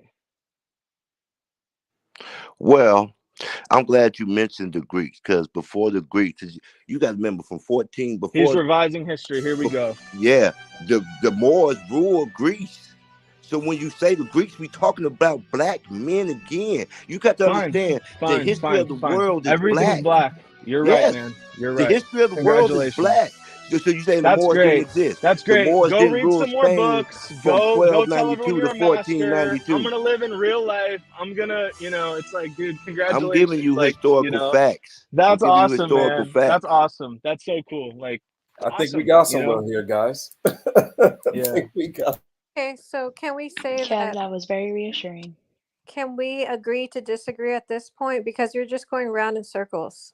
Yeah, we can. It's a circular We, argument because I can He state won. facts. He can't state anything to disprove the facts. Only I himself. stated that other races contributed to the Give country. me the facts like I gave you the facts. Bro. Immigration to this country came after slavery. So you can't Are use you arguing immigration. that so literally no other race did anything? I don't get how you can make that claim. We've been arguing that for an hour, and all I'm saying is you can't acknowledge even 1% of other race. I would give you 99%. You can't give 1%. That's impossible, man. It's not No, rational. that's what children want you to do. You paid all the bills in the house.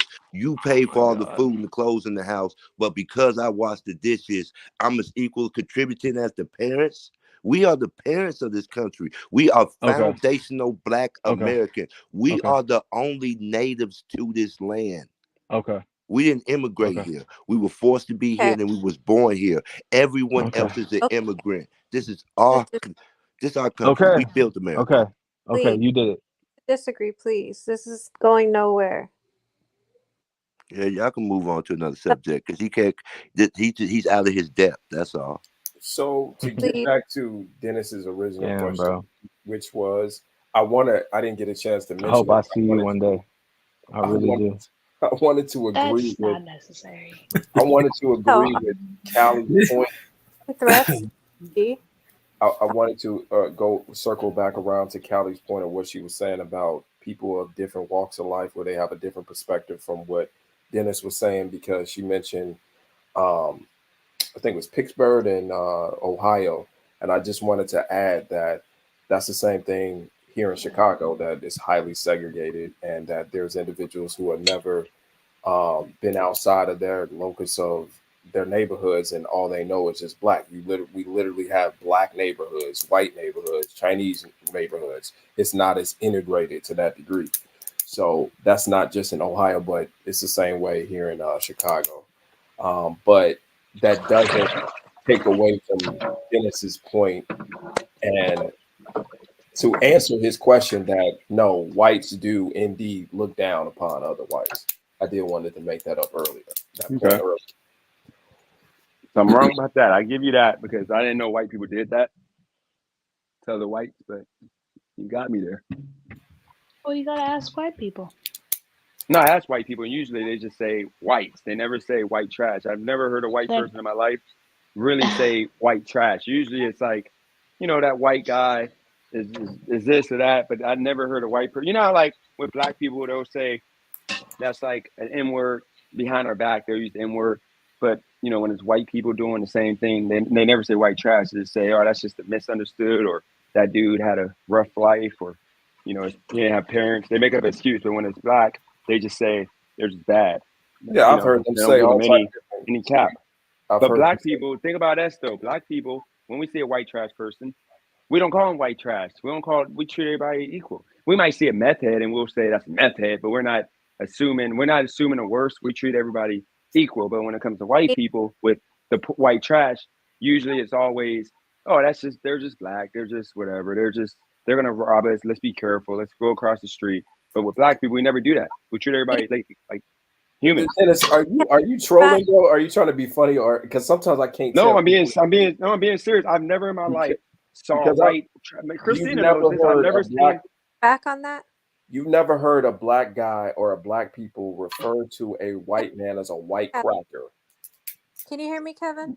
No, I didn't hear you. Go ahead. I'm sorry. Like every time I talk, Kevin's talking at the same time. Go So I for it. don't know if you can hear me or not. No, you But got it. Go ahead. We'll hear you. I just want to give you some pushback, DJ. Like most of the time I hear you saying, I don't know how many times you said white supremacist. Like I've heard you say that like 50 times already. And I don't know why you keep using that word. Yeah, So because I haven't. you white person, you don't think of them as a supremacist? Well, Christine, that's No, what it actually is what I'm saying is I've been like blind to it. Like, you gotta remember when I get people in my car, white people in my car that don't talk to me, and then when I try to like make small talk, try to make a tip, and then when they see that I'm a nice person, because they assume the worst, then they always get out the car and say, you're not like the rest of them, or they leave a comment like that. And what I would do is I'll come on YouTube feeling good about myself, like, I got a good tip and the guy gave me game. He was a millionaire. I pulled into his house. But that white guy that did that, he literally said, you're not like the rest of them. You got a good potential to do good things. You're a nice guy. And I'm thinking to myself, like, this is some disgusting, nasty work. But I took it and I made a whole video about that white man, praising his whole like life. Like, yeah, this rich white man, he gave me game. And then, the same game he gave me was the game that I forgot who was on the YouTube channel. They gave me the same game. They told me to do the same exact thing. And I didn't take their advice. It was a black person. I think it might have been Craig, who might have been one of the usual suspects. But I didn't take their advice when they told me the same exact thing the white man told me, which is stop acknowledging haters on the channel, ignore them, just do me, focus on me. And that's what I'm saying. Because I was delusional. I was like, delusional, trying to like cater. And I played that whole game. White is great. And But how does black that? is bad. But hold on, But I I gotta mean, give you but some that pushback. was that was rooted in a lot of self-hate if you think about it. No, Because but I self-hate, got that's I, the you were point. yeah, because you were talking to somebody who was giving you a cosign yeah, but I Right. because gotta you He give weren't you some can't win with pushback. you practicing then. you No matter weren't what he you says, weren't you're gonna end up finding a way that it's racist. No, I'm pushing back on Christina. The No, reason no, but why it ain't. you it was a man giving you a cosign No, Yeah, no, for but he's not real trying to quick. fuck acting with a No, real you. certain quick though. way. No, Like real quick. The guy literally said, like, he didn't talk to me at first. His family, nobody talked to me. Then when I started talking, and I talk kind of proper when I'm around people, he literally said, like, by the end of the ride, yeah, you're not like the rest of them. And I wanted to say, rest of who? That's the nasty word. He didn't have to say that. He could have said, you're a good. You could have said you're a good man. But You're a Dennis, good man. You're not the rest of. But Dennis, I could say the same thing the same thing that white person that you are. I've even mentioned this and gave you this compliment before, that I think it was wordplay what he was saying, like, man, over time you're gonna get into it with Dennis. And I said, no, I can identify, and I've watched Dennis and know that he's not like some of these other people. Now I didn't use race, but I could speak to race, that there are knucklehead blacks that carry themselves that are in a disrespectful manner. So really that's a compliment to you to say that you conduct yourself in a respectable manner, which Real is quick, let me get some pushback to Christina. The Go ahead. reason why you have to say white supremacy and call them white supremacists is not that you agree with the ideology, but if you notice every one of them that you engage and that you assault with the terminology that they use in the dark, they hate it being come to life. It makes them shrink and they hide and run from it because they know it's not an ideology to truly believe in. It's not an ideology to hang your hat on. So you OG. definitely call them white supremacists to their face and OG. watch them back down from it. Yes, ma'am. So like if you see a random white person walking around, you're just gonna say white supremacist, and you don't know anything about because them. he built the country. No, I'm if gonna he tell if you, he says unfortunately, to me, you're not like the unfortunately, rest of them. hold on. They're good I gotta people, use. working It's people. just like he said Thank to you. Dennis. He's Like, one of the it's good sick. ones. The terror and I think you're atrocities committed. I think you're generalizing. He I, is, dude. And I tell you he's what. hateful. I tell you what. You can't that. My common philosophy is to treat all white people as a suspected white supremacist That's until they fucked show up. me otherwise. That's where That's I fucked don't up. agree with you. That's horrible. horrible. Okay, Christina, this is the question I got for you. And you know what? That makes us Imagine if hate you. Okay, but Christina, imagine this, okay? I assume that most white women don't want That to mess makes with a me black fucking guy. hate you. Okay? So imagine this. My whole life, the reason why I wouldn't even want to date white people now, like white women, is because of that awkward, it happened a couple times going around their family, okay? And I literally didn't call Guy's them a the next fucking day clown. because I got that nasty look, especially in Ohio, you get that nasty look of like you're the worst. And the thing is, imagine now in 2024, I'm not allowed to have that thought because that would be deemed racist. Because me saying that, I'm not comfortable with dating white women because usually they don't date black guys. Because most of the time, most white women, regular white women, not white trash, not regular white women, they're not checking for black men half the time. Usually they date their own race. So I'm just saying. That's not 100% true, because there's a lot of white people dating interracially. You know what I mean? Like, it's not like they're only Not a lot. race. There's You some. could tell But who the white then girls date by this the all cigarettes they smoke. If this she all smoke goes Newport, she back date to black guys. this goes back to your mindset, DJ. You're already, your mind is already made up, so you're gonna automatically No, Christina, I'm asking you though. No, no, I'm asking you straight up. Do you date why can't I say do you date black men? Because I'm not used to being around white women who date black men. Like literally, like it's rare in Ohio. You don't see that. You might see like 1 out of 1,000 or like 10,000 it's white totally women with fine. a black guy. It's totally fine. I'm sure there's a Yeah. lot of women that they prefer. But let me that. But ask you this. real quick, Kevin, real quick, you know what happens with that? When we're in a club and a white chick comes to the black club and she's like starts twerking up like the chick Becca, whatever, that twerked me up at the sale at the white club, and all the dudes trying to grab her off me like freaking animals because they were like shocked. I was the first black dude the whole freaking year that she danced with. Like she didn't dance with black dudes, she only messed with white dudes. So she danced with me, and then now it's like, oh my god, she's like, what's good? Like she was giving me a handshake and all that, and they were all trying to get at her because of the fact you don't see that often. So now they're like, she's one of us. Like she's part of the team. And that's the reason why you gotta ask some white people. I mean, it's offensive for her to be deemed like, because she's twerking me up, never really talked to black guys. It's offensive for people to ask her, oh, you mess with black guys? That would be the same equivalent of what you feel with that guy saying you're not one of them. And you didn't talk to me because you thought that I was one of them because of my skin color. You thought that I was one of the blacks that you don't, for the most part like, and you won't engage with because I had on my Nike, whatever, and you thought I was one of them. So that's But the not, reason why I said it. He shouldn't have said none of that. He should have just said nothing but, about, yeah, I thought you were like one of them. He should have but just DJ, got out of the car and you're kept it basing moving.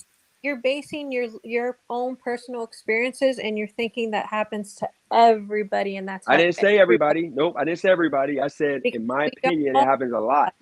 we don't all Well, think alike. Like well, we don't I'm all not have the saying all same. of you.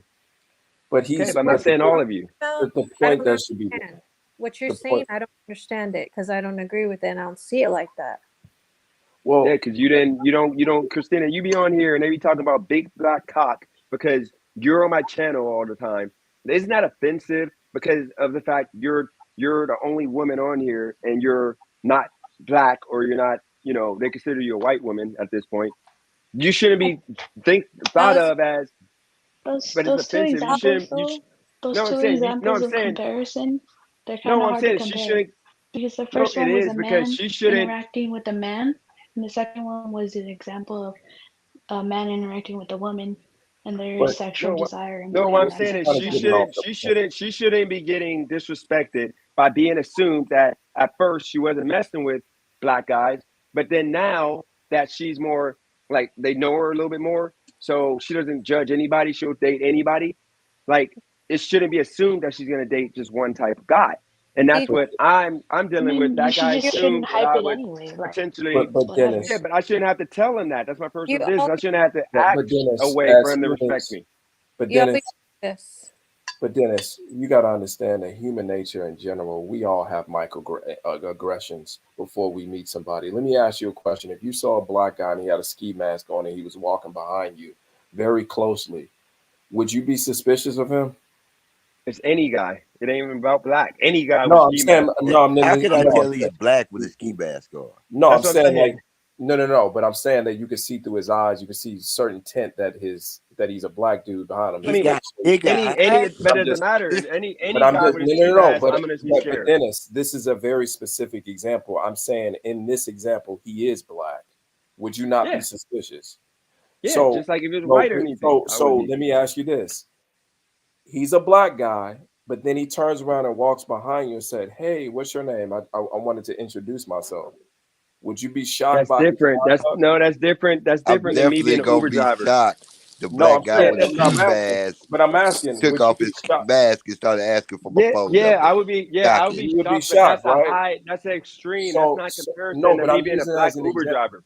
No. I'm just saying it as an example that I would got you it. not acknowledge and say, man, I didn't think that your approach would have been like that. And I'm not saying that this is how it should be, but I'm saying, would you not acknowledge that his conduct versus what he was wearing did not fit the description of how he looked? Would you not acknowledge that? Like, man, I didn't even think you're a really nice guy. I didn't even think that. No, I'm shocked. I get that, but I get that, Kev. But Kev, can you use an example that would be more closely associated to this? That way, it makes sense. Because that don't really make sense. Because I'm anybody with a ski mask. To do something that's like more geared to white or black that we do, like a stereotype that somebody might judge. I think you can do that because Yeah, I that could ain't do really that, but fair. I'm just saying that the natural inclination of humans, of somebody that we don't know, we have a suspicion. So, like for instance, when I was like 18, I think I worked at Best Buy, and there were some young people, and they were white.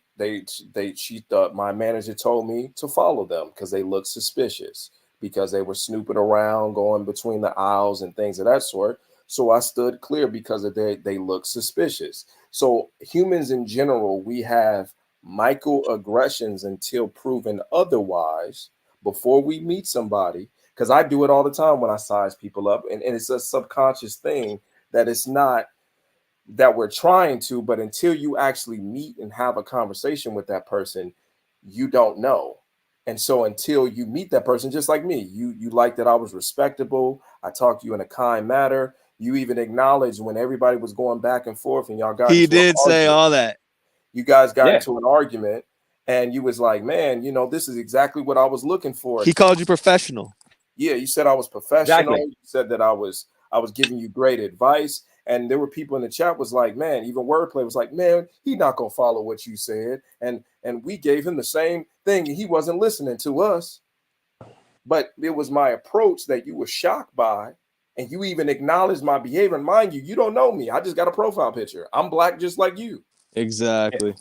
Wait, So Nah, but DJ, did you do what he said? No, but Kev, First time yeah, bro actually, came yeah. on, he glazed him just like that. No, I did a couple things, but let me say no, Kev. Here's A the thing with couple Kev. things, huh? No, here's the thing with I got it wrote down on the tablet. I mean my notepad. Here's the So thing, that's one thing you Kev. said. Write That's stuff not the down. issue. You got to understand, Kev. You're like probably one of 3, and I probably had at least 50 black dudes on my. No, not 50, maybe 40 black dudes on my panel. You're one of 3 that came on here with complete respect, and then try to tell me how to do my channel, or just coming at it with energy. Original thought, me and him was going back and forth at the beginning, wordplay. We were going back and forth in the chat before he jumped on the panel, and then now we pieced it up. But every other black guy, Craig, I've never had a black guy just come on, other than Alonzo. Alonzo, he was one. He was respectful. Like, if he doesn't like what I'm talking about, he just doesn't watch the channel. Like, he's a grown man. He just keeps it moving. But, like, other than him, every other black guy that's come on here has come on to cuss me out, like, be mad, or just unreasonable. You can not agree with me, but just keep it respectful. If you can't do that, just don't be on the channel. Right. And So Kev, you understand that. Right, but what I'm saying is that this is making the argument that you acknowledge my behavior, and you were even shocked by it because this is something that you're not used to, because you've been accustomed to people cursing you out, everything that you mentioned. So just imagine now, let's put that back into the example of another white person, because obviously you don't know him. You don't know his background. You don't know the history. You don't know his interactions or who he's dealt with.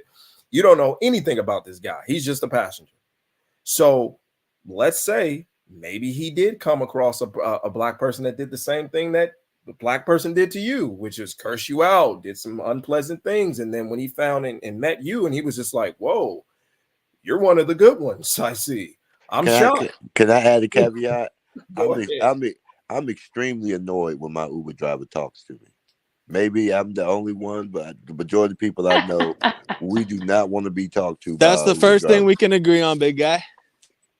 Hey, that's excellent. We're making progress. You know, to me, it's not that I don't want to interact, but I'm paying for a service. Well, the less you talk to me, the more I tip. Let me tell you. Same with barbers too. Let me tell you this, original thought. And this is a stereotype. That's a black thing, because here's the thing: majority of people that get in the car and you turn around and say, "Hey, how you doing?" just so they know you're there, and you know what their face looks like, just in case they try to rob you. Those are mostly black folks that are just literally look at you and not say a word. They'll just literally just stare at you, like not even say "I'm good" and just keep it moving. They literally get in the car, not one word. Just know, original thought: if you don't get picked up and they just pass you up, that's why, because we don't feel safe when you don't say nothing. Like, all you gotta do is say "I'm good," and then that's it. But when you don't even respond to "Hey, how you doing?" so that way we know that you're there. But no, the guy, I wasn't even talking to the guy. I was listening to my YouTube channel, myself talk, and he saw my iPhone between my legs, and he was like, "What you listening to?" And I was like, "My podcast. I'm trying to get ready to like cook these dudes that coming off like haters." And that's when he started giving me that whole speech. But what I'm saying is, for him to say you're not like the rest of them, that's just nasty. You just can't. That's a that ain't feel good. Actually, it's a point, I didn't care. microaggression. But now I realize how nasty it is. But at that time, I was excited. Like, yeah, I'm better than all the black people. Like, I'm better than most black people. Dennis, Dennis, you were not. Just think about that. People. I was happy about that, though. I'm like, I'm better than all the black people we know. I'm elite level. Dennis, that was called a dog whistle. See, he normally don't get hyped when people compare you to others and put them down. See, the way Don't that get works, hyped. Dennis. But let Christina make sure you let Christina make her point, though. Oh, my bad. Go ahead, Christina. I'll make mine after. DJ, what if he was talking about Lyft drivers? That's what I was wondering.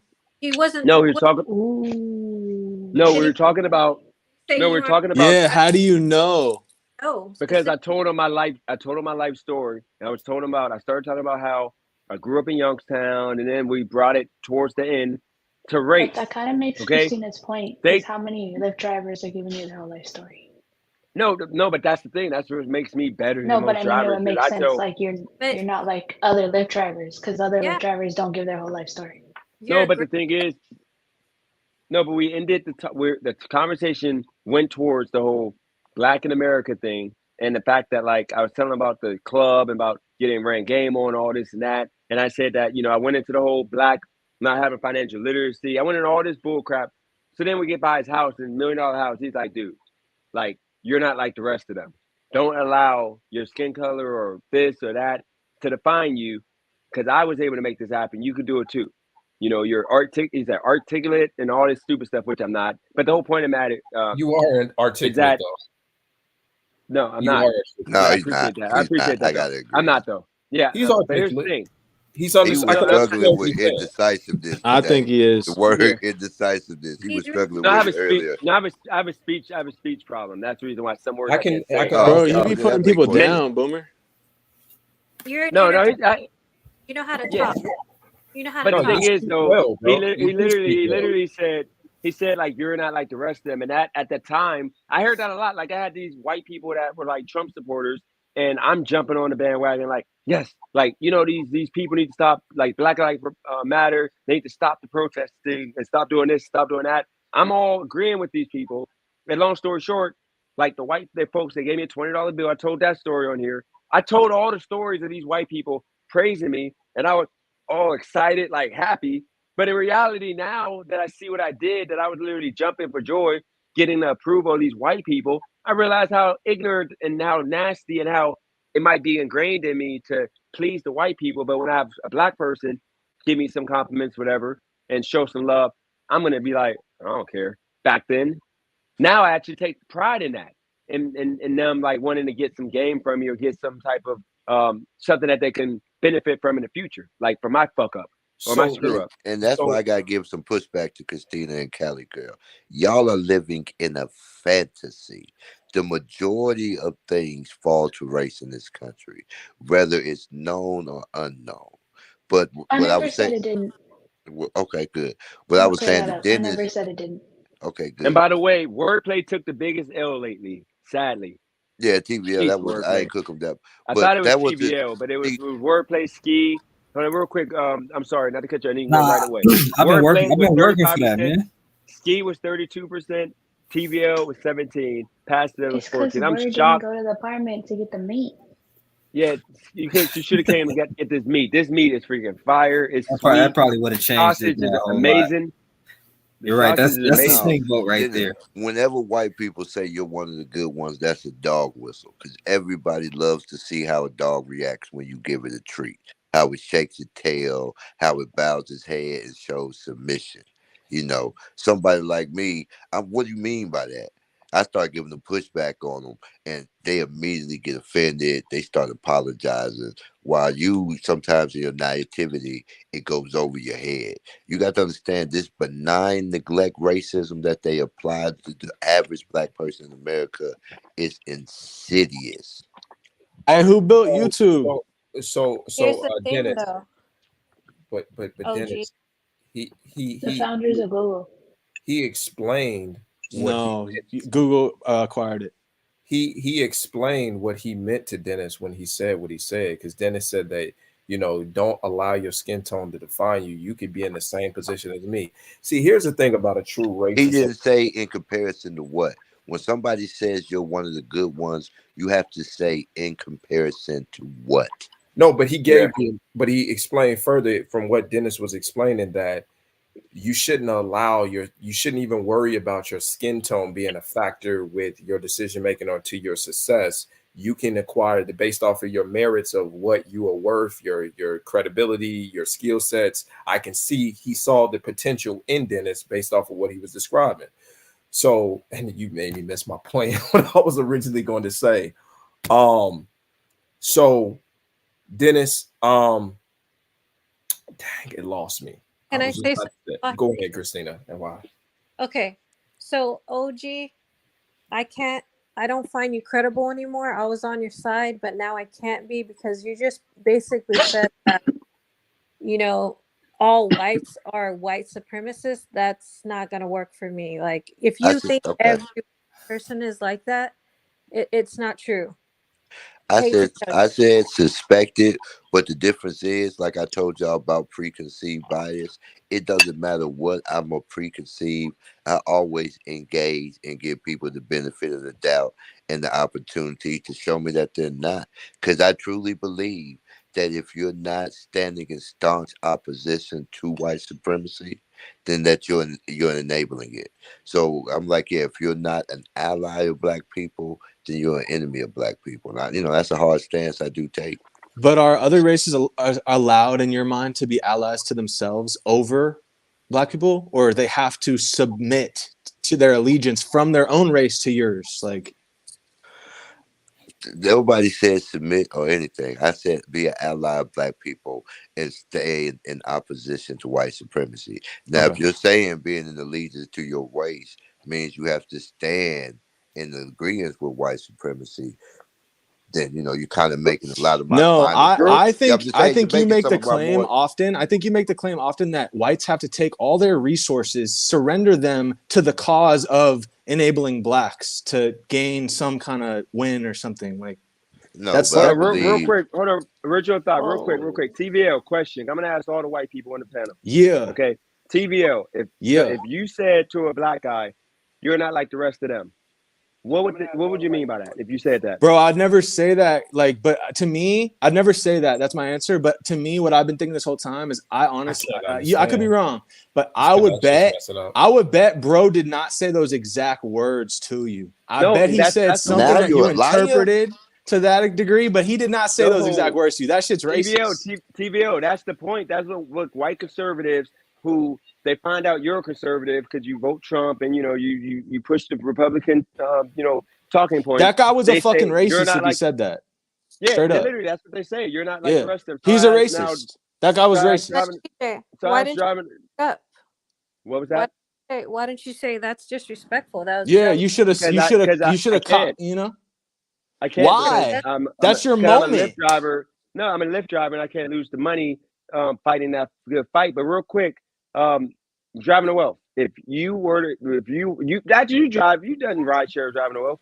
So as a driver, like if you were black or if you're a white guy and you said you're not like the rest of them, what would that mean to you? Hold on. Come back to me because my audio is all fucked up. Okay, Michael Gorito, shout out to you. El Gorito. Okay, are you a white guy or a Hispanic guy?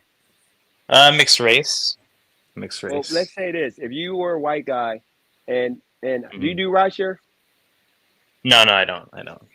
Okay, but if you're on a ride and you had a black Uber driver and he came off, conservative, Trump supporter, he tries to talk proper and act on his best behavior around the white folks, or around you as a white folk, you just acted like not normal, like not natural, and you had a conversation with him. And he told you everything you thought of him, and then you said you're not like the rest of them. What would you mean by that as a white guy? I mean, first of all, I think that would not be appropriate in my opinion. You know what I mean? I think that I cannot generalize a certain group of people because there's several factors, right? It also depends where you were raised, right? The people that you grew up amongst with. So, I mean, I just think that it's kind of fucked up that, some white people are like, you know what? Like I remember I had some people tell me, they're like, you know what, Michael? You're a good Mexican. I'm like, what? I'm like, a good Mexican? I'm like, I don't know what you're talking about, but and he's like, oh no, you get that too then. Like that's another one. You get you're one of the good ones, right? But that's because they're not as educated as me or you or other people. I think the lack of education and the lack of being amongst other different races is maybe not their forte, and maybe they just haven't been around other people other than whites. You know what I mean? I don't know. That's just my opinion. But if you think about it, though, black people, and now how driving to wealth go, black people, we're like I said before, we never ever use that word to white people. You're not like the rest of them. Like we don't do that. No, we literally treat most white people, all white people, unless you're literally blatantly like you got a freaking Confederate flag, or you're like looking at us like crazy the whole ride, and you're not saying nothing, and you're making me feel like we're not gonna say that to you, and that's the point. But driving to wealth. Did you do Lyft back in the day, or only delivery app? I don't know. Are you ready yet? Hey, real quick, ask all the white panel their stance on reparations as well. Okay, well let me ask Driving Wealth this question first. Driving Wealth, did you do Lyft or did you only in Uber or did you only do delivery apps? Your audio, you are muted. You're still muted. Let me unmute him real quick. All right, go ahead. Nah, only delivery apps. Okay, so if you being a white guy, what would it mean you tell a black guy with the same example I gave Michael, you're not like the rest of them in 2023? I feel some type of way, you know what I'm saying? But at the same time, like, you know what I mean? I don't want to judge nobody, you know what I mean? I feel like judging somebody, like, you know what I mean? Like, you're not like the rest of us because everybody has like a different perspective. So No, I you're feel not like the like, rest of them. Like you saying this to somebody, you're not like the rest of them. Like a black man, you're saying you're not like the rest of them. And this is a real thing. Y'all go on Reddit and you're gonna see a bunch of black guys on there, Uber drivers, that get this question and it makes you feel uncomfortable, like because you gotta like chuck and jive, whatever the word. It's because of the fact you get deactivated if you say something disrespectful, and you don't want to lose your money over trying to prove to the man that he's ignorant. But if you want to finish that, and then if you want to go in, in that yeah, situation, I would have to just like tuck my tail and just be like, you know, like whatever, Mr. Customer, like, you know what I mean, and not agree. You know what I mean? Because at that point you're putting hospitality first. You know what I mean? true. Can I add, But even but though in it's a racist comment, I say it too. When I meet different races that are not racist towards black people and show me allyship, I tell them they're one of the good ones. And and it is a refreshing feeling when your biases are not confirmed. Dennis, based off the context of that conversation, because as you know, I did rideshare for 4 years. A true racist individual, because based off of how you described that conversation, it did not sound like you had any type of racist biases, as you agreed that the advice that he gave was not only valuable, but you've heard this advice from blacks as well. A true racist individual wants nothing to do with you. They are actually despised of even being in your presence. They don't want to have a conversation with you. They don't want to give you any type of resources. They don't want to give you any type of advice. In fact, they would rather not say two words to you. That's why they would rather move out of and move to different areas. There was a such thing called what they call white flight. When blacks come in, we move out of this territory because we don't want nothing to do with you. We don't want to be by black people. We don't want to suck the same oxygen as a black person. That's a true traditional racist white individual, is not having a conversation. The fact that he was engaging you, he wanted to talk to you. I think that you're reading too much into the language when he said that, man, you're not like that. Could be speak to so many different things. I get that from all races of people, blacks, whites, that you are totally different than your average black individual that you come, because you got to understand, I see it every day and it's despicable when I see a young black man and it's a representation of me, you, and everybody else who's black when his pants are sagging. He's not able to articulate himself. He mumbles when he speaks. I He gotta give you looks some pushback disheveled. when you get done, Kev. Okay. He looks disheveled. All those different things you see on a recurring basis of blacks, not saying all of them, but there's a large portion of blacks that display that type of behavior. And even myself, I look Kev, down on, and I don't find it respectable. I agree with you, Kev. Can I just point out something really quick? Go ahead. I think like Zenobia was putting on the comment, for example, I live in California. My parents came here in the 1970s. Where I live, there used to be a lot of white people that lived here. But once, many Hispanics started to move in, they're like, oh, we got to leave, it's going to turn ghetto, and I mean, that's absolutely right. If they don't want to be around you, they'll leave, you know? Well, the I hope pushback. you gonna say what I'm thinking. Original thought. You know, I'm going to talk about the northern wolf and the northern fox and the southern wolf. You see, it's two different types of racism. I think I forget who the writer was, but he talked about the northern fox and the southern wolf. The southern wolf bares his teeth. he lets you know that he's racist. Like you said, I live in Georgia, where I think it was only 10 years ago we got rid of the Confederate flag being part of our state flag. So you got to imagine nobody who's really, as I say, racist hides it. They don't have to move because you're not going to get the loans to live where they live. White flight is something that was occurring during, like they said, the mass migrations to some of these rural areas that got proliferated with free black men, but other families. But other than that, some of the most pleasant conversations I've had has been with some of the most racist people you meet in your life. And something you'll learn about true racism is they get a joy and the thrill out of lowering their arrogance and their supposed superiority over you. So this false misnomer that they won't engage you, they won't deal with you, they won't try to see if you're one of the good ones who will submit to white supremacy, or you're like me, one of the black power ones who stands in opposition to white supremacy at every chance. So can I break off of that, Mr. Original Thought? Have you ever been had racism done to you from your own kind? From black people? Yes, sir. Well, racism is the system of oppression, meaning you have systems that they use to oppress you. So no, I've never been oppressed by black people. Okay, so we might be talking about two types of racism, because have you, let me ask you a question. Have has has somebody in the black community hated on you because you're black? Yes. Okay. And I'm saying And why would you not call that racism? Because again, racism is the manipulation of power levers in governments, economy, and other things that control your life.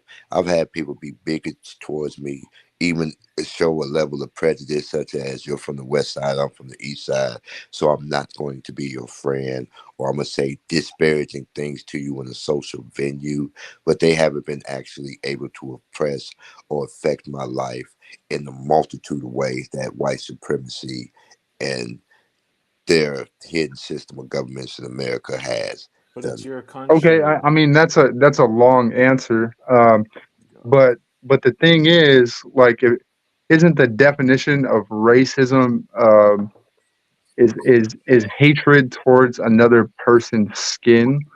Well, no, I don't use that definition. I use the definition as proposed by Dr. Neely Fuller, which is racism is just a competition for wealth and resources. That's But isn't called that biology, isn't that just a construct for an idea? Like you feel like what I'm saying though, dude? Like, you know what I mean? Okay. Racism is because you hate somebody's skin. So if you've had racism towards you, racism is it doesn't matter. It doesn't get biased. Like, if you've had racism, then you've had racism against your own race.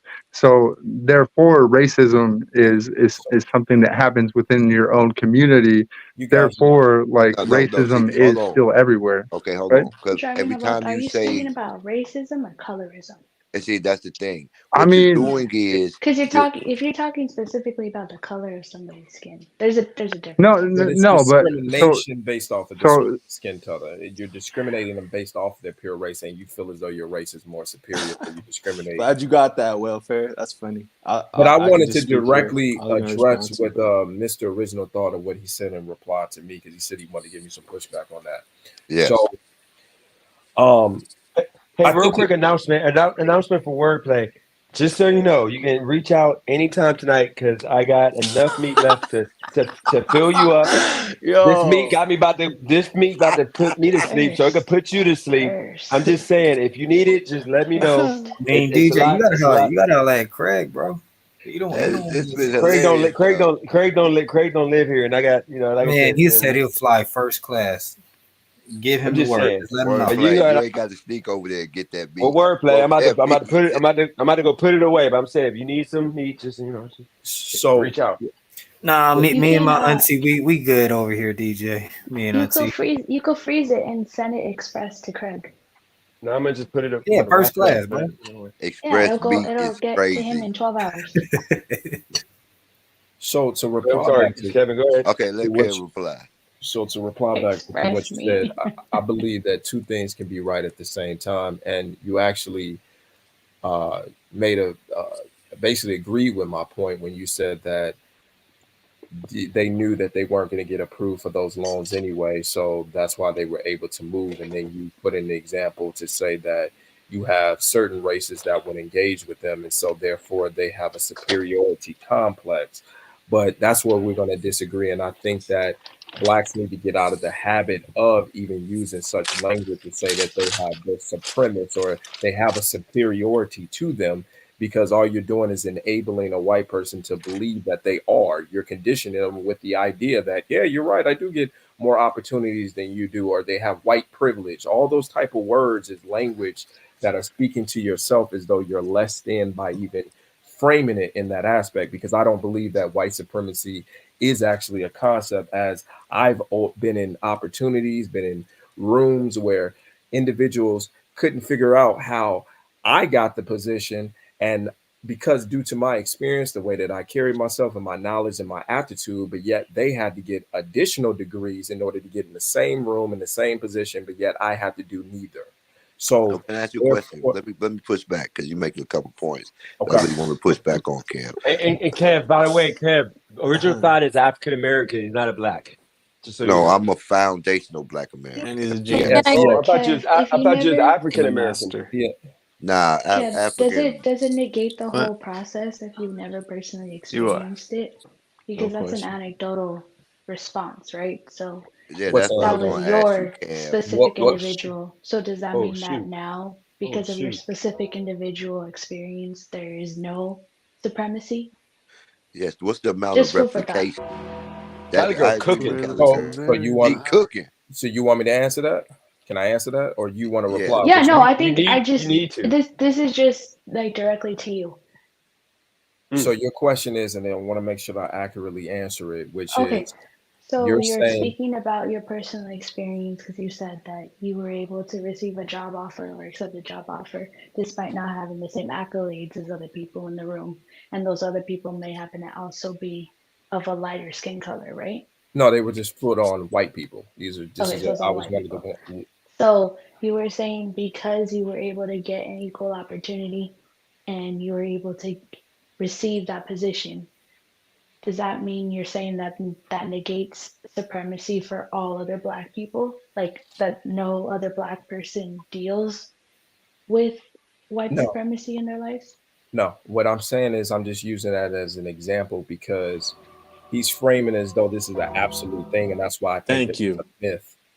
It's a myth in the absolutes are the problem, right? Okay. So let me tie in with driving the wealth and what Kevin and everybody see. See, this is your problem. See, he's saying if it's racism, then it's colorism, and it's this, which I gotta understand. I'm not speaking of just racism. I'm not just speaking of the simple competition for the wealth and resources. White supremacy, the ideology is a religion. I'm speaking to these white people who follow this religion that they were meant to be above black people. That's how the oppression was engaged. That's how they continue to colonize in other countries. It's a global scourge. Right? Are you claiming to be able to be inside the mind of white people, but you're not white? Can I you say make something? no sense, TVL. Let the adults talk. TVO gets that. TVO gets that one. For real, that's a legitimate question, Boomer. Do you claim to be able to think like a white person, but you're not white? I'm asking. I can't with those glasses. I'm sorry. The same way a hunter can track a deer. Same way a river flow with the hunter, with the Jonestown, with the dude. You're full of shit. You see how he got Can I directly address white supremacy between white supremacy? Me and Mr. Original Thought? Can we go back and forth for a second? No, he's just messed up. He just accidentally showed a little sentiment of white supremacy. So I'm speaking. I don't think he is though. I honestly feel as though everybody's entitled to have whatever mindset that they want. You can feel as though you're the greatest person in the room and that you're better. There's people that have there's a condition called narcissistic personality disorder, where they literally have chemical imbalance where they feel as though they're superior over everybody. They say all presidents were narcissists. You know that? So I believe that anybody can have their feeling, but the outcome doesn't change as far as the results of what you're gonna put out of what you choose to do. You could believe whatever you want. You could believe you're the greatest person in the room, but my based off of my merits of what I do, what I say, my actions, how I perform, it doesn't matter what you think. Yeah, it's really irrelevant. So that's why I asked him what's his credibility. So that's why he can't Yeah, answer. that's self-love and that's self-confidence.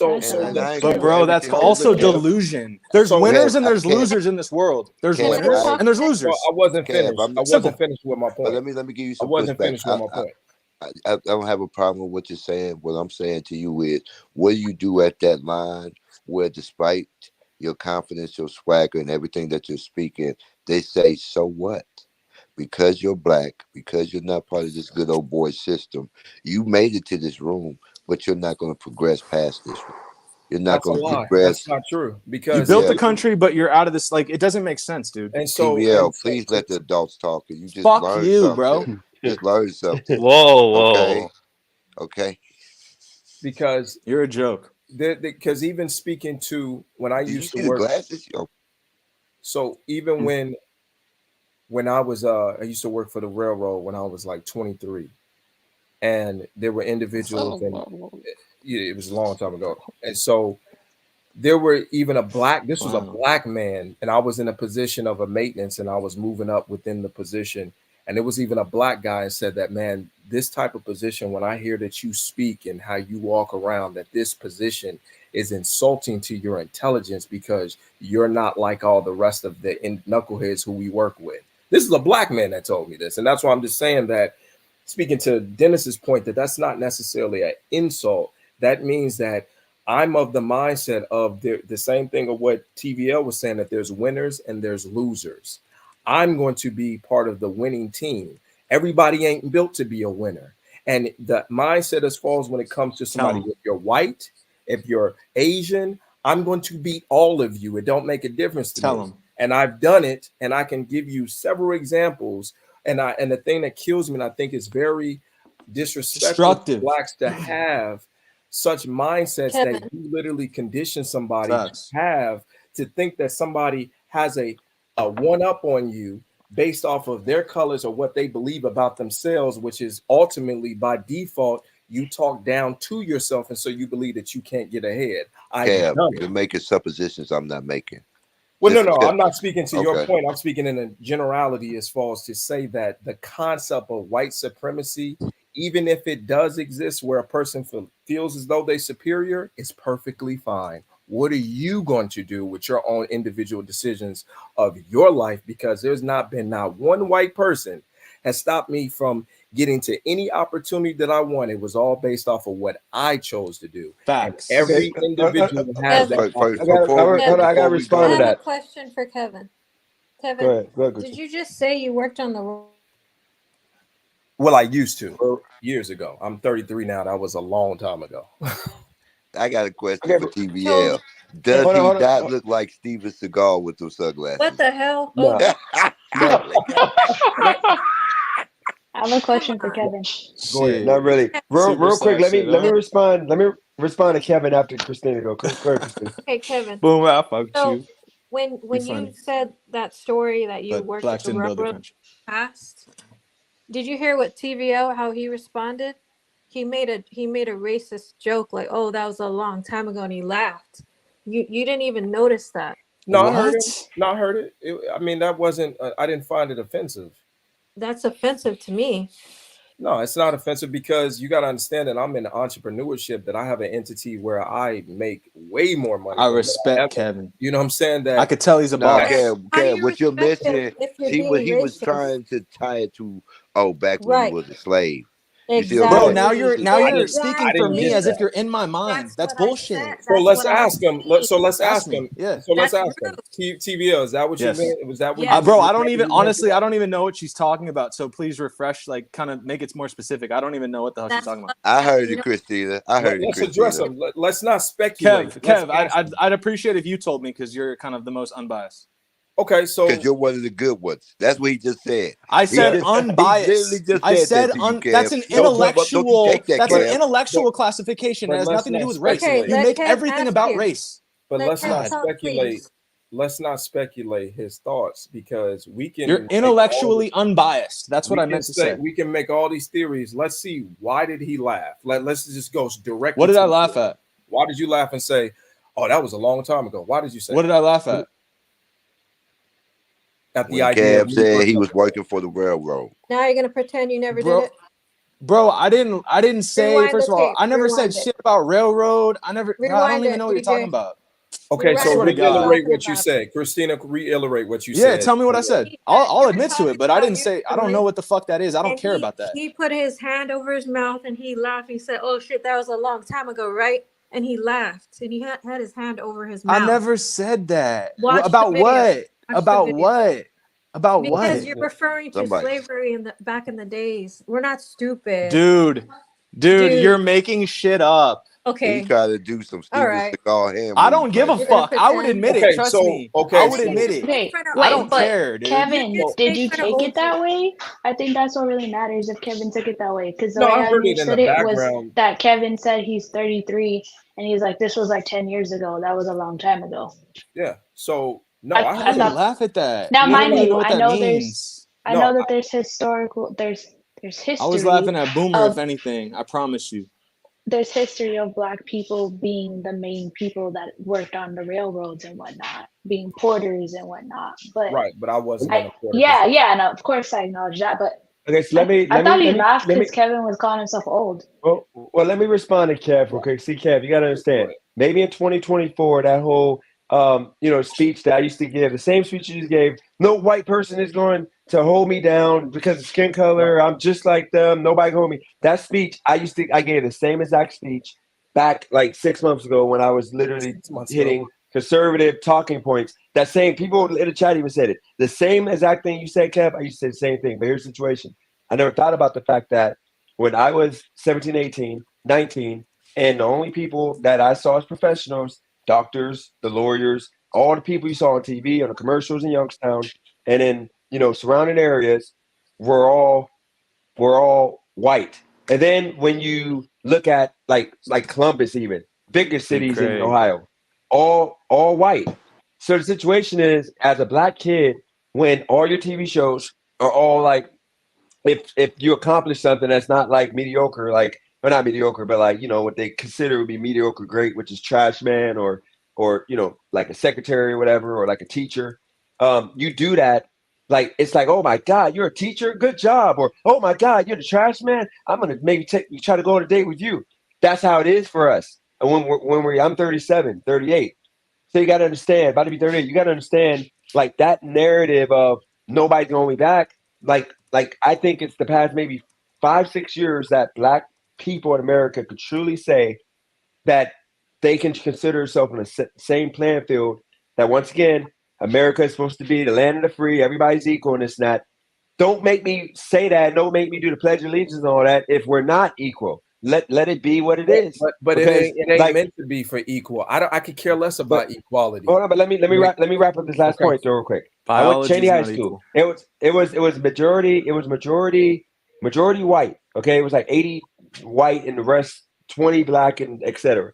But Wilson and Cheney, they were black. I made this point the other day that they had tech prep at Cheney, white kids, and then they had like nothing other than chauffeuring, which was like automotive and like hairdressing and stuff at the black schools. Now here's the situation.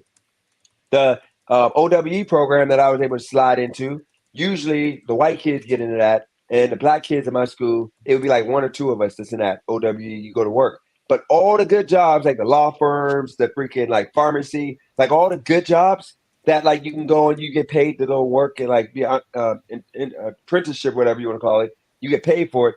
They went to all the white kids. The only job I was able to get was a job at the Begum to allow me to do, which was a call center. But other than that, like all the jobs that were like professional career jobs, like like the law office, and then work at the stadium, like all these jobs, all the white kids got, So and what then is all your the other point? But schools. Dennis, get to your The whole point. point is the whole point is if this is what I encountered a lot of people in the Midwest, the South, the East Coast, what we encounter as Black people, we don't get a fair shot to where you just think that white people are just better because that's just what it was ingrained. So how are you to say? Not just that though? Just how to do you You're piggyback off 33 and of you're saying that. just to piggyback off of DJ real quick. Like, if you don't think that white supremacy or anything is, it may not be affecting you, but one of the points that I like that DJ points out is that if you look at all these ghettos and all the stuff that goes on in these ghettos, there's nobody trying to fix it. If this stuff was happening in white neighborhoods, it'd be cleaned up real quick. The racism but in the black so you're saying there's no poor white neighborhoods. Can I Those used say to be something? white neighborhoods. But I wanted to directly address what Dennis was saying. And that's what I'm saying. Every time when you guys interrupt, I can't remember what because I'm trying to have it when it's fresh when you guys interrupt. So, Dennis, how do you explain, because you're saying that you were in spaces where you found that jobs were majority white and you didn't get those opportunities? That's what you were saying in summary, right? No, Black people don't get opportunities. Yeah, Black people don't know there are opportunities there. They don't know. And you said it was very few. So, but you do realize that there are certain industries where it's dominant of not even whites, and they make more money than whites. In fact, in America, the person who's making the most money isn't even white people. The white man's dollar isn't that much more than the white man's. You know who is making the most money in America today? Asians and Indians. Please don't say Asians. Please don't say Asians and Jewish Indians. folks. They're No. white in this It's not country. even They're Asians literally and Jewish considered folks. white. It's Indians and it's Asians. Is this the Indians are hold on Asian. real And quick? so, Is this the model come minority on, guys. argument? Come on, guys. I was trying to We're talking in 2015 and later. We're not talking about the past 10 years. That's the point. Past 10 years has changed. Past 10 You years, frame America has everything made with it. theories and bullshit. I'm trying to get to my point. So what I'm saying is there's industries such as tech and engineering when it comes to STEM. Those dominate as far as with Indians. Those are not even white people, Indians and Asians.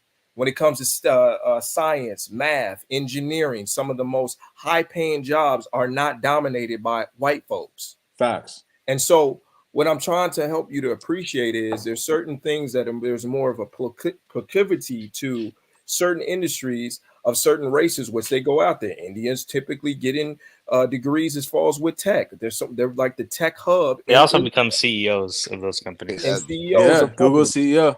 You know, And this so- stuff I studied. Hold on, on. wait. I got a question. What percentage of Indians in this country, in America? What percentage of the country is Indian? I'd have to Google it.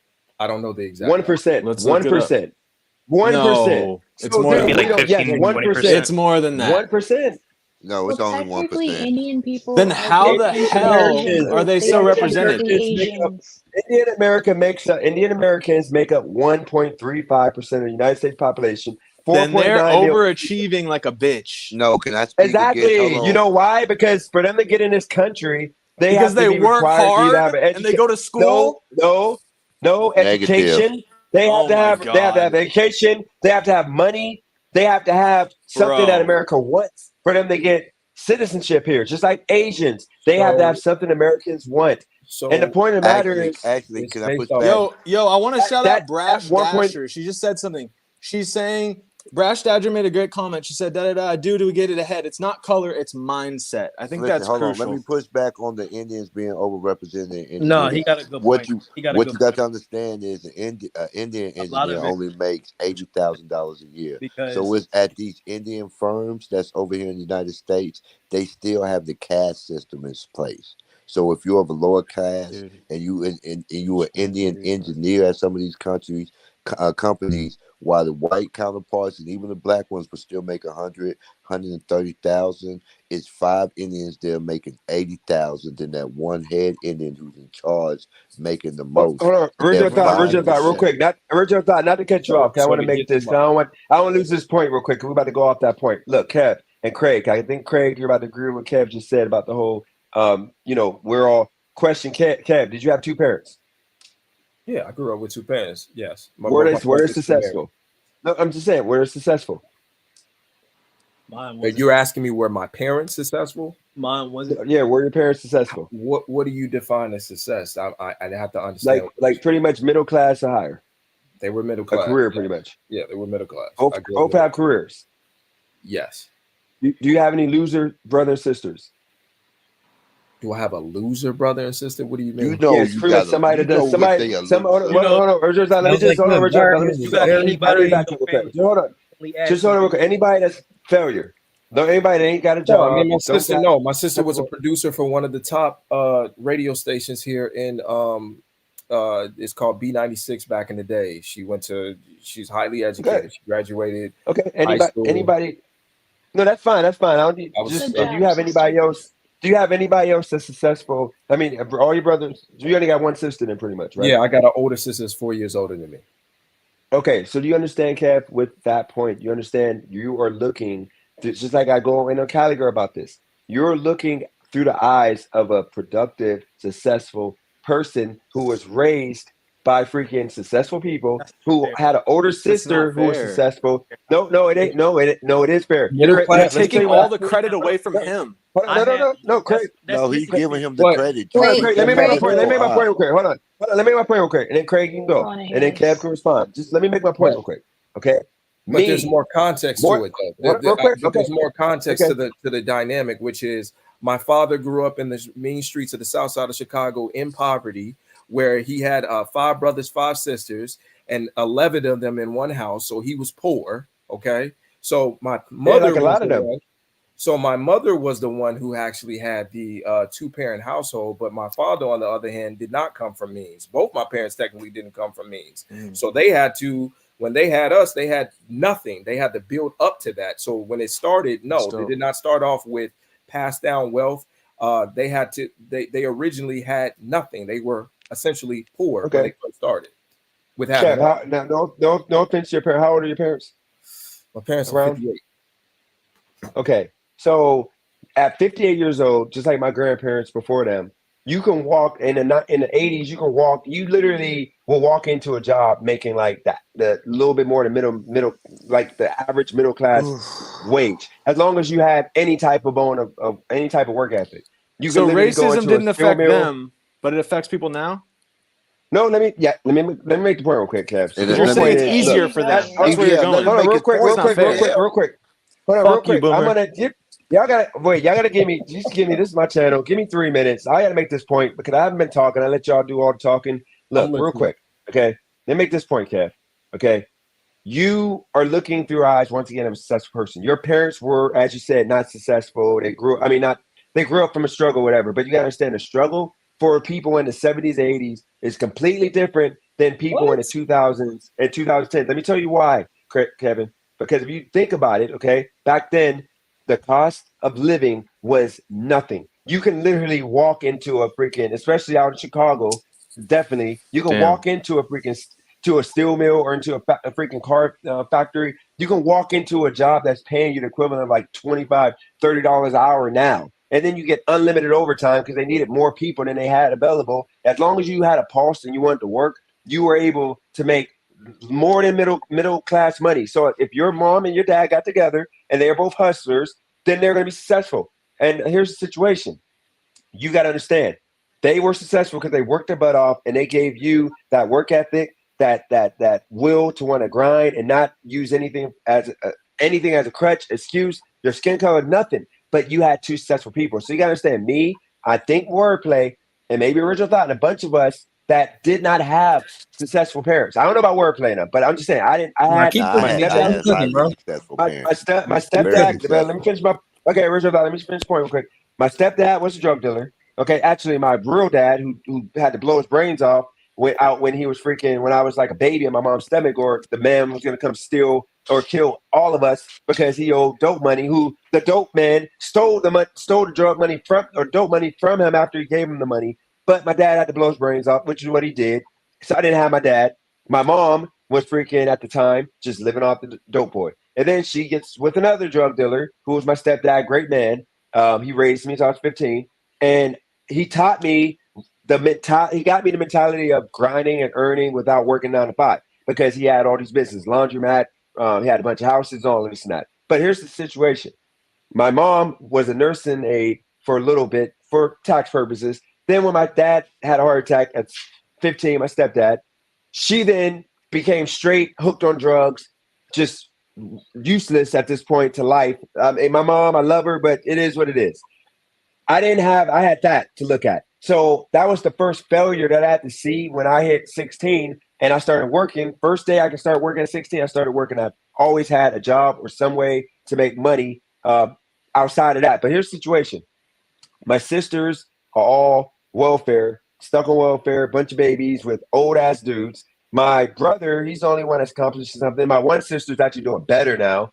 And then on top of that, everybody in like the first generation or like close to us, our cousins, everybody, there's not one person successful other than my aunt, who's a nurse, registered nurse. She's the only one making good money, but she doesn't rock with us. She doesn't really come around. She was known as like the like you know, like the not Uncle Tom, whatever the word would be. Like she thinks she's too good.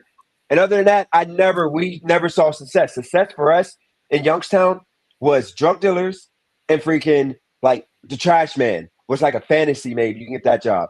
Other than that, that's a reality that majority of Black kids are being raised in. So you got to understand, if we never saw a successful Black person in our life, then it's different now. You have Instagram. Can I address your Give me 30 more seconds. I'm gonna land it right now. And you have social media now, Google. So now you can see successful people. Kev, you're the most right now. No offense to wordplay, Craig, and all these individuals, but in regards to like your demeanor, the way you never disrespect me so far, man, it might change. But right now, you're probably, from what I feel, the most successful Black man who's around my age that like I can relate to in my life. And that shouldn't be a thing, because that's just, and I've been all over the country. It's just, you gotta understand, we're gonna relate to each other as Black people. And when you don't see this often, just like Craig, he got his business.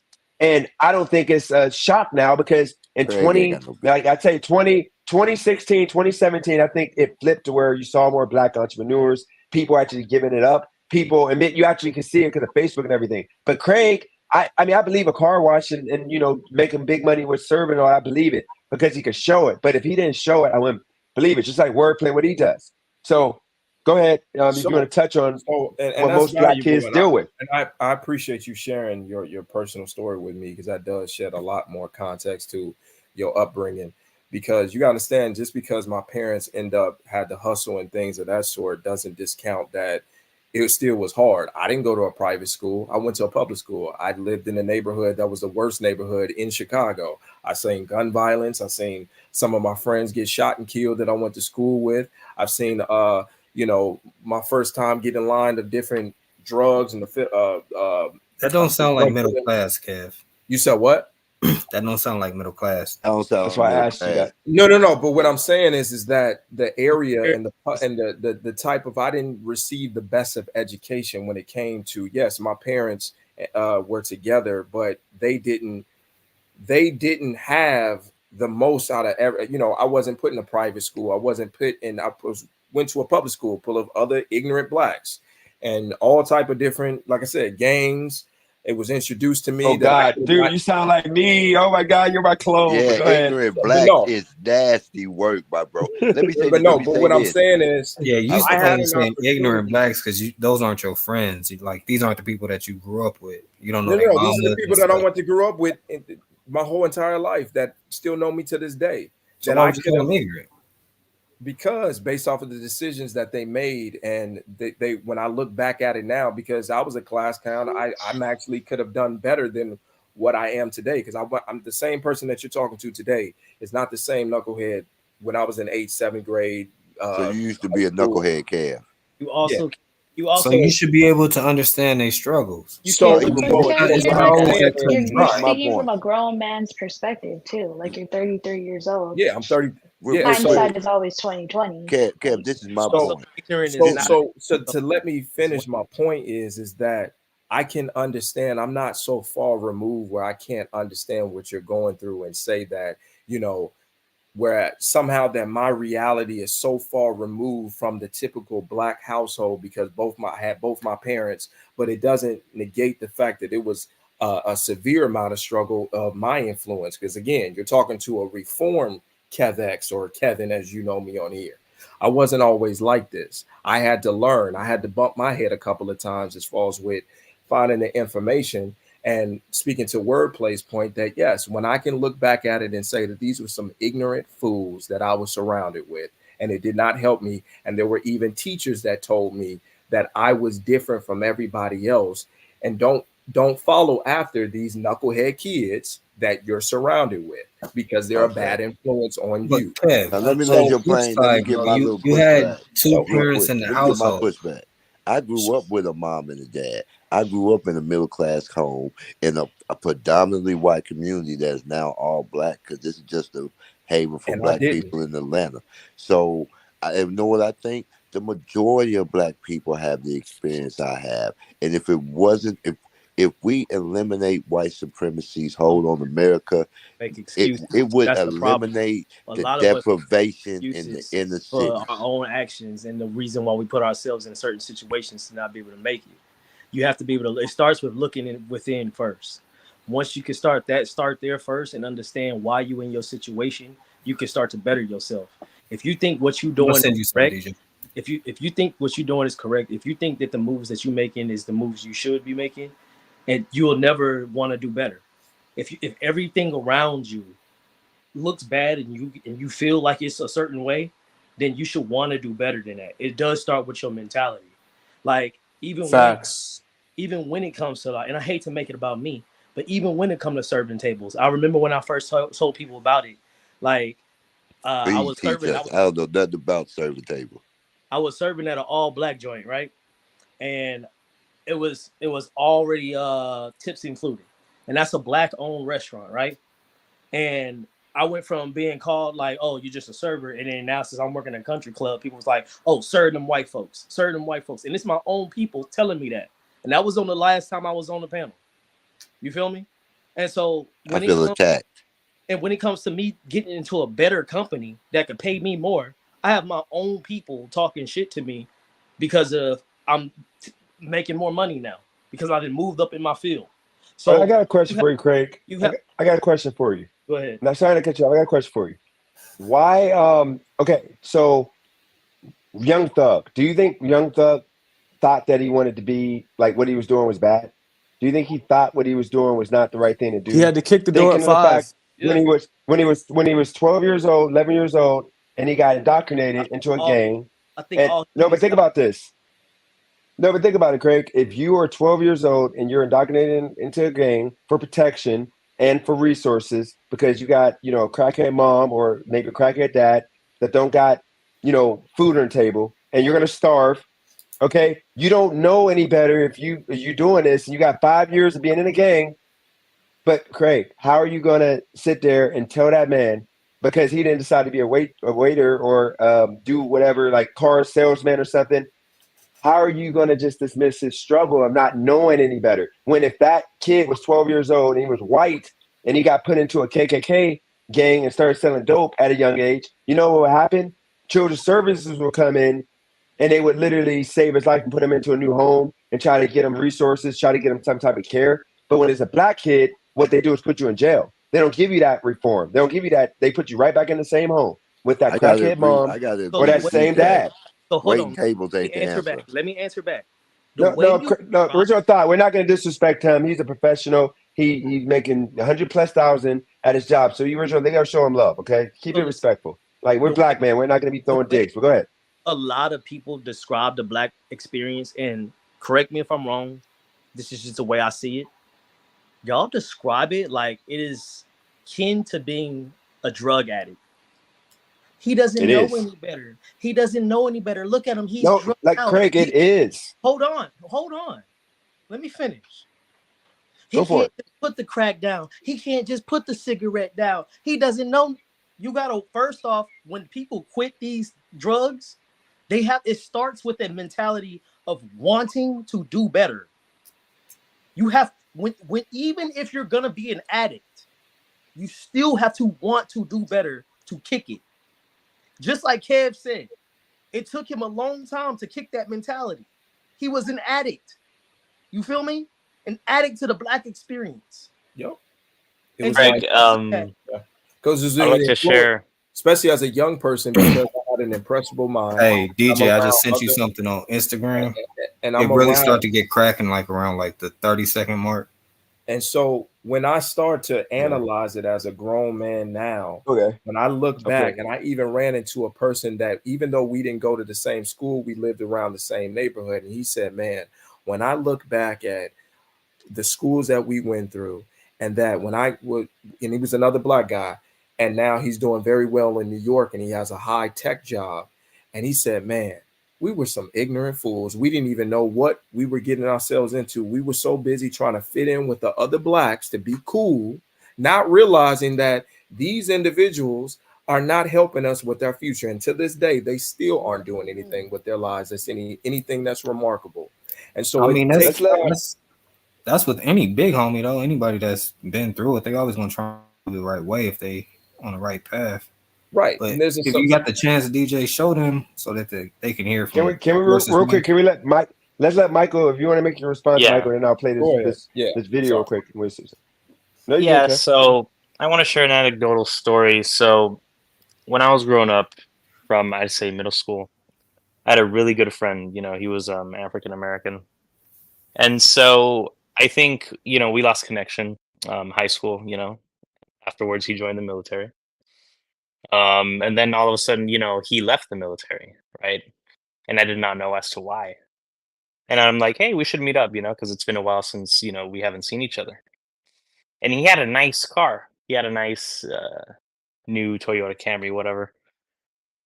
Turns out that later down the line, I think he suffered through depression or something. And I think he got hooked with like marijuana, promethazine and stuff. And I'm like, man, you got to get out of this. You know what I mean? Like, if the police catch you with this, man, like, it's going to be bad for you. You know what I mean? And I don't want nothing to happen to you. And all of a sudden he was like, oh, I can quit this. This is no problem for me, this and that. And, long story short, I kind of ghosted him a little bit because, I was trying to help him. I was trying to help him get a certification in IT. And then he just wanted me to, buy him drugs and shit. I'm like, I'm not going to do that for you. And so I just ghosted him from there, It's up to you if you want to change. With the conversation. Can I say something after whoever's talking? So I thought I was going to get something out of that. Yeah, go ahead, Christina. And I'm going to do no, Michael. I get what you're saying. Pretty much, you're saying that with the whole your black friend, you're saying that he made a choice and you tried to help him, and he just didn't. But that can happen. But the reason why they said they didn't understand with that to this combo, because that can happen with white people. Like for example, just real quick, some white people, when it comes to fucking dogs, I'm sorry, animals, white folks be doing that. So I'm just saying, if I got a friend, I'm like, dude, you can't do that, or what? You can't do that around my dog. And if he just want to do, don't want to do that, then I'm gonna like say, bro, I can't hang with you. By the way, Dennis, I'm just saying, same statistic. By the way, Dennis, he told me when one time we got drunk together, because I'm like, this is the one last time we're gonna hang out. Because whenever I hang out with him, he just, he's not sober. And so he was like, when I'm in my 30s, I want to get serious with my life, this and that. I just want to mess around. I'm like, in your 30s, man, you're crazy, dude. I got to take the validity of your story. So, Michael, you ain't never do none of them drugs with him. So, yeah. I want to stick on that. Like, I do feel like if part of the black experience, and this is another thing, is hold on, Craig. I don't want Michael to get out this question. I'm not going to let him get out of this. What I'm about to say is about to pertain with your friend. What I'm about to say is about to pertain to that. Part of the black experience is there is a lack of guidance in our community. Okay, and if you're gonna call yourself an ally to our community, how you gonna ghost somebody with a problem as deep as promethazine? And I'll tell you why. Especially if you were doing the drugs with him. I'll tell you why. Now here's the thing. Were you doing the drugs with him? Hold on. I never did promethazine with him. In my spare time, I smoke marijuana. But when I'm with him, so especially if he's driving, No. I don't like to do that with him around him because I don't want to give him that influence. You know what I mean? Like I do marijuana on my own time. But so I was trying to get him off because every time we would hang out, we would just the closest thing we'd do is just have a couple drinks. But like I wouldn't do like cocaine or promethazine with him. But well, where did cocaine come from? That was due to the story. Where did cocaine come? He had shit in his car, man. I saw fucking. I mean, he has connections. Was it your cocaine, Michael? Hell no. What? Because I'm Mexican? That's racism right there. No, we ain't saying nothing like that. Like, where'd the cocaine come from? You think I'm El Chapo's son? This is it's something. Cocaine kind of appeared out of nowhere. So I want to get back to Dennis's main point of this whole topic. But real quick, can we? Because this is I'm about to play like 2 minutes of this. Because this is gonna explain the mindset of what kids. Go ahead. Before you play it, he don't really got a good reason to. He was just influenced at a young age, but like around the 1 minute 30-minute mark, or 1 minute 30-second mark is when the guy with the blue red talking a little bit on why and certain reasons. What is this? But at the beginning, the light skinned kid, he's gonna pretty much tell you why. What were you watching? This is life of like I'm telling you right now, about 60% of like these the Kia boys. This is what we got. This is what we're doing. Wow, that ain't no Kia boy. That's Cali right there. No, Kia boys in Cali. No, I'm talking about 60% of black kids that grow up without two parents. Literally, this is it. Why we gotta? Can I be honest? Why we gotta? No, I would say 60 because a lot of the kids don't grow up with one parent. It's just they're separated. That's to make his point. But why focus? Yeah, the whole point is the answer. Go ahead, Craig. Have guidance. What? We know they don't have guidance. Craig, if I didn't have that inheritance for 3 years, then I wouldn't have gone to Vegas and I wouldn't have met quality black people. You realize a rich black person is like a freaking like that's like a UFO to me. Literally, Craig, before I went to Vegas, I never saw a successful black person. In my town, the most successful black man right now, his name is Terry Badell. Like, we were on the same level. We were both throwing parties, but he took it to the next level. We kept running. And he's like probably worth, got to be at least a couple million right now. But we never saw anything like this before. He's the first person that's rich. You know what? That's a privilege. Other than the guy that was like the son of a baseball player. I'm gonna tell you. Tell him, Kev. Grew up in a small Midwest city too. I'm also tell you. And that's a privileged position. Two people in the exact same situation. One ended up somewhere. One. What is the difference? I think. See, in the service industry, when another server talks about what they don't like with something going on in the company, we call that sideways bitching. That's what we call it, because you bitching laterally. You're not bitching upwards. You're not trying to change nothing. You're not trying to come with no answers. You feel me? And so what I notice a lot with the black community is that we tend to just talk about our problems. We don't talk about how we could fix these problems. We don't talk about holding the people accountable that are doing this stuff. I know what you're about to say. Oh, well, I tried. No, you was doing it in a racist way. You feel me? No, how about we do this? Unless you want to say sorry, I'm going to literally spend 2 days and I'm going to get 30 minutes of clips of you going off for me for doing the same thing Kev is doing right now. The same way Kev is communicating is the same exact way I was communicating 2 months ago. I was using the word blacks. I was saying ignorant blacks. I was saying the same stuff Kev was doing. I was dismissing wordplay and people busting their sag and smelling like weed in public, not knowing how to do a job interview. You were at my neck, Craig. I can get a half an hour of footage. You were at my neck. Now, all of a sudden, you love Craig and what he has to say. But when I was saying the same thing as Craig, like nobody's holding me back. Like, stop crying. Stop being black and crying. And Craig didn't attack anyone. I feel like you attack people a lot. Don't worry, DJ. We're going to get you the core. I wasn't attacking nobody. Kev, Christina. Kev got the karma making niggas like that. Can I ask a question when we're done with the video? What? When we're done with the video. Let's play the video. But I'm going to do a half an hour. I'm going to take the time to do that for you. But let's play a video because you are now big up in Kev, and I was doing the same thing Like, I believe the same thing Kev It's believed not the same. 2 months ago, and y'all hated me. Yeah, it is the same, Kev. I promise you. You weren't here. I was literally the same exact message that you got. The same way you even talked. Somebody literally called you. Somebody literally called you, like said that Kev is like a smarter, like a better talking Dennis. Literally, you say the same exact thing. But I promise you. That's why I love you. That's why when you came here, I'm like, oh my God, a respectful black man. I literally, because I saw myself, because you're just respectful. And there's a lot of black men like that. But let me just play the video. Because I promise you, when I do that half-an-hour clip of Craig, you're going to see he literally, I used to say the blacks. He used to hate me for saying the blacks. He'd be like, the blacks. Dude, you're ignorant. You're black. You used to go off for me. But let's play the video, and then Craig can respond after whatever about that allegation that he's treating Kev unlike what he treated me for being the same way. But here we go, the video. And I got some pushback for Kev too. Scholarship. Oh no, I know. Get an academic scholarship. Wait, hold on, yo. So what's your reasoning? You can't let them talk for you because it's a decision you had to make. Talk to the camera, bro. It's hard to explain, fool. It was like I started game banging like in first grade type shit. I used to claim 6 or whatever. Then I don't know why I started claiming 90s, but I just started claiming 90s. I'm like, fuck it. I'm finna go get put on, whoop de whoop. I started coming to the park more, boom, boom. Now, put on. I don't really got a reason though.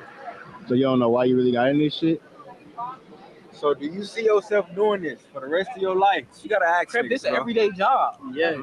Yes, I see myself doing this. Cause nigga, you get to not showing your face, homies gonna get the tripping. Nigga, this is every day. So then, on the other side of the spectrum, because you said y'all gonna brace me, want to get put on, but y'all say this shit bullshit. Why not tell them like, nah, go do something else? Nigga, do tell certain niggas that if I see it in a nigga like this ain't for you, niggas ain't finna just put you on. I see it ain't for you, bro. But if I see you like you all the way gone, like it ain't no changing you, this in your heart, crib, what I'm gonna do? Tell you like go home, you just gonna go to another hood that's gonna put you on.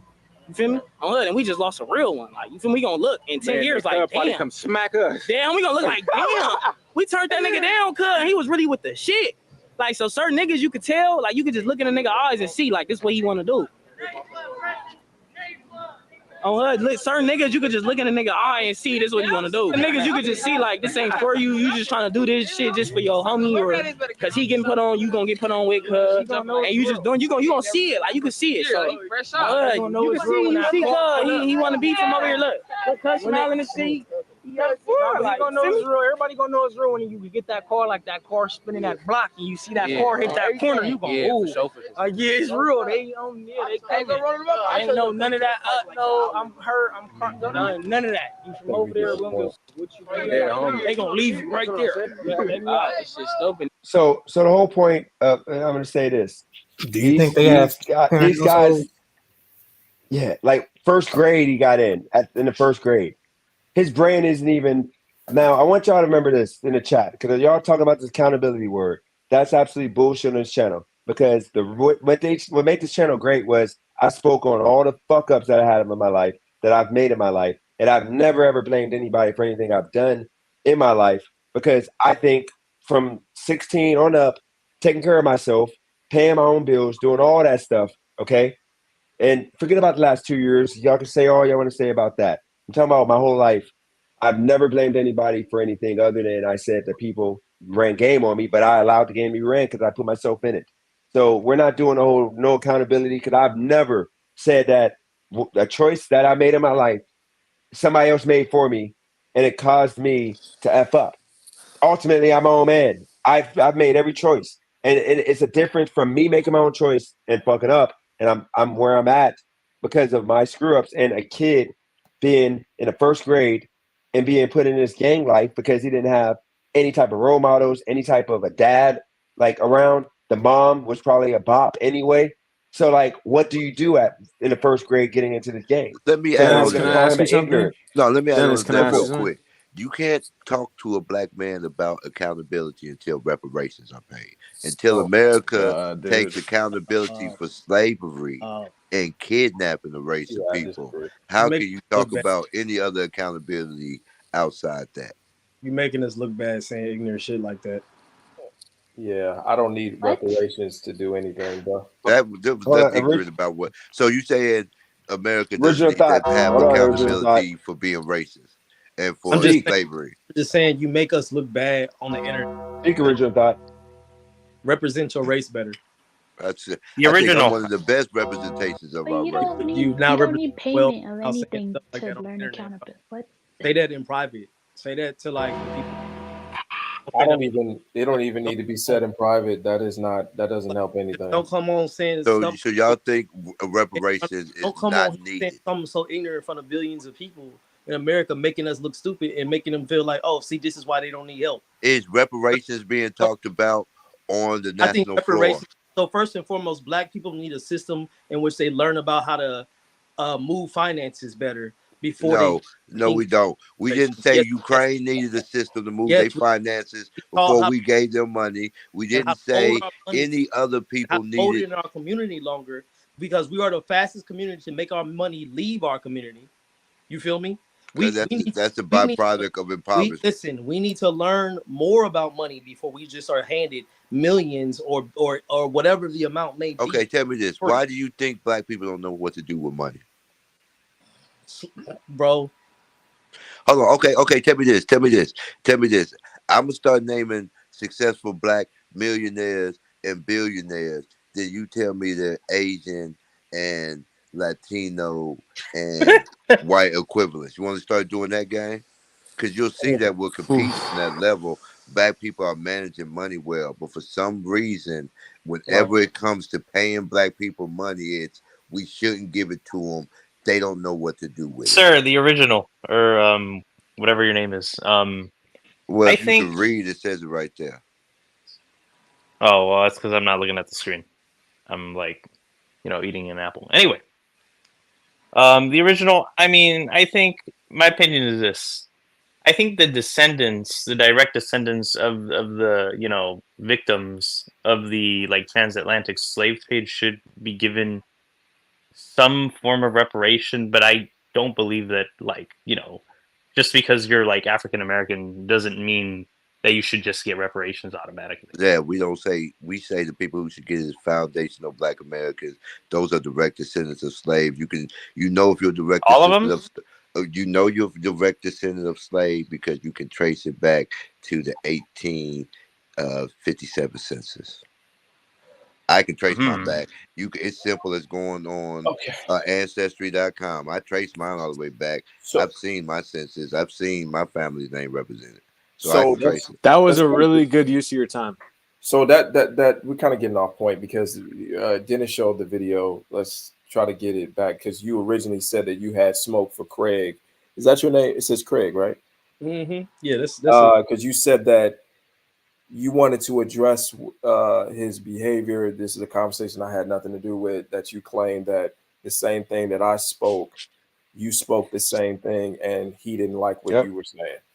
For the past, my switch up was incidents that happened the past month. Prior to this month, Kev, I promise you, everything you're saying right now, your demeanor and the way you are, you're more calm, knowing you're more articulate, whatever, way more than me. But pretty much the dumb version of what you say, I say it in a dumb way, but I'm saying the same exact thing. That's what I've been doing since January. And Craig has been the biggest. He's literally come on here 3 different times and we beefed and got booted and blocked 3 different times because I was saying the same thing. One of your we viewers, did a whole Dennis, live. Okay. As one of your viewers, do you mind if I just make a distinction? Oh, sorry, Craig. Go ahead.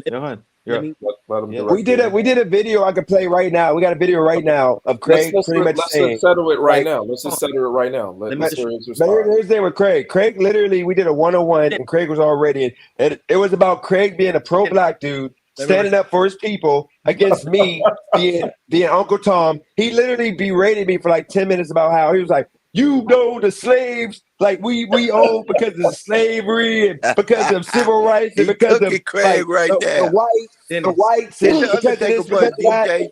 He's like, those are your brothers, those are your sisters. He's like, you got a Black son and you're telling your Black son, if he gets pulled over by a cop, the cops aren't going to do nothing to him. That's fucking bullshit. Son, you're going to put your son in jail for doing something bad because I'm dude, bro.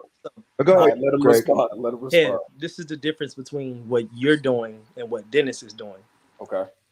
Dennis has had multiple people on his channel call him the N-word to his face, and he's done nothing about it. And he's defended them. Wait, hold on, Craig. Was that after? Hold on. Let me get No, you're about to mix it up. Nope, context. You're not. Nope, we're doing context. No, You gotta do context, Kevin. Craig. No, Kevin. The N-word, Kevin. The N-word came after I changed. I became a pro-black. The N-word came after I became pro-black, which was this month. But prior to this month, nobody's ever came on my channel and called me an N-word, other than driving a wealth or the accident. Last week he got on the panel with a known racist again. No, 2 weeks ago. That was last week. Who was last week? It was last week. Who? JB. Oh, thank you, Christina. Thank you, Christina. Yeah, it was a debate on. It was a debate on hot. Yeah, it was a debate on Hot Fact Channel. Thank you, Christina. 2 weeks ago, 1 week ago. And what?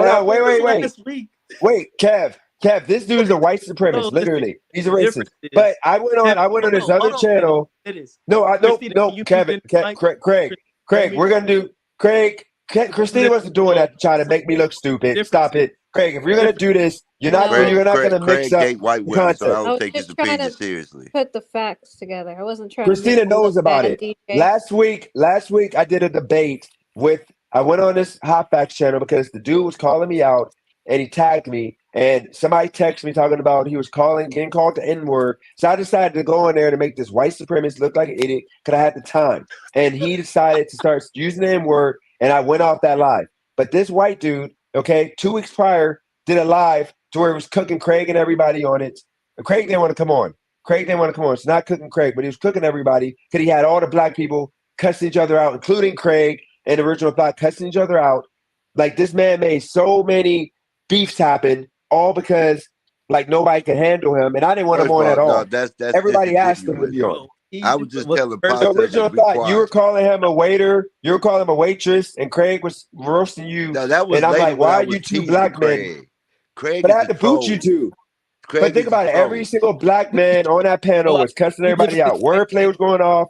He was joking. I told him he lived in his daddy's basement. So yeah, we be joking. No, but I'm saying everybody. That's y'all how black still been men. beefing because of that white man. That's how black men get to know each other. Okay, I handle every white supremacist that I meet on these panels. Okay, we got the context now. The difference is that you don't entertain racist white men. You just don't. You would never allow yourself to be called Craig, what racist white man did I have when I was acting like Kev? What racist man did I have? Questions, Craig. Ask Kev.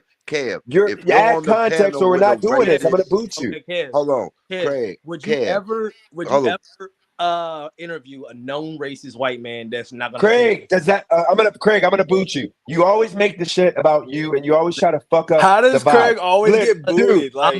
How he didn't do nothing. Because he's lying. Because he's lying right now. Like Kev, what happened was those interviews came after I became a pro-black, and that's when the dude JB, he booted himself. JB decided to disrespect me. He decided to disrespect me, JB, because I became a pro-black. That's the only reason why he decided to start bashing me, because of me not being this conservative guy no more. And then the Torp dude that came on, I didn't think he was a racist. Now I think he's just ignorant and he's a just hateful dude, low key. But the whole point of the matter with Craig, he's trying to mix the two up. Prior to a month ago, I never let a white person on my channel. And Craig, Kevin, I was just like you. Or Kev, I was just like you. I was saying, pull yourself up in the bootstraps. Nobody can hold you back. I don't care if you had a bad upbringing. You at 18, you can go figure it out. Use an income tax check and go move to a different state. Stop making excuses and crying. You're not a victim. That's the stuff I was saying. And I had wordplay.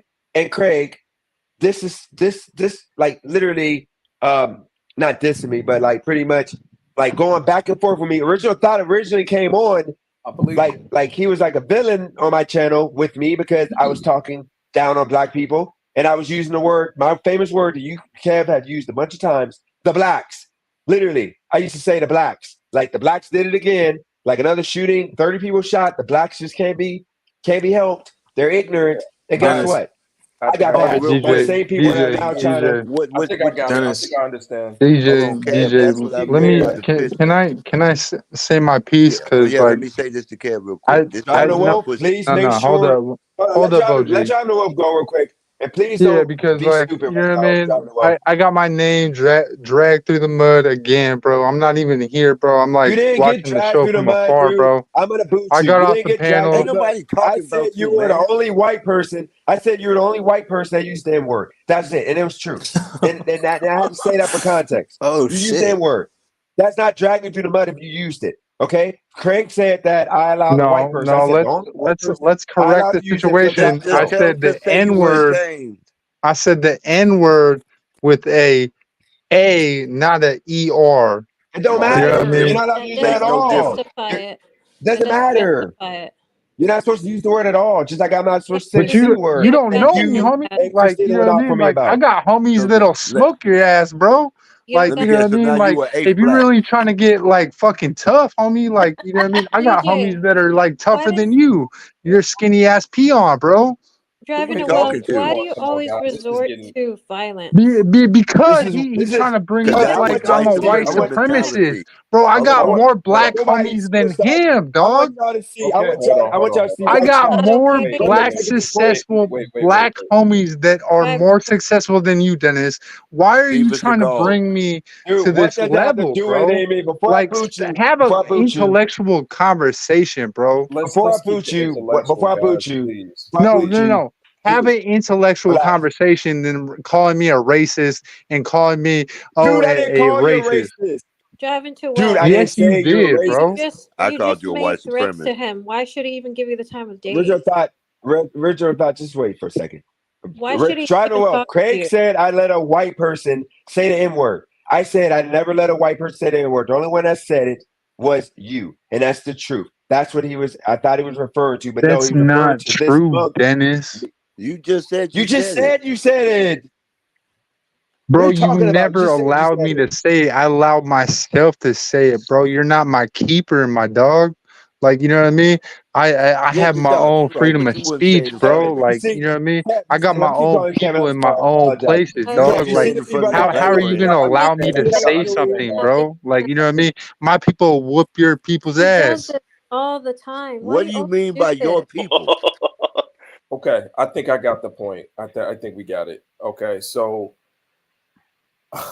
come on, guys, because when it Real gets quick, Kev, chaotic just like this, go ahead, Mister because they cut Richard. me off. But the same way with Dennis, when I first heard him speaking, at first I was taken aback, but then I listened to his story, and he talked about some of his traumatic experiences, and that's why I knew it was hope for redemption there.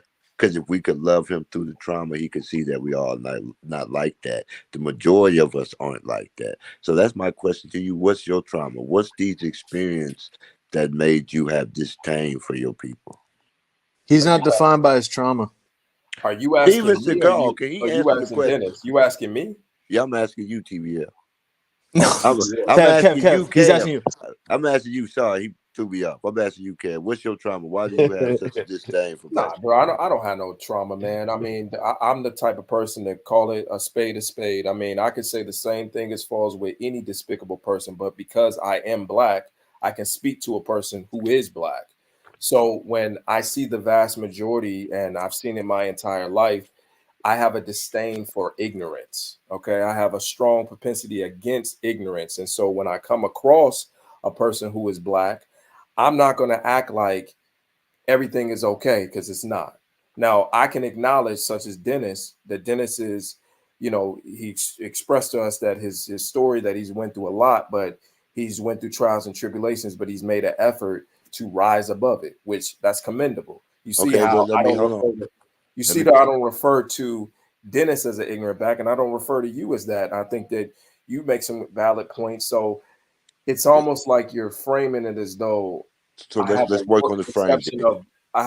perception of black people, which I don't. I have an accurate perception, and I'm Okay, able to identify who's intelligent and who's not. so give me the framework. Tell me the percentage of black people that you think are moderately successful, meaning I was thinking the handling same their thing. business and not engaging in knucklehead behavior. Well, there was actually a study, even Kevin Samuel spoke about it, that there is a big increase of single, childless black males such as myself who it was like roughly about 55%. And then it also spoke to African American women that they're talking to 20% of the black men, and aren't in the circles of talking to guys like myself. They typically talk to what you would call a Pookie and a Ray Ray, or he just got out of jail. So there is a large amount that they don't get credit for, or individuals like me, but there is a strong culture bias that represents and promotes degeneracy. You're filibustering. You're filibustering a little bit. I just need you to give me a number. Take 100% of black people. I just gave you the number based off the studies. I gave you a more accurate number. 55. So you're saying no, you're talking about your eye test. Because you said you slipped a minute. I think what original thought is saying is you said a lot, or you said majority or something like that of like the blacks, and you associated it to like bad. So what I'm saying is, if you do the eye test, what would you say? Because me personally, I think maybe about 10-20%. No, I gave him a more accurate, which is 55% of that there's single black men that are doing well, such as myself. Yeah, that's true. 50% of black men make over 40,000. I'm not going to play the games and say, well, based off of what I saw, Yeah, like he can't make that claim. The reason I was asking you anecdotally, because like, let's say, because right now you're saying 55% are just successful without kids. But it's also a percentage that's successful with kids. Because if you would have asked me that same question, 55% isn't 100%. Listen, if you would have that asked means that me, there's another portion that are successful you, without kids. So I'm gonna give you my number so you better understand it. If you would have asked me that same question, I would say, including the prison population of black people, only about 10% of black people are bad or not trying to do right, while 90% are good and or decent people. So why am I going to sit here and minus 90% for what 10% of people are doing? That's why. What are you basing that number off of? I'm basing it off the crime rate. I'm basing it not the amount of crimes they say committed per capita, but the percentage of black people that are in jail for crimes, which is like 12 to 13%. So you're chopping statistics to fit your argument per usual. I'm using the number. Well, 60% of violent crimes are committed in the entire population. But he's claiming that because blacks are a smaller percentage, he's doing like a scaling number down for the I'm associate. just using the percentage of black people that are in the jail. FBI. Now, the FBI stats show if 60% of black people commit violent crimes in America as a whole. Yeah, but you got to think about that number in conjunction. So if 60% violent crimes include murder, but listen, 60% of the crimes that all they can track is convicted crimes. So if 60% of the violent crimes are committed by black people, and those people are sent to jail, and it still only accrues to 13% of the black population being in jail, which is the same percentage that the population is represented in America, then the per capita argument don't work. It's still only 13% of black people are in jail. Mr. Original Thought, you do realize that means that they're representing a higher amount, given that the fact that they're only 13% in comparison to the population as a whole, that it is a lot of black folks committing crime. I was wondering, just when I was doing Uber and Lyft, I'll give you a prime example. I was robbed at gunpoint doing ride share on the west side of Chicago. They go that trouble by black people. So, but that's what I'm saying. It's not a trauma. I thought you said who was it by? It seems like But listen to what I'm saying. I'm speaking to the statistics. This has nothing to do with my trauma or my emotion aspect. I'm saying that it happens. He's not saying he's broken. He not complaining about it like you. You bitch about everything. He's saying it happened. He's not complaining. Listen, I'm not traumatized. That's fine, brother. That's fine. You can hear me though, Boomer. I know you can hear me. I would be traumatized. Kevin, I know, but that's personal. That was a passenger. Yeah, no, I'm just saying. You're trying to make it seem like it's a small number. Kev, I would have cried. I'm telling you that I would have cried. But guess what? Crime happens.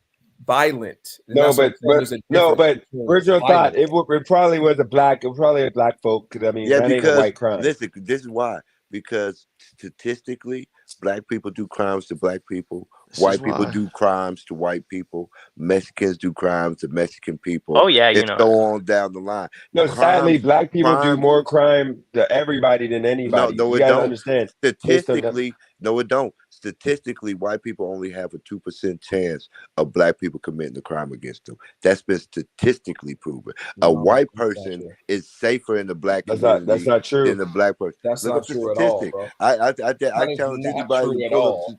Boomer, It's everyone 100% disagrees with you. But I know the statistics. I can ask my Google You know right everything. now. That's the whole OG, thing you've said. you're delusional. Because You're delusional.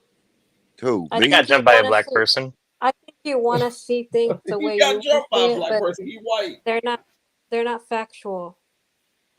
And I'm I can give a telling little you, context. You I can pull up and the that's the Very percentage. thing. credible. No You're offense not to you, credible at Mr. this Original Thought. You do what the typical pro blacks do. They romanticize, and I know you have great respect and reverence for your race of people, which I commend you for. Yeah, but like I congratulations. But Cam, what do you mean? Cam, First of all, anytime you got a white supremacist smiling, you got to start Fuck questioning you, your buddy. viewpoint. I don't Cam, like listen you. to what I don't I'm like saying, though. you specifically. Statistically, listen, Specifically, this ain't I don't listen, fuck with you, buddy. listen. You got happy because you said your. You didn't say our. You didn't say our group. You didn't say our racist people. You said your. So I just pulled up. But it's in The context to what he statistics. feels about his I race. just Whereas pulled I up. don't see race. I see objective people, whether you're black or white. I can say the same thing as far as talking about Mexicans, about them being, because you heard me earlier when I said there's a whole bunch of illegal Mexicans coming over here in Chicago. Nobody said it was racist Bunch then. of illegal Mexicans.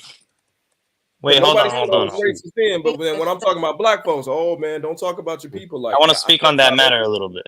I'm talking about everybody. That's facts, though. They're illegal immigrants. Hold on, here's one Let thing. Driving the Wealth give us the stats of crimes committed against white people that he looked So, at. And then Michael, you So go. I want to give input. no. So you can look this up on your own. This is the source is the UCR.FBI.gov 2019 because this is the newest poll because they haven't done it yet in the United States of crimes committed by white versus black versus Asian versus every single race, and you will see the exact stats. So I want every single person on the panel to next time when we have a panel to actually look at these numbers and see the actual stats What's the because I think numbers? I think OG has his facts wrong. I think a What's lot the of people numbers? on this panel have. Give us I the want to share my numbers. thoughts. Driving So who wants to know thoughts though? Like I can pull it up right now. Like you know what I mean. This is Okay, granted in go. 2019. Okay, go work. This is in 2019. Yeah, show crimes Okay, go broken work down on by that. Let race Michael. against races. That's not on Okay, the let FBI. Michael go. Let Michael go while Driving the Wolf gets to that page. Go ahead, Michael. And then Driving the Wolf. I'm happy I'm leaving California. That way I can say a big F you, and you ain't gotta for being mean, and I ain't gotta worry about getting game banged or What are you I'm talking about? leaving I in a live in couple weeks. California, dog. DJ, One No, thing I'm I do leaving want to in a talk couple weeks. about. I'm out of here. Yeah, we can I gotta go stop after it. Go ahead, Michael? Michael. Yeah, go for it. Go ahead, Michael. After And then Michael. Christina. So And then I'll go after one thing I Christina. do, one thing I do want to mention is, we complain about the mass migration, but we don't talk about the interventions that our government has done in these countries. And we're like, oh, why are you coming back here? See, it's all good when we go into their countries and we start meddling in. But when we receive the migration from those countries that we intervened, now we're complaining. For example, Venezuela, we put sanctions on them. Cuba, I could go on and on, but I think that I don't know, man. I think it's a big problem, but I just think that we can't blame the people. We got to blame the government in some way. Nobody's That's the blaming the people government. though. Nobody's That's not blaming the something people. that we can We do. just speaking. You talking about the illegal aliens? Yeah. Yeah, we're just Yeah. speaking objectively, and that's the thing that I mean- when we have these type of conversations, it gets too emotionally charged. If we could just be objective, intellectual individuals, and that's why I take my emotions out of it. If Yeah. it was up to me, I would want all black people, all people to win. But I know that's not a reality. That's not gonna happen. And so what I have to do is I want to bring people on the team that want to win. Individuals who want to win, I don't care what race you are, black, white, green, whatever. You want to win, I need you on my team. You want to win, put Booby in. Hey, well, real quick, let Christina go. But Michael, I want you to look up the definition of when somebody walks into any country in this world. They walk into the country without having, like legal, paperwork to be allowed in that country. I'm not saying that's right. That's the reason why. Yeah, no, it's legal. But you could, I just wanted you to look it up just in case you didn't know. But Christina, if you want to go, and then if Michael want to respond to that after, go ahead, Christina. Okay, so I think this all stems back to our views and our morals of each person. And I know that racism is taught. It's taught by the parents. It's taught by a family member. So an innocent child doesn't know about racism, right? They have to be taught it. They have to be told, hey, don't do this, don't hang out with them because they're like this, It's taught. If they never grew up like that, they would never even know what racism is, right? Christina, can I ask you something? Yeah. All right, so I have two questions. They lead into each other. So, and I'm like, this just popped in my head off what you said. So okay, so it's taught. The parent taught it. What? Okay, my first question is, let's say a kid, like a child that doesn't know anything, hasn't been taught shit, but he has an experience, whether it's in the first grade. If a kid's able to pick, he can gangbang in first grade, then let's call it first grade. You're conscious enough, right? He's first grade, he's white, something happens to him, and it's from another race. He associates that other race with that negative thing that happened, violence, whatever. Can he become racist from that event? No, he will only not like that person as an individual. He will never think of, hey, that fucking N-word did this to me. How would they even know that word? They don't know about it. Unless maybe their friends talked about it. I think that's fair. I think that's fair. But then my next question was, let's say the parent had a whole lifetime, not just first grade, but a whole lifetime of experiences where, and I'm just saying hypothetically, this is not fair to do, and it doesn't maybe happen, but let's say that person had an experience, multiple experiences from a certain race to where they became a parent and they teach their child out of their own experience because they've had so many experiences of danger, of violence, etc. from a certain race. They're making a choice to teach their child, hey, watch out for X race. I'm not saying that's right, but could that be a motivating factor in the teaching of what you're calling racism? That's exactly it's learned behavior. It's taught every time. But is it? But my real question is, and I'm not saying it is or it isn't. I'm curious your opinion. Is that at all justifiable in your mind ever? No. What do you mean justifiable? It's learned. They don't know whether it's right or wrong. It's being taught to them. Correct. She's saying, is it right to teach it? Is it justifiable? It's not right to teach it, but the child doesn't know any better, so they're gonna think, oh, I'm gonna listen to my mom, my dad. So it's not right to teach it. That's all I wanted to know. Look, okay. That's a wild question. That's a fucking question, brother. Call me whatever. Call me white, whatever. I want to know because guess what? Guess what you do every time you come on here? You say every white is a white supremacist. You probably taught your kids that. So you did the exact thing. So can I finish? Okay. Whoops. Right. So you taught your kids that whites are bad, right? Because I respect her as a person. Didn't you? What I want Didn't you or no? DJ, if it's okay with you, I want to do an experiment between the six of us on the panel. So my questions, there's a couple of questions that I have for each person so we can go around. But I can start first if you want, or you can go first. But basically, I want to provide examples of what I had to deal with. Just a few. I'm not going to go on and on about things. Just a few little things that I've noticed in my childhood about racism, how it affects me to this day. Was I affected by racism in any way personally? And just explain that. So, for me, my childhood, I was never taught any of that stuff by my parents. But I really feel like it was a lack of communication with my mom and my father. They didn't barely talk to me. So I don't ever remember being talked to, like have a conversation. So I was never sat down about anything, not even birds and the bees, right? So I was never taught any racism. So when I was growing up, I literally was walking around like everyone was the same. We were all the same. I never grouped a different color in a different way. I just thought of them as kids. We're all kids. So I always grew up like that. I stayed that way all the way. That's why I'm like this the way that I am right now, because I never had to deal with that. It was never talked about for me. So what's your My question? whole life. So my thing is, I want to have an experiment to ask everyone, what did you have to, like personally, what did you have to deal with racism towards your own race, you yourself as an individual? Give us Oh, some okay. examples. Tell us how you're affected. Tell us how you're affected in the past, in your childhood, and currently. And that way we can figure out where, it stems from. So are Who's you next? asking? So I For me, want to make that. I never dealt with it. Who's So are next? I you never dealt asking, are we felt racism from our own race or from the opposite race? Which one? Self-hate, pretty opposite. much. Oh, opposite. Opposite race? Give me an example. Who was it from? Was it white, Mexican, Asian? Who Well, discriminated? well, in Give me my some. Yeah, you case, want to go first? I mean, in my case, I mean, there's things that I could have perceived that could have been that was like a backhand compliment, but I didn't take it in the fashion of like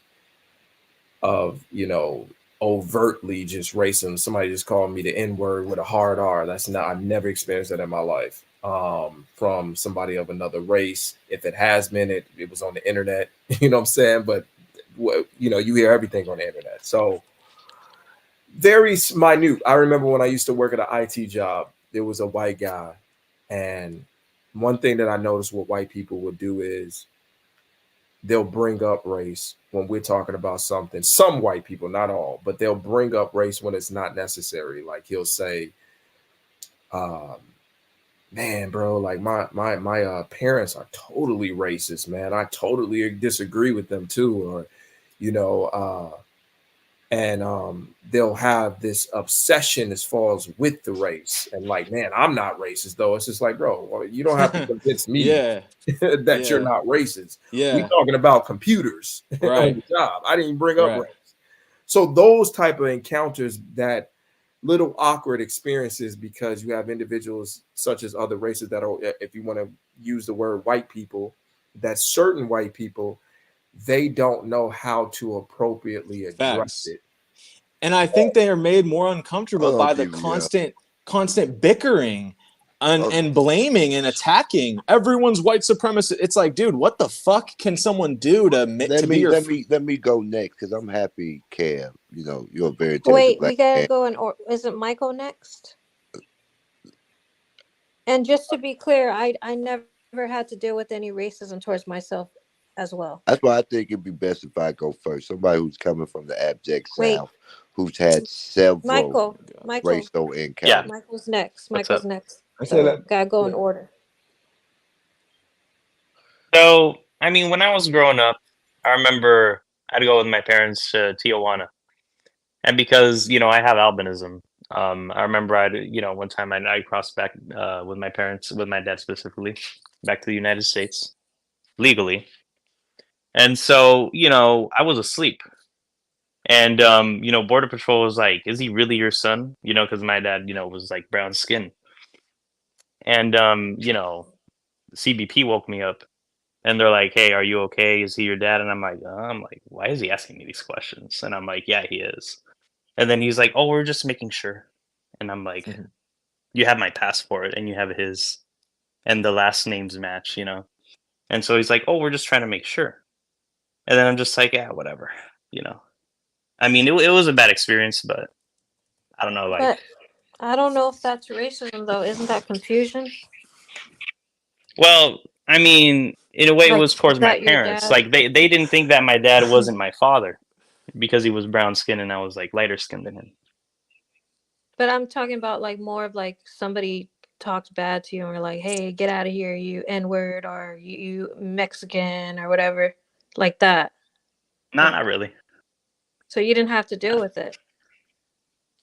No, not really. Okay. No. There's the answer. So I'm up, right, in order. You're up. You're up. All right. Next. So I have two quick answers. One's fast. I mean, two answers. One's fast, one's long. I've shared the long one already, but I'll get into that in a second. My fast one is on this channel. When I'm told by Black people that all whites are white supremacists, to me, that's racism. My second answer is this is me being vulnerable. I'm not sure how it's going to be received, but this is honest. I've said this before too.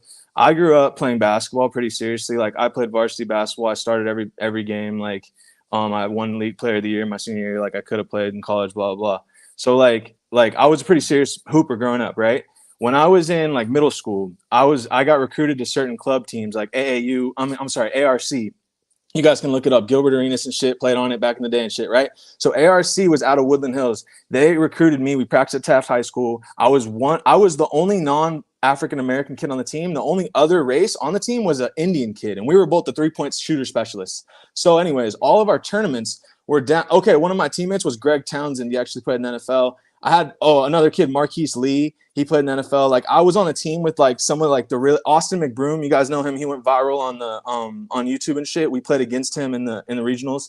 So like I was on pretty serious basketball teams, and I, I'm from more of a suburban area. I would go to these tournaments and around my team, my coach, he was this big guy. He'd wear a Steelers jersey. When we hit threes, he'd go bang, bang, bang, bang. It filled up the whole gym. We got in 3 different fights on that team, bench clearing brawls. The refs are getting punched by moms. Our point guard was a jiu-jitsu fighter, so he fucking cut this guy's eye open. I'm getting my point. I'm getting my point. Let me finish. So I come back to my area.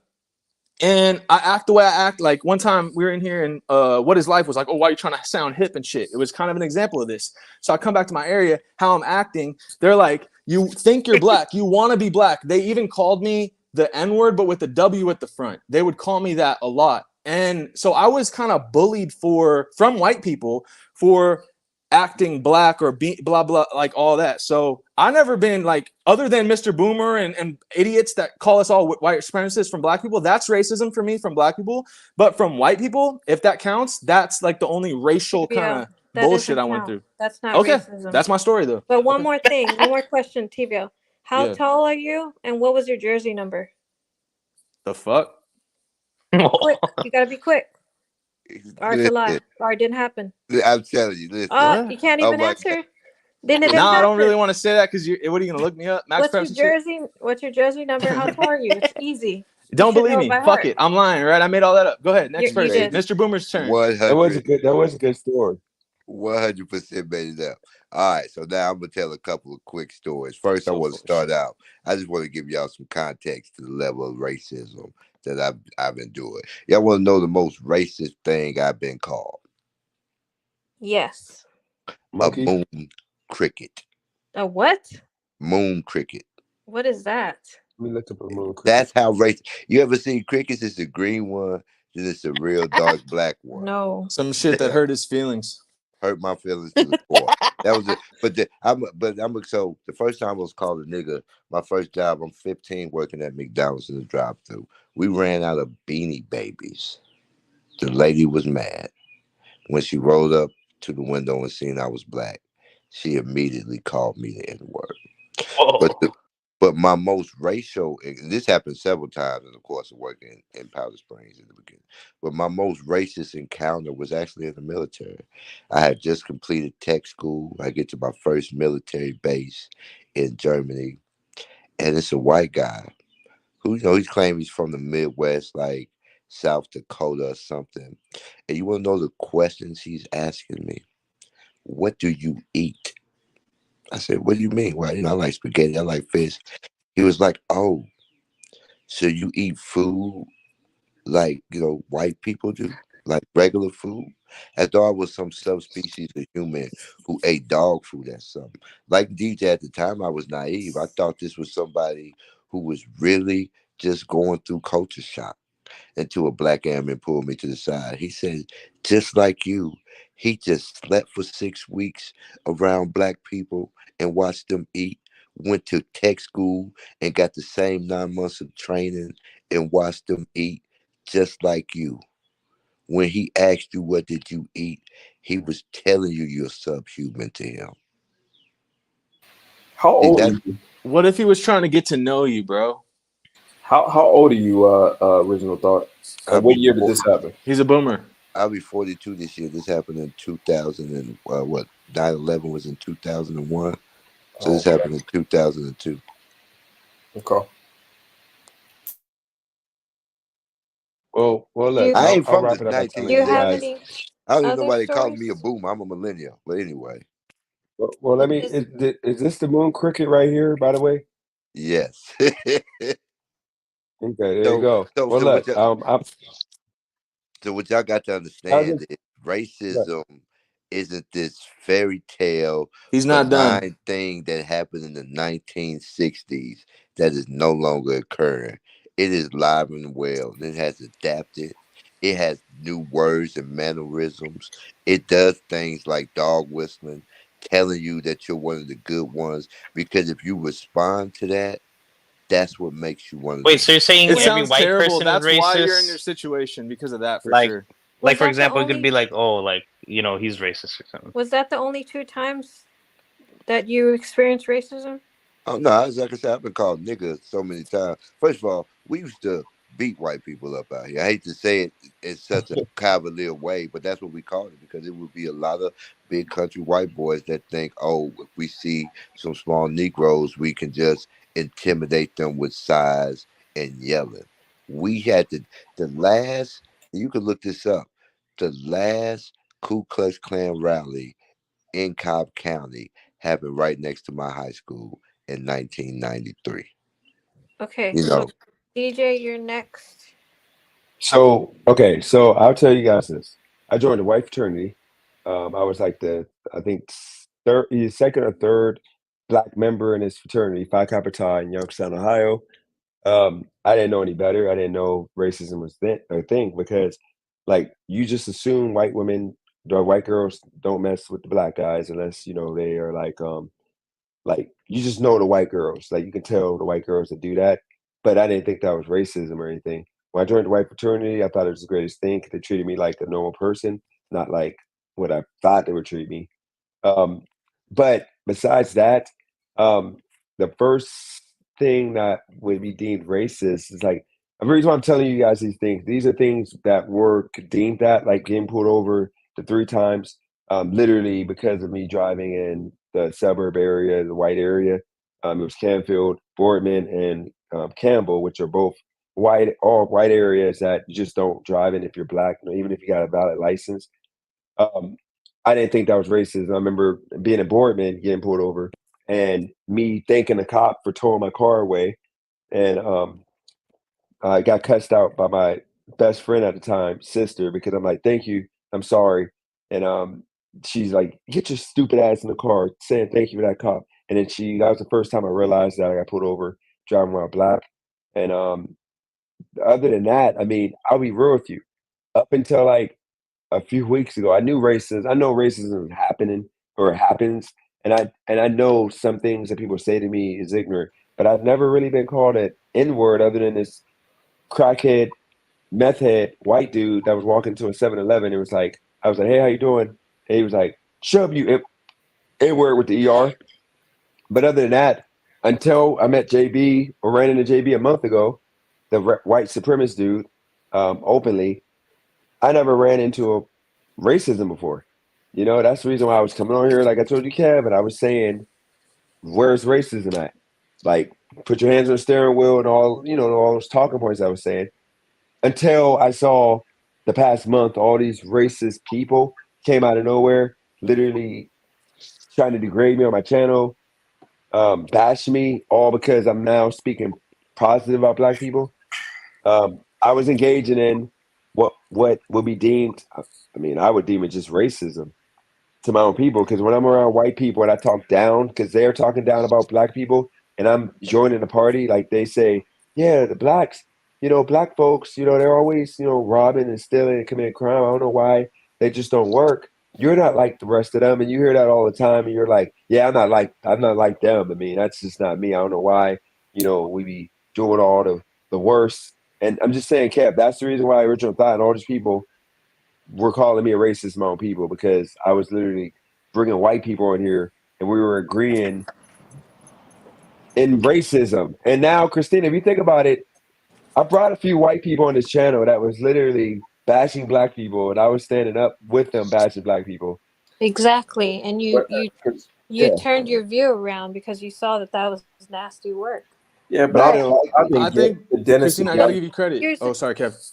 No, I was just about to say. I was just about to say, Dennis. To be honest with you, to your point, I've actually engaged and had formal discussions / debates with racist individuals, like straight up racist, and we actually came to a happy medium on both sides where they could even see that their behavior could be offensive, and that we can. Because the thing about it is, it's getting misrepresented because you have some white people that are not racist, but they have the same mentality as I do, that they despise the behavior that is the poor behavior of some blacks. Real quick, can I bring up a statistical point that hold on, Richard. Let him finish. Let him wrap up his point, then you can go. So he's making a point here. Then you have racist white people that literally hate you to the core. Like, they want you exterminated. They wish you never existed. Like, that is what a true definition of a racist is. They just don't like you simply because you're black. It don't matter what you do. It don't matter how great you are. They hate your guts, and they believe that you are not part of their kind. And that's a very niche group, but I don't think that's a large and great numbers. I do believe that they exist, but it's not enough to be such an impact where they try to make it seem like we back in the 1920s to 60s, and y'all better watch out because a KKK rally is coming soon. I agree with that. DJ, so Yep. can you say that you didn't experience as much racism as an average person? I mean, I gotta say, thinking back in hindsight, I conformed to be. I did what, like when I'm around white people, I tried to overly act like what I think white people act like. Like I try to talk proper. I try to walk corny. I make sure my pants are on my hip. But then when I'm around, black folks, then I just be myself. What I like. I would dress like this, for example. So you when don't I'm wear around your white. pants on your hip when you're What was around that? I noticed that you said that you don't wear your pants on your hip. I mean, you made sure your pants was on your hip, so you don't do that when you're around black people. No, like so. Okay, so what I'm Kev saying is is like nice with this shit. these Nike pants that I got on are kind of like shrunk a little bit, so like they're high waters. You gotta kind of get them a little low. Yeah, hold on, real gotcha. quick. Okay, let me bring up my point, and this is a greater point I was making to you, Kev. And I see Driver the Wealth is still talking, but as y'all can see, I posted them 2019 statistic numbers in the chat. So let's look at this. Right now, it's 43 million black people in America, and the 2019 statistics show 1.8 million black people going to jail. So it's almost less than 1%. Fantastic. Christina, I have to give you Hold credit. on. And that same statistic, you see don't have a point, bro. 4.8 million white people going to jail. Okay. So Christina, hold on, TVL. You got to just be patient, young man. Yes, okay? sir. Thank you. So that's what I'm saying. The majority of black people are not committing crime. The majority of black people are not thugs out there. Yes, you got some flare up in certain inner cities and bad areas who are definitely suffering from the racism or benign neglect. But this belief that it takes outward racism to be racist, or that they will openly speak about wanting your destruction, that's not the true nature but of bro, racism. you're making yourself the thought police then. I have no idea what you're talking about, TVL. Okay, then you're an idiot. Christina, I have to give you credit. That was a really cool exercise, in my opinion. I liked that. And Dennis, after your answer, I had a quick follow-up question. Maybe it could lead into the next thing, or I don't know, for whatever. But my question was about your last month's experience with these people and stuff. Why do you think is their motivation to be that way? Specifically, I think there's been two people you've kind of talked about that are borderline racist or whatever, have shown racism. What I'm trying to ask is do you think that they're legitimately that, or do you think they're doing it for this clout and attention that's their lane, which is really fucking weird? Or what do you think?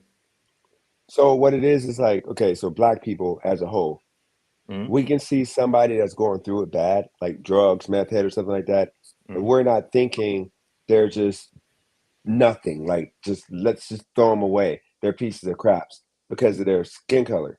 But when it comes to like the white people that came on and treated me, and would join me in bashing black people, they were raised to like not like or to think these people like black people are beneath them, to where if they got the same issues, like they might be on drugs, hooked on drugs, they might be like thieves, just things that white people do the same thing of. With white people, it's rehabilitation, like they can be redeemed. They just made a mistake, like the Wall Street guys, guys that just do crime for no reason other than like get over and get money. But when it comes to black people doing the same exact thing, disgusting, like terrible. Like they call them like the nastiest of names, even though there's white people do the same thing. But like I said, I think that black people.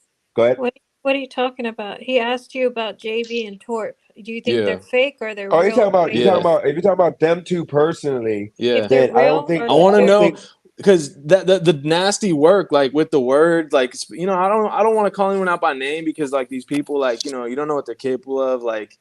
Like I'm not trying to say anyone's name type shit, but Christina, like she's saying what I'm trying to say, and I'll kind of push it further. Like, what's their motivation in coming on here saying the shit they do out of pocket like that? Like, it has to be some for clout. Like, it can't all, like, you feel me or not? You really think it's just pure raw hatred? Like, I think, but you gotta remember, Torp is from Kentucky, and I drove through Kentucky, and I've been around Kentucky. Didn't he say he was from Cali though? He's from San Diego. It's the same thing you suffer No, from. he lied. Yeah. He's from. Hold on, Rizzo. Let me say this real quick. Torp is from Kentucky. I knew he was living in Kentucky. And Kentucky is racist, just like Indiana. They don't mess with black people, to where a lot of those people are like, it's like a mental illness that they just don't like. A lot of them don't like black people. They don't rock with black people, but they'll tolerate, like, no offense to Kevin, but like a Kevin, or if I get dressed up and I try to talk proper, but I can't, like I give Kev all the props in the world because he's articulate, smart black man. I try to be what Kevin is, and sometimes I do a good job, but most of the time not. People be like, dude, you're stupid. But here's the situation. I think you're just hard white people. Yeah, we don't. No one says that, bro. Stop saying that yourself. DJ, it's jealousy of black excellence. If you wonder why the racists come on your page and call you the N word, Original thought, it ain't that. Like, this is what it is. Okay, this guy will jump in and say that every time. Kevin read books. He continues learning, growing as a person. I like that. That's the books reason are why important. Very important. Yes. That's the reason why Kevin, just like your original thought, let me just go for George thought, just please.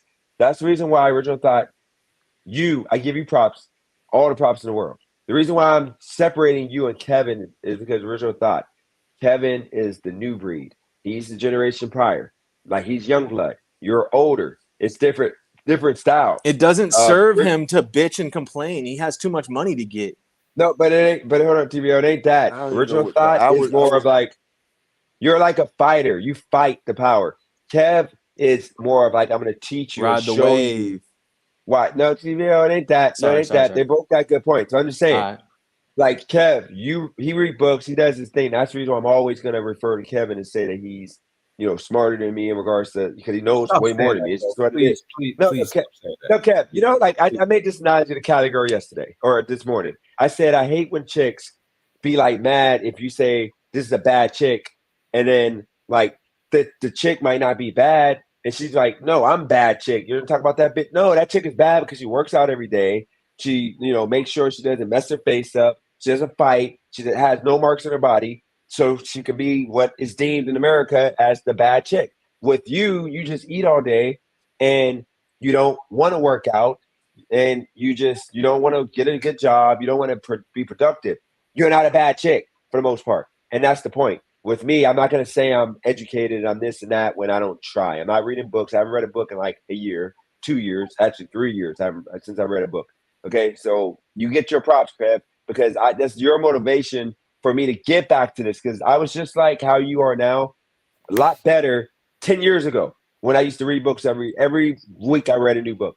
I knew everything, and I audio books are the secret, bro. Yeah, I don't actually read books. I actually listen to a lot of audiobooks. This is my question. with I just something that's started that. persisted as long as racism, especially in America, why do some of y'all have to believe if we just ignore it, it'll go away? That's not my belief. It's not. That's not my Oh belief. man. Okay, well, Okay, I'm sorry. My belief is with hard work and dedication, and you properly educate yourself and you understand how the system works, it will reward you. If you don't understand how the system works and you remain uneducated, you will lose every single time. OG, we just literally went through a whole study within the panel of each person, what we had to deal with racism.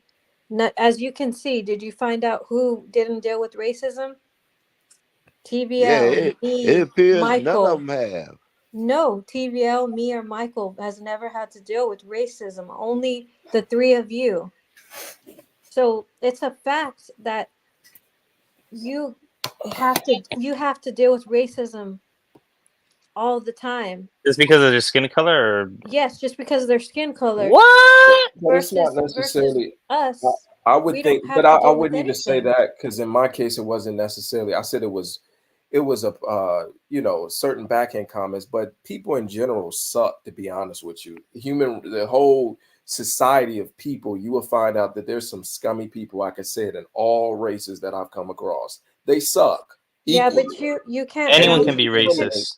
you and can't they downplay racism. You didn't even know what but I TVL was laughing at its slavery I'm remarks laughing at his comment about people sucking. And Christina, I have a question. in the past. What effect, and But I this is don't for believe Kev, this is for Kev and Christina. What effect, tangible effect does that racism what is the racism? What's so bad? What has it caused? It's so bad. Like Kev's been able to What do you overcome it, it mean? sounds like. Did you Mr. say what's Boomer so is bad It crying. does about so many I racism? things. actually, to be honest with you, the Hold on. Oh, That's go ahead. not a genuine question. It Did you is Wait a a minute. say genuine question. I just asked it. what's so What kind bad? of question is that? I'm How are they asking what affected? effect on your life, other than your emotions and you feeling inferior and sad in your feelings, has it had on your life? Because Kev, it sounds like, has been able to overcome it and be successful. Boomer's still bitching about it at 42. So what's the Because it's what's the Oh, come difference on, between those two? TVO. because it's wrong, and OG had to deal with it far more than Kev. That's the Okay. difference. Kev Okay. was able to Okay. overcome it So we because should feel he bad for wasn't him, right? he wasn't dealing with it as much as Okay. So he wants OG. pity ultimately, No, right? And he reparations. doesn't want pity. He just wants Okay. you to acknowledge that it's real. It's racism is fucking real. It's Okay. not ever We've gonna go acknowledged away. that. It It's happens. been No here for question. so long. But It's never racism gonna is go away. everywhere, though. Anyone I can be mean, but now, racist. hold on. But this really speaks to my point. What he's saying, he's like, yeah, You're it's trying to racism, downplay it, but TVO. what's so bad about racism? It What doesn't is so make Like, bad about sense. it? But Who here's the really thing. cares? Like, get So over you're it. okay Get with over it. yourself. But here's So the it's thing. just emotions. Let's say that we were all the same race, right? And Ooh. there was no such thing as Ooh. now there's no colorism or whatever Ooh. fancy word that you want to use. You know what humans are going to do next? Find another thing to prejudice about. Yep, they're going to say, well, he's taller, she's prettier, Facts. she has longer Facts. hair than me, she has And it's this. all political. It's all to shame someone and try to break them mentally to beat them for the resources. I do agree with you, Boomer. It's all about the resources. And I'm not giving up shit for you, period. Fuck you, right? Hold on, Like, that's how I feel. You know? Yeah. I got a question. I got a question. Y'all tell me if this would be deemed racist.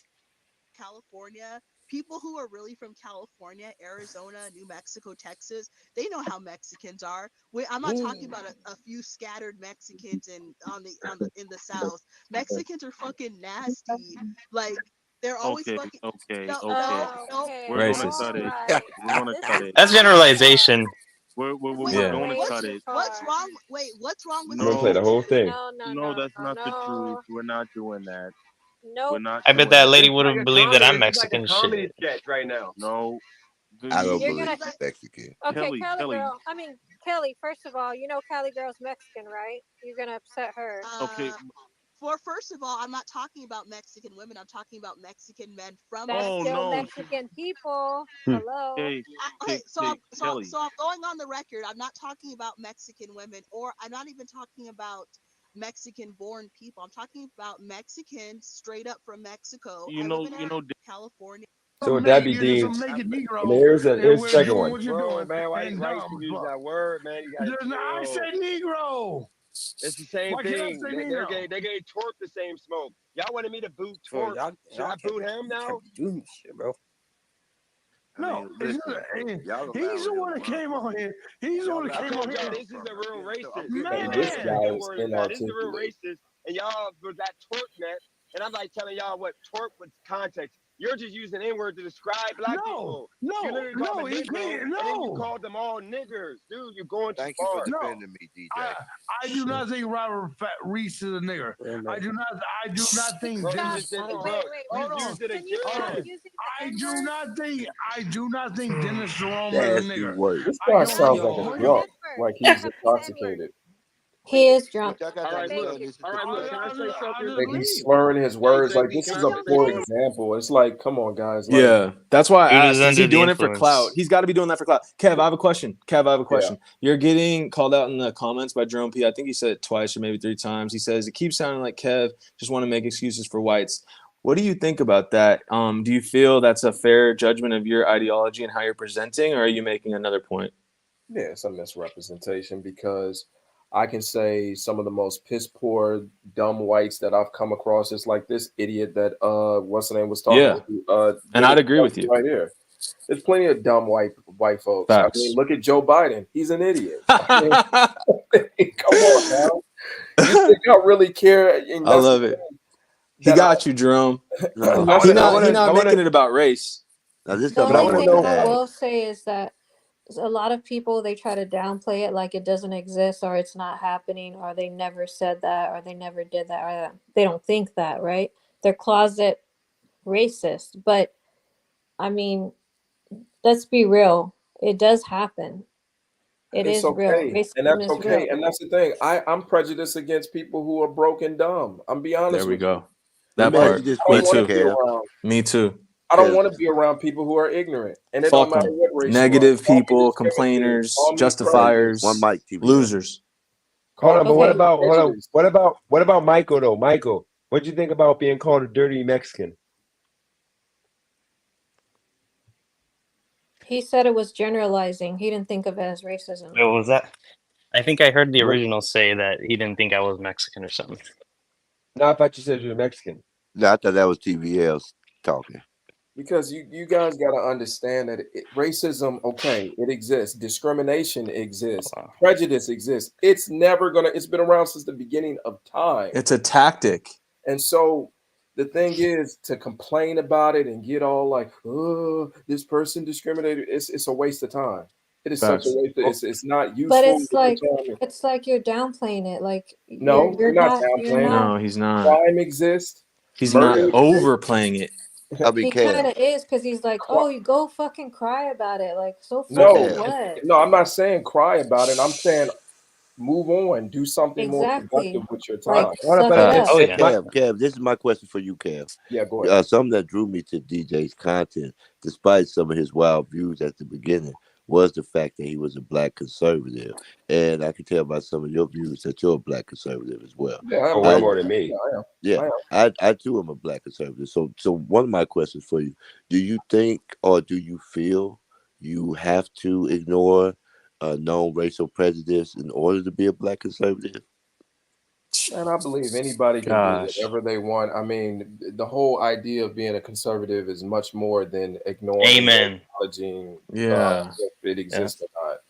I mean, You're claiming his motivation is not in his own hands. You're saying he has First of all, to I like. didn't claim anything, TVL. I posed him. I just listened to what you said, bud. I asked him a question, TVL. That's the difference. TVL, how old are you, by the way? 23. 16. My son literally would call you, and no offense, I don't think you're racist, but my son would call you a racist because look, the glasses you got on, he literally used to always say when we would be in Walmart, oh my God, he got the racist That's white why man I have glasses them. on. That's And why I then the have way them. you say, and then the way you say bud, like Yeah. literally my son would have a field day. Like I think you do it on Yeah. purpose though. You do Yeah. everything the racist white people do. Yeah. Like I don't know if you just do it for because it triggers certain people and it shows that they hate white people. You know, Like, so I hate them. I You don't know, really care. because we put too much emphasis on race. Too much. So if I act a certain way and it shows that it angers you, you're basically the thought police. I just put the definition. Boomer said he doesn't know what it is, so I'll read it. The thought police, a group of people who aim or are seen as aiming to suppress ideas that deviate from the way of thinking that they believe to be correct. It's in a lot of novels. It's like Fahrenheit 451. They burn the books because you weren't allowed to think certain things. It's about control. Why did you think I didn't know what thought police? I said it, and you said it. You said it was idiotic. What I said. Okay, whatever, man. I would just know I don't really care. But I would just boot. I got you. Like the person was saying, I would boot the person. I got you, fam. I appreciate it, bro. You've written with me. You had to get a little bit used to me. At first, you did want to boot, like, you know, and I know you don't all the way. It's only because but you appreciate maybe a little bit of what I bring. Yeah. And I actually, hold on. I got a question for you. And I actually want somebody to be racist or discriminatory. Like, say, for instance, deny me for a loan, do all those things. I pray that happens because you know what it's gonna. You know the end result is, right? You're gonna get sued and you're gonna lose, especially with this high race era that we're in. You're gonna lose, and I'm gonna be paid. Like, I want somebody to discriminate, but it hasn't happened. It hasn't. That's why I always say the economy kind of naturally selects and it X's out racism. Like, you're not really, that's what woke culture really is, right? You're not really allowed to be racist right now, because if you are, then you're kind of X'd out. And like, that's why I'm kind of curious about like the people that we were just talking about. You just played a clip. Like, how the fuck are they coming across like that? Like, it must be that they're calculating their bag is bigger. They must be calculating their bag is bigger. Did you just say there's no incentive to be racist? There's no incentive to be racist. Real quick. So who paid for Andrew Zimmerman's defense? Oh my God. What? Okay, hold on. Wait. On that note, bro, who paid for it? What is this? Original thought, real quick. Look at the screen. This is what I look like in high school. Over to the right. Come on, man. Nah, man, you can't. Would I be racist to myself? Yeah. Oh my God. That is gotta look like No, that is not. You know. Wait, which one are you? All the way to the right. You know, when I was a kid, when I was younger, I would shave my head. And they would say I look like Curious George or I look like Chris Brown and shit. But then when I grew my hair out, they said I look like Zac Efron. You know. One know what I would say to that DJ. Nah, you look like one of those monkeys off of Listen, you're a victim of Kingdom of the Planet Apes. Why was your mouth open like that, DJ? You're a victim of white supremacy. Because wordplay was like on the way. No, man. You were little then. Listen, DJ, you're a victim of white supremacy. So when you do stuff like this, all you doing is showing. This might be original thought right here. Yeah, all you doing is showing the remnants of your victimhood. So trust me. I'll be honest with you. I've had more blacks that have discriminated against me than any other race, to be honest with you.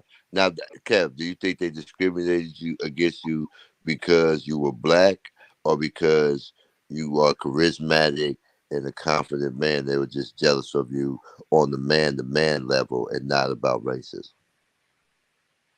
I mean, I also you saw within that video, you saw what they said, right? With the women, when I was talking to public women, what was the first thing that they pointed out? They said, I could be your grandmama.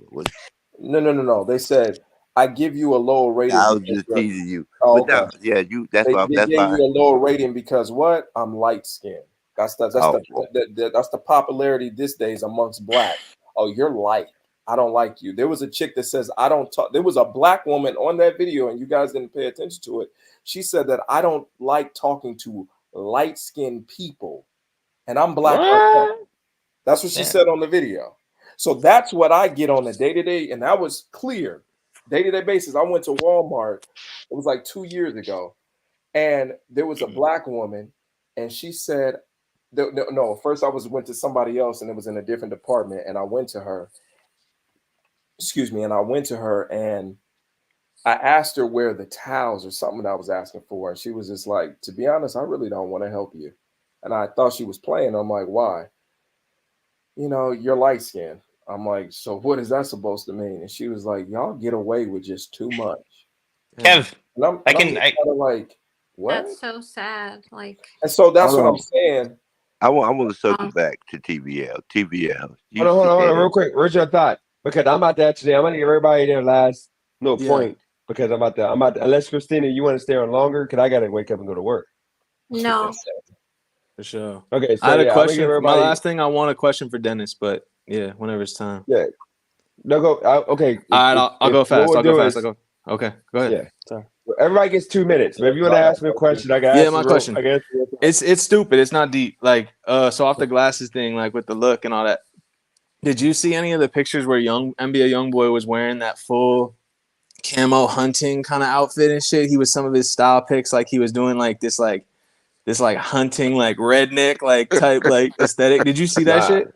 That shit was hard though. Like how he was pulling that off, like that shit was tough. Like so, I'm just curious. Like, like he was kind of like it's actually in style a little bit. Like, you know what I'm saying? Like, kind of like going like off the other end, like type shit. Like, you know, like even YoungBoy was doing it. Do you even know who NBA YoungBoy is? Yeah, he knows. This guy's a joke. You gotta understand. Original thought. You gotta understand. The white generation usually like rock with. Let's go song for song, word for word. I bet I can out rap you on every single one of his songs. Play any song, I bet I know all the words and you don't know any of them. What are you talking about? You don't listen to music. You a joke, bro. You don't listen to music. You're a poser. You're a poser, bro. I'm posing like I'm black. You're like, posing like you're with the shits, but you're really a goofy. Come on. Wait, TVL, are you a rapper? I make music. Most cliche shit I ever heard. Yeah, I make music. Background. But get back into Can you give us some bars real quick? Yeah. We're about to leave. We're about to head out, right? But let me go for it. I just uploaded a video. Okay, so like I don't. You guys aren't gonna give a fuck what I'm gonna say. Man, come on with the bars. I just uploaded. Hey, bro, shut the fuck up. I just uploaded a video. It goes. I'm gonna kill you with my bars after. I just uploaded. Hey, bro, shut the fuck up. I could dream in phase 1. I would sleep with the sun. I knew I could dream in phase 1. I would sleep with the sun in my eyes on day 1. Blaze 1. Every time I got so lonely like Akon. Save him from himself. The day got long, but I was patient. No atheist. I had faith. I always sounded best on take 1. But that's just me. I hop in here and do it on myself. I made the beat, I engineer, I never needed help. So what you see is me inside the world all by myself. I'm making hits, I'm like a champion, I need it. Even when the days are long and you are by yourself. It's not all for nothing, it can be something time will tell. It's always the darkest in the dawn before the light. As long as I got myself inside this world, I'll be alright. Summertime, I could feel it coming. Post Malone, is that you? That's it. Is that you, Post Malone? Yeah, that's what I was getting. Post Malone. That's nice little vibe. You weren't talking about killing people. I think it's nice little vibe. I appreciate you. You weren't talking about killing people, hurting nobody. Just vibes. It was like a chill. Like you didn't like speed up and like that part. I'll give you. Thank you. It wasn't garbage. It wasn't garbage. I know. I'm not. I know. I appreciate that. That's better than I would have. I think people would listen. People would listen to it, and they'll be like, okay. Like I think like the whole song probably be better. Like having a whole song and having it like connect. But like only hearing 1 minute. I mean, I don't think it was. Appreciate you, bro. Of course, thank you. People that they think you're a culture vulture though. And of course, all black people that are pro-black. But I told you my history. Remember, I've been bullied for that since, right? But Hey, anyways, Dennis, okay. Before you go, I just want to say my words of peace, man. Don't, I'm listening to you, and I don't want you to allow people to bully you or push you into your belief system. Because I take an objective position as far as with black people and people in general that type of disposition that don't allow people to dilute your way of reasoning and pressure you into following the status quo, what they want you to believe, if that makes sense. Yeah, I want you to keep this in mind, I think.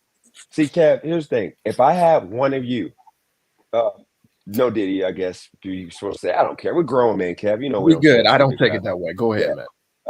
But here's the thing. If I had one of you in my life when I had, inherited, the million, whatever, in assets and all of that, I would probably be a multimillionaire, definitely a multimillionaire because, what you are now, because I know you said you had to go through some stuff at 20, 21. But when I got the money at 21, 24, and then I went through it in 3 years, you would have talked like normalcy into my life.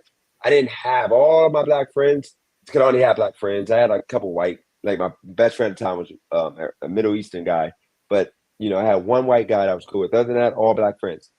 We were all pushing the same thing. We were all like, I was always working, grinding, but I didn't have nobody that had any type of common sense, and nobody was articulate anything, like knowledgeable in anything. Nobody read books, and it's the company you keep. You already know that your 5 friends is where you're gonna. It's pretty much as successful as they are is where you're gonna be at. I had nobody that's successful. Nobody had careers making over $30,000 a year. So you got to keep this in mind. I love when you're on here because you're the youngin, and me and Original Thought, our generation. I'm proud of Original Thought the way he be cooking on here, but it's still our generation. We're only as good as our youth. So that's the reason why I just want Original Thought to know. I always give you props, Kev, because you're the new generation, the new culture, and you're able to be articulate in a way that the kids will understand and work with. Me and Original Thought we're has-beens in a way. We're smart, but it's only going to work with us. It ain't going to work with the youngins. It's going to go over their head. Don't throw me in. No, I'm telling you, Original Thought. Remember I told you to get. No, Original Thought. Remember I told you to give me a phone call, or email me, and I'll give you my number, whatever. We got to talk because you got to understand the way you communicate is not going to work with any kids under like 32, 33 years old. They got short attention span. They don't want to be chastised and talked to. They want to be talked Lectured with. to. Kev talks with you, and that's the one thing with me. We're hard headed. I didn't want to hear nobody tell me what to do. But if Kev, he would have came and approached it, he would have been like, bro, you maybe want to consider doing this. You have this available to you. This is the option. But Original Thought, so much that you're just throwing it at people. And I love it. But a lot of people, it pushes them away because they're like, this dude think he knows everything. That's the reason why I like Kev's approach. And I just want to give you that prop. So when I always say, I'm dumb and I'm stupid, it ain't that I'm dumb and stupid. It's just the fact that once I get back to reading books and doing all of that, you're going to see me in like 6 months to a year way better than I am now. Right now, I'm just now learning Black history. I didn't know nothing about Black history. I didn't know nothing about why Black people engage in things they engage in. I didn't know that what slavery did directly impacts now, but not as much because you have social media. But that's one other conversation. But the whole point is, you're gonna see me, in a much better light. And I'm happy you met me now than meeting me 3 months ago. You probably want to like that me. We probably relate to everything, but I was ignorant. And what you are is what I was trying to be, but I just didn't have like the education to be that. So just keep that in mind in regards to the future. Yeah, I love the growth, man. I think that you're going on the right trajectory now, man. And I think that you're a little bit too hard on yourself, and I think you deserve more credit than what you give yourself, man. To be honest, Facts. You put all this shit together. Facts. Let me get my 2 minutes in. One, becoming a part of the amazing network and a big fan. Rome's, as I like to say, man, it's been a real big benefit to my life. So shout out to everybody on the panel. I do see you, and I'm proud of your growth and your intelligence. And I think we're going to slowly break through your shell and maybe round off some of your word view. Shout out to Michael. I didn't know that's what you look like, but now that I do know that's what you look like, I really want to talk about the treatment of people with albinoism, especially in the Mexican culture, as opposed to the Black experience and how similar or dissimilar those two could be. Offensive. Oh yeah, that's a real I thing. appreciate it, man. Albinism. Hold on, Albinism. is albino? Yeah, Is that a real thing? He's albino.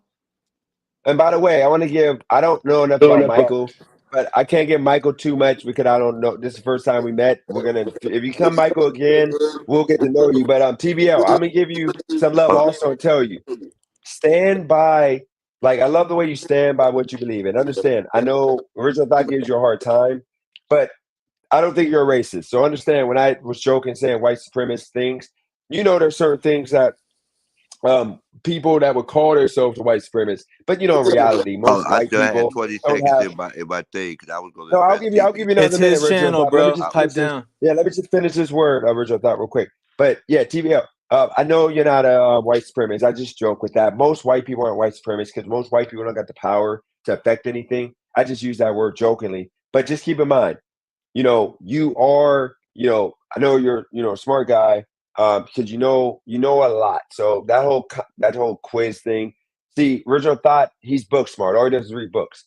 So he knows like little like Jeopardy, questions, whatever. So keep in mind, you're free to come on here. The only time I gave you the boot was when you came on just to disrespect and go off of For sure. Christina. But Christina knows we had that And I'm talk sorry behind the about scenes. that. Oh yeah, I appreciate that. But Over that. Christina, we had a That's talk. old. We're already past that. But that's the only time. So you're never gonna get booted Thank you, as long bro. as you. Thank you. Okay. Thank you for saying that. Now, And I just want to throw one more thing in. My wife's no, getting mad. I'm gonna have to go to sleep. But I wanted to say one thing. This has kind of unrelated, but I I want you wanted to to stay say up this. and hear this, though. Kev, when you first came on, I remember that night because DJ was like, you're so professional, all this shit, right? I'm gonna be completely real with you right now. That night, I thought I had you pegged. I thought I knew who you were. I was like, oh, this is one of those like, kind of like kind of fake, like kind of know it all, like he know how to say all the right shit, blah blah blah, like one of them, like a good posture motherfucker, like someone that knows how to posture well. But tonight, in my opinion, I've seen a lot more depth from you, and I think you're like, I don't know you or whatever, but like like I got past that. I was wrong. My first judgment of you was very wrong. Like, you present obviously very well, but some people that do that, they're fake. Like, they don't have nothing beneath that. To me, you got everything underneath that, the substance to back that up. I just wanted to say that. That's like side note type shit. Salute, man. I appreciate All you. right, Man. cool. The same for you, man. Now let me finish the cooking now, because I wasn't gonna leave without addressing you, TVL, because I do enjoy you on the panel. You know why I enjoy you on the panel? Because this is how I feel. Like you said, you bought the shades on purpose. You got the hairstyle on purpose. So you have the white supremacist uniform, but you won't not think that you're a white supremacist. You might not. I'll be real. The glasses were from baseball when I was a kid. We used to wear Oakleys. Like, these was the shit. Like, if you don't know that, you're dumb. So back to what I was saying. So as far as I'm concerned, especially the fact that you're intimidated by my intelligence and you assume that there's no underlying logical principle behind it, So I enjoy showing that it's easy to dismantle the arguments of a white supremacist. And I want you to know, I support every musician. Keep doing your music, but appreciate that, bro. you That's gotta love. speed, but you gotta speed that tempo up. Nobody's doing any music at that tempo anymore. If you want to be successful and it's not just a hobby, you're gonna have to get that tempo up, probably about double that. All right, bet. Yeah, it was kind of slow for me. I'm used to it being a little bit faster. No, that's love. A lot of people say that shit. I like the bars that you had just a little bit faster. Thank you, Christina. You're welcome. I think he did. He did. I think So he it's did like good. he can go the soul route. Like, that's what I'm saying. Like, he's more of like it's a vibe. Like, DJ low key got me like on the vibe. money right off rip. Like, I'm actually impressed, bro. Like, the evaluation that you gave, like, you kind of like got exactly what I'm, like how I feel about myself type shit. No, that's the genre of music, and like that's like where you would do like a video to where you do it in front of like a bunch of art. Well, bro, like, you always bring up like, bro, today I swear to God, I was like, bro, I'm about to pay this man $100 just to fucking promote me. I was gonna I swear to God, on life today, I was thinking about this. I'm like, I'm gonna hit up DJ, I'm emailing him, just like, here's $100, play these songs. But I wanted you to do it in a way where it was like you was just playing the shit like randomly, like and see. But I didn't know if you go for this shit, but like you had to act like you liked it. Please You were just don't playing play it. no more of That shit be funny. No, Thanks, Boomer. Here's the thing. You don't have to.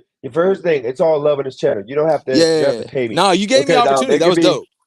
Yeah, no, to be back. It could be in the background for some clips, and I can even use some of your music for some of the videos I'm gonna be doing. So it's all love. I'm down to do that. I got beats too. I got instrumentals. So if you just need instrumental, I got you. Yeah, that too, because I'm gonna start putting audio on my Let me know, fam. pre-record. That's you. So That's you. I yeah, got just you. No problem. send me the email and I'll give you the number, and then All right. you know All we right. can do that. But All right. besides that, I'll just say so shout out to everybody that came on the panel, wordplay, everybody that was here, even Craig. Craig, I'll tell you all this, because Craig, I don't know, he probably ain't listening now, but the reason why I told him I was going to boot him because he just doesn't like to be clear. He tries to win an argument. Sometimes he goes away from, like, he pretty much mixes up stuff to win. But I never had white people that were disrespectful or racist prior to me becoming more of like positive black talk. But your TVO, you remember where I used to be. I used to just bash black people all day, but I never had racist white people. So just keep that in mind. Now, Michael, I don't know enough about you, but I'm happy you're trying to add to the conversation. Sound like you're smart, confident.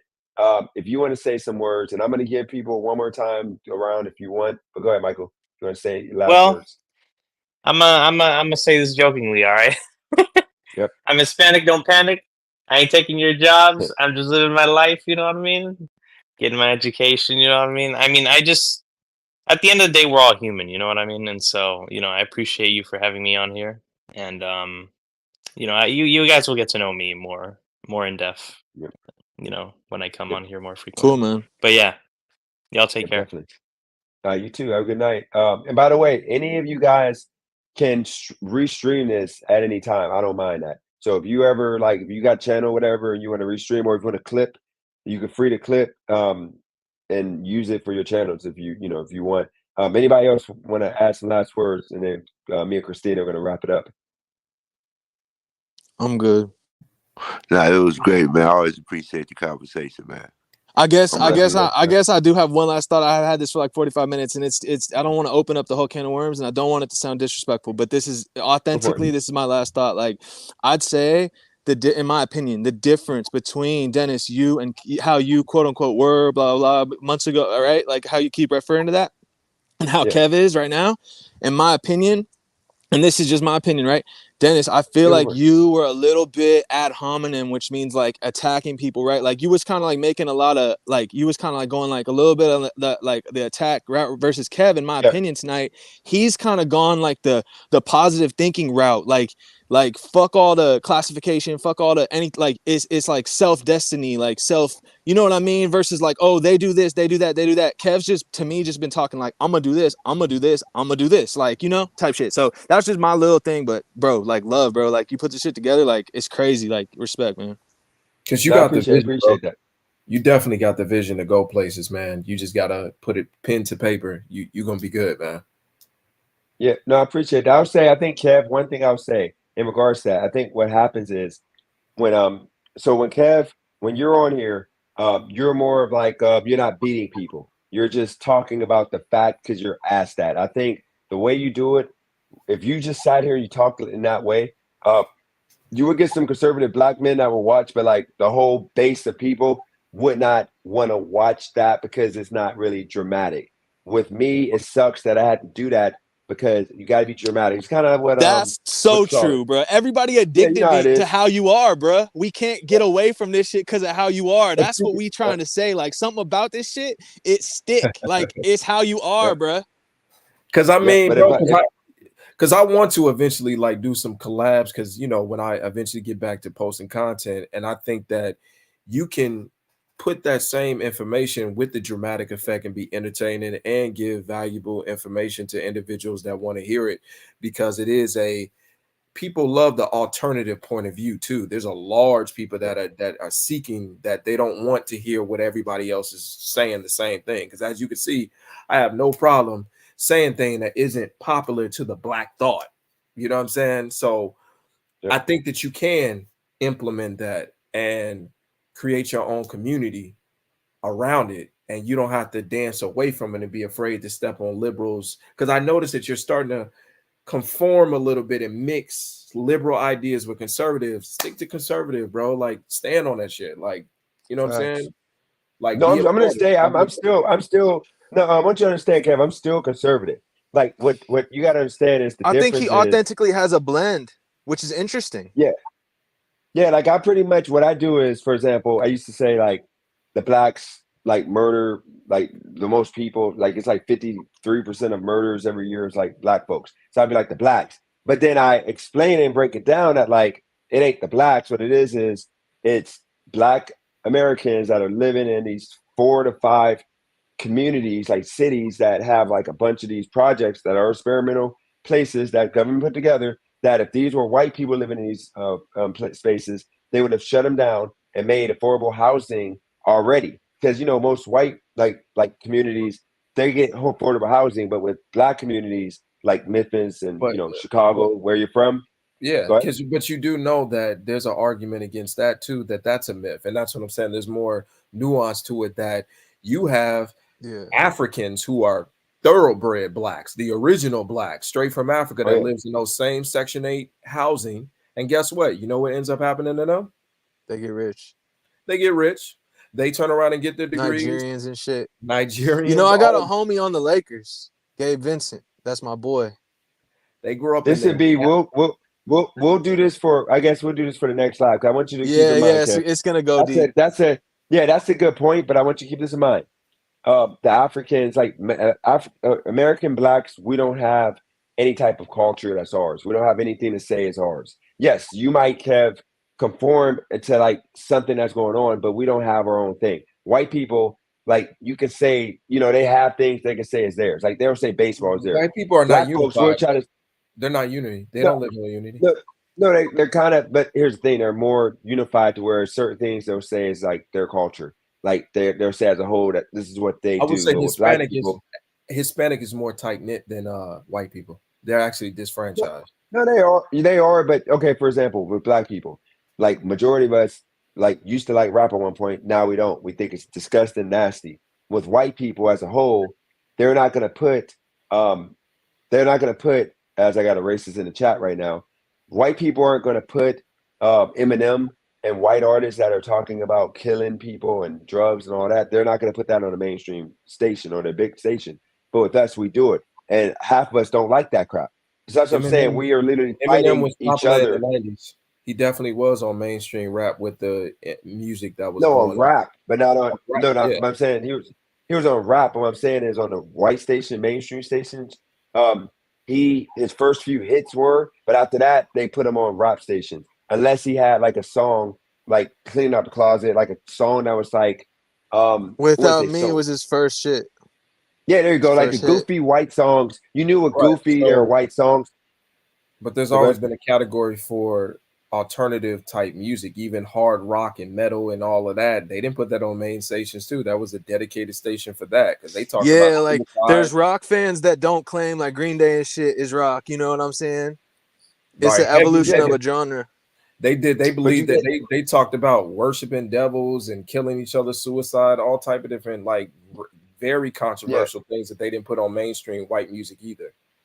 But it wasn't on pop stations. That's what I'm saying. The popular stations, talking about the stations that are like viewed by the most people. Talking about like the top 5 Heavy metal wasn't. Heavy metal back in the day wasn't. It's the same. No, but that's what I'm saying. No, but that's what I'm saying though. Like so when it comes to, for example, black people were so divisive. We don't have one thing that we can say is ours. White people and Hispanic people, Asian people, all these different races of people, they all have things that they can all say is theirs, like they can relate to. Black people are just wandering around, jumping on. But Africans are not. They're divided too, because there's thousands of tribes in Africa and they fight each other. Yeah, and a lot of people say there's no white culture. Yeah, there's no white culture, and then on top of that, what do you call it? Africans come from worse conditions than Black Americans. They don't even have running water. They don't have a pot to piss in. They have all the different things that they're divisive amongst them. You got the what do you call it? Yoruba. You got all these different tribes that are thousands. That's why blacks were sent over here to the United States, is because they didn't see them as our kind. Those were a different tribe. Wow. I get that, but Kev, this is a question I got for you. Yeah. Okay, I'm kind of trying to. If you literally, if you come to this country, and you literally came from freaking not having clean water, not having any type of opportunity, you starved. You get into America, and you know that if you don't work your butt off and slave so that way your kids can have opportunity. Because remember, in Africa, like it's unlike America with the American blacks. There, it's pride in your kids. Your kids is disownment. Like you can disown your kid if they go too far. Like it's family. Family is still there, but you got to remember with black folks because of you have the welfare, and we go back to slavery. We just say welfare, and then you have the crack being put on the streets that broke up families. Then you have freaking in the '90s with music that started the whole destruction of black family, like American black family. You got to understand if Africans, like I'm talking about Native Africans, first generation, second generation, if they had their genre of music that they listen to, which is like more not listen to, but like, dude, like they're more of instruments and all of that, like they're more pure. Okay. You understand when they see their kids wild out and become westernized, they freaking will disown them if they don't change their way. Just like Asians are seeing that now to where their kids are being westernized, to where they're being like in California.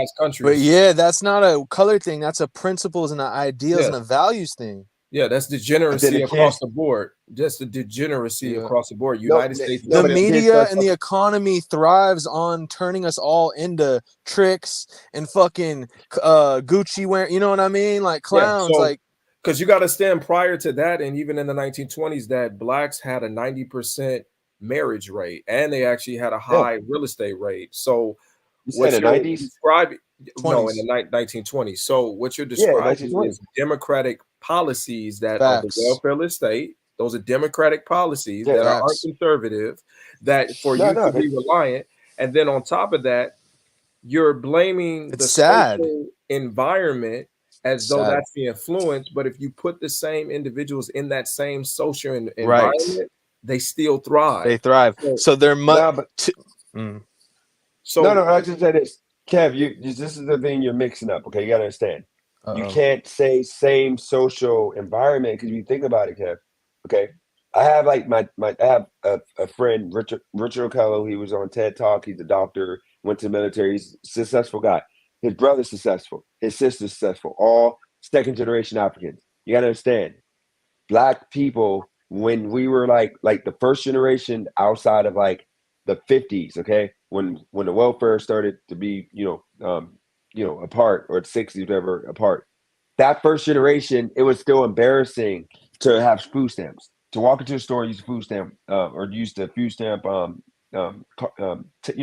like the cash, whatever you call it, whatever, paper. And you know that do you know about the bourgeoisie class? You heard of that? No. Yeah, it's like the successful African Americans, right? Successful African Americans were intertwined with those ones that and they participate in monetizing their lower class as well, correct? Well, something along them lines, but those used to be jealous of the bourgeoisie, and that's where the whole bougie comes from, that whole name. So they all lived together. So no, they did see successful blacks even during those times. So what I'm saying is there's a lot of excuses, because even Malcolm X, you say you're a fan of Malcolm X, right? Yep. Malcolm X said in 1968. Yeah, the celebrities are leaders and they're not leaders and shit. Sorry. Yeah, and so I know where you're going. I want you to look at this speech from Malcolm X, because he's also my favorite civil rights leader, which is Malcolm X. And he said in the 1968, he said blacks have and this is in 1968 during the segregation and Jim Crow laws. He said that black people are not in the position to be a victim or blame the white man for their downfall when we have $1 billion spending. $1 billion in 1968. He said, why is it that we can't take those resources and create new businesses? He said, you got foreigners that come over here with nothing, that aren't educated, barely speak English, create shops and create another shops. And yet you have black people who are on this soil with the same opportunities and don't take advantage of them. He said, until you look in the mirror and look at yourself and see what you're doing that's wrong and pull your resources and pull your wealth as other races do, you are not in a position to blame the white man. You can look at I feel like you're trying to get out of here, so I want to ask one question to maybe crystallize it. Dennis, do you believe that the environment and the conditions one is in are more more strong than one's individual self-will and self-determination? Like which one do you believe is stronger? Is it 50-50? Is it very like which one? Like that kind of sums it up, you know? No, it's okay. It's it's it's it's kind of 50-50, and I'm telling you why real quick. All right. You got to understand, Kev, you are a conservative man. You know, most black people, you go into a prison and you ask the people in jail that are in there for violent crimes, other than beating their wife, they're going to say that they are liberals pretty much, or Democrats. They're going to vote. They're going to say F Trump, go Joe Biden. Okay, when they're black, because of the fact a lot of these people are programmed and trained to leave a certain I'd thing. actually I didn't. disagree I that know I would too. because you know how many people that he pardoned out of jail, right? Yeah. It was like by the You saw him in Houston. He was in Houston and he had a No, whole his people behind him. pregnancy. They would guys, actually I'm be siding with Trump and actually No. hoping that they pardon him out of jail. Kev, you literally. No, Kev, you there's gotta a lot understand. of people You're against Trump. They don't like no. Trump. No, it ain't that. Like, Kev, you gotta understand. Like, the reason why I'd say we agree with pretty much everything, we literally everything I'm telling you, I've said on this channel, or you telling me I said on this channel. I'm not talking about now. I'm talking about if you ask. Maybe I should have said in 2020. In 2020, if you ask majority of those black prisoners, the flip started really in 2016. You have more black people being more conservative openly. A lot of us were like scared. Like I never voted. This is the first time I declared Republican. I did it out here. I got my voter ballot over there in my actually in front of me in my bag. Here's the situation.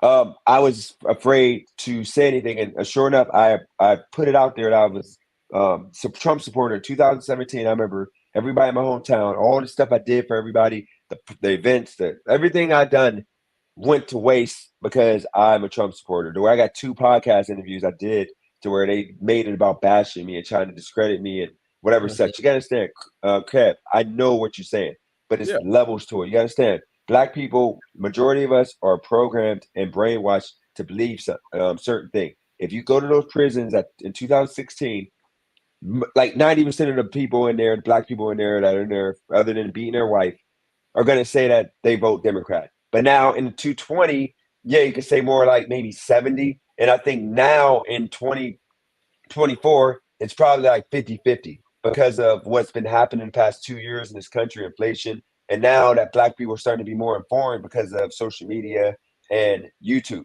So what I'm saying is Africans that are here, like Native Africans, first, second generation, they have a culture. It's family. It's education. Even We had a Africa. culture too. Okay. Black Americans. Yeah, have we a had. culture too. We had one. No, too. we had one. No, we had one in 1920s when we had more business owners than we were But like now we have a having subculture. more. Exactly, but we have Is more it gone black forever business though, or owners. can we like refresh that? Not we, but No, like no, people.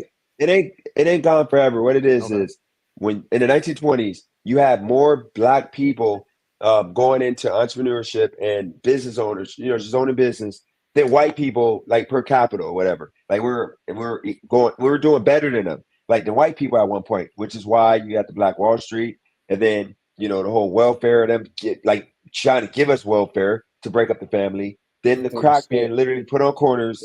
The whole point is, Kev, I'm trying to get you to understand. I But know it's still was a easy to large say. portion. There still was a large portion, even some of the most racist times where millionaires, A.G. Gaston, all these different phenomenal people, even during those times, when all of that was going on the fall, that people still rise above it, Facts. that was their individual role to do that. They Yeah. had all of the stipulations that were against them, but they chose on an individual mechanism. And that's what I'm saying. It's not going to work in a collective. It's only going to be a small portion that get it. If you get it, you get it. If you don't, you don't. And the majority aren't. And that's the thing. Right. And that's But why the Kev, obsession with race is sort of a symptom, in my opinion. It's a symptom. It's a out. It's like an exit off the freeway. Like, oh, I'm gonna take this exit. It's easy just to make this. Like, I don't want to belittle it, but you can't use that. If I were to use that in my rationalization all the time, then I would basically be telling myself, I'm broken. I'm never gonna make it. I'm a victim. I can't make it. I'm The fucked. system is against me. Yeah, like you can't. That's why I asked you the question. Either the DJ. environment. Yeah. Yep. I'm gonna head out because it's getting it's like 7 in the Okay. morning over here. Right, I appreciate you, Christina. We're all leaving. And that's what I'm Yep, have saying a is good night. like, don't, because I Thanks for coming on. your Thank you. your audience And I'm starting to see that your audience is, you know, they swing. You got some conservatives, but you got a lot of liberals on here too. And I noticed majority liberals. You know, they dilute, because I can tell that you kind of pander to their talking points at times. You kind of mix it in, you're throwing a conservative, and then you bro is a professional. Like, he know how to run this bitch. Like, no, but Kev, you got to understand. He do. No, but Kev, Kev, you got to understand. No, but Kev, you got to understand. Prior to this past month and like a week, it wasn't like that. Like, if you go back, Kev, tomorrow, look at one of my videos, my lives from like. I saw it. I know, but bro, you know, you've been saying you were saying that and not believing it, you know? So what is so I believed it all. I still believe it. It's just the difference is I'm explaining. Okay. Kev, I'm gonna make this last point. I don't want to hold you. You know, movies and TV and radio is programming. You gotta understand, we're being programmed. So when you have white programming to where you have The View, you have The Talk, you have all these shows that is showing empowerment and uplifting and, you know, talking about like things to be better. But then when you have black programming that Western blacks watch, listen to, whatever, and take in, it's all drama. It's all like, you ain't shit. Racism is gonna hold you down. Like, all this negative stuff. That's all the programming is, because they took away the Cosby Show, they took away Different World, took away all those shows. Yeah, it's gonna cause if you took two children, no color involved at all, I know that's impossible, but let's just say two children. One child is completely conditioned, as you're kind of saying, or is programmed by media, by television, movies and shit, made by producers in Hollywood that are only thinking about addicting you and bringing you to theater and monetizing the fuck out of you by any means necessary. Kind of like you're really good at doing your audience. You keep us here all fucking day. So that's what you got a talent in this bitch for sure. Okay, the other side is a person that go to school.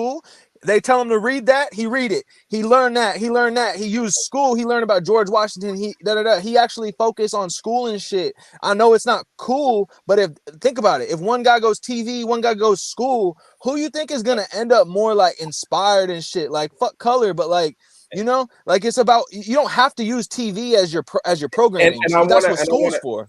And I'd want to touch on your the last point that I want to make, because I meant to touch on this earlier when you brought it up about, I mentioned briefly about my parents, and you said that it was easier back then, but you do know that the crime statistics and the overall, they name that historically, you know, they talk about the car thefts and stuff like that, but do you know what was the worst time in history as far as the worst crime, what year that was in? What? 1980s. And those are when my parents were around they were, you know, young adults in their 20s. So in the 80s, it was extremely tough and extremely bad during those times. And so that was during the times of Cosby and everything else. That's when gang violence, that's when the crack academics started and all of that. So that's what I'm saying. It's just like, there's certain things and aspects that it's either you want this or you don't. And for the individuals that don't want it, the environment, racism has a very small role. But Kev, you know why and I gotta ask you this real quick. Yeah. When did Malcolm X die? Or what year? Around what year? He was in the 60s. Okay. You do realize that Malcolm X was the last, Martin Luther King, they were the last leaders that we have. All groups of people have leaders. They have people that they can look at. Martin Luther King had a dream. He didn't have a plan. He was not a great role model for blacks. He was not the hopes. I don't like Martin Luther King. I like Malcolm X. What I'm saying is they were still, no matter what, leaders. Even though people didn't think, I didn't know Martin Luther King had side chicks and all of that. But what I'm saying, Kev, is that the 60s when we had leaders, you do realize they got rid of them. And then in the 70s, they started infiltrating the gangs that were protecting black people, and they made them about exploiting black people. And that's what I'm trying to understand, Kev. Like, a lot of this stuff that's happened was the white power structure in the government that infiltrated the gang. I think he understands it, but do you believe it can be overcome or not? Yes or no? Yeah, no, actually at this point, no, because the government is too strong. It's then you're, unfortunately, I hate to hear that, but like, I can overcome it. I can overcome it, but see, Kev, there's the thing. Kev got to understand. He's looking, once again, I tell Kev, he's looking through his eyes. He knows life. He knows what it is. Yeah. No, I get it, but I'm saying he knows. But if he goes, I understand the history as far as the social conditioning of society, because that's what you're talking about. You're talking about the social conditioning and they show imagery to make them appeal to toxic subculture. I understand that, but that's always existed. You've always had action movies. You always had the white people called Elvis the devil. Right. Hold on, Kev. What was the black hero? Considered controversial. Rock and roll Hold on, music. Kev. What was the black hero? Give me a black hero. Michael Jordan. In the 70s, 80s. No, a hero. I'm talking about like a hero on TV. No, those are basketball players. No, a hero. You're using nope, these nope. No, I'm asking you, what hero did we have in the 80s, 90s to look up to? Let me ask you this. What hero does the Jewish community have? Who do they have? Who was on TV? White. No, they're considered white and powerful because they run the movies. No. What I'm saying is, who are their avatar that they look up to? They don't have one. Even the Asian community, that's only blacks that focus on that, because what they focus on is what is tangible, putting systems in place, standard operations and procedures, things that actually move the needle in society. Jewish community only make up like 1% of the population, but they make up majority of the wealth, because due to the conditioning of what they focus on. Blacks focus on all the wrong things, being club promoters, trying to be cool, trying to do all the things that have no scalability. They want to do all the things that don't move in society, bro. They want to sell merch. They want to be cool. They want to go to the parties. All of the different things are how what they promote don't actually help you become a corporate citizen in the United States, which the United States is a business. Everybody, if they knew how the system worked, you would be operating as a business person, not as a citizen. Got to. That's what Craig, I'm saying. I said, Craig, I get all that, but I need you to understand. You got to understand. White people do some of the same things. And you got to understand, it ain't nothing wrong with a guy, somebody trying to make a living in entertainment when you have Hollywood, yes, ran by Jewish folks, but it's majority white people in it. Black people, we put ourselves in position to be 9-to-5 workers because we don't have a Kev to give us game. You got to understand, Kev, the Africans, no matter what you say, the Africans, they keep their African pride. They are not calling themselves. You would literally, if you were on Twitter debating me, they would call you a African. Like they'll call you, they'll call you whatever, I forgot the name for it, but they call it African. They call me a coon. They would call me a coon. That's what they would call me. No, not coon. No, not coon. Not coon. It's like Black Americans versus African Americans. And they will call you African American. Black African Americans, because even Nigerians in their country are known to be scammers, even on the internet. They have a bad rep as far as doing, and even in Africa, they do bad business. That's why Africa will not thrive as the United States. So they have poor business practices that are in the actual continent of Africa. So that's what I'm saying. We can always use all these different excuses, but yet these individuals learn the system of America, which we have access to the same information that they do. We choose not to do it, though. Kev, just answer this question. Yeah. What 3 things would you tell somebody if they say, how do you get the American dream? What 3 things, like words, or not even words, just keep it simple. Could I give you simple what conservatives are taught? I became a conservative when I was 24 or 26, actually. I became a conservative on accident. I went to a Trump versus Hillary Clinton on UNLV's campus debate. Like I was outside. And that's what, so what 3 things they tell you to do? Well, now it's super duper easy. Go on Chat GPT. No, not that. I'm talking about that question. No, not Chat GPT. I'm talking about Kev. Yeah. I'm talking about not the way. I'm talking about like a kid that's out there struggling. Like I would tell them, you tell me if I'm wrong. I would tell them put emphasis on education, work ethic, and don't do crime. That's simple. You'll be a millionaire. Or not millionaire, you'd be great. Okay, and I would say if they want to be successful in this country, the only ways that you're going to do it is if you sell a product, sell a service, or sell the knowledge that you know that you can teach it. Those are the 3 things that will make you successful. You do any of those things, you can't go wrong. My answer comes out of the Declaration of, you didn't ask me, but my answer comes out of the Declaration of Independence. got it. Life, liberty, and the pursuit of happiness. But there was an alternate interpretation of the third one, and it was land. And so I know that sounds general, but life, you need to understand that you're blessed, you're alive, you're breathing, liberty, you're free. You can overcome anything. A motherfucker can come up to you, try to fuck you up. You gotta fuck him up. Like, period. Like, put him down. Like, that's it. That's it. Stay free. You know, nobody can do shit to you. And pursuit of happiness, land, have your space in this world. You talk about real estate online. I love that. You got your fucking channel, bro. You running this shit. You got your land. You know, run that bitch up. Like, you know. Like, this is a digital asset. This is digital real estate that you're running right now, bro. And so that's what I'm saying. We live in the first world country, bro. Do you realize how much privilege we're blessed, bro? We're blessed as hell. No, but I get, but Kev, what I'm saying is you gotta understand, and we'll do more next time you come on here and we talk. But you gotta understand, Kev, what you said. Majority of people is gonna go over their head because a lot of these people, like, not everybody can do what you do.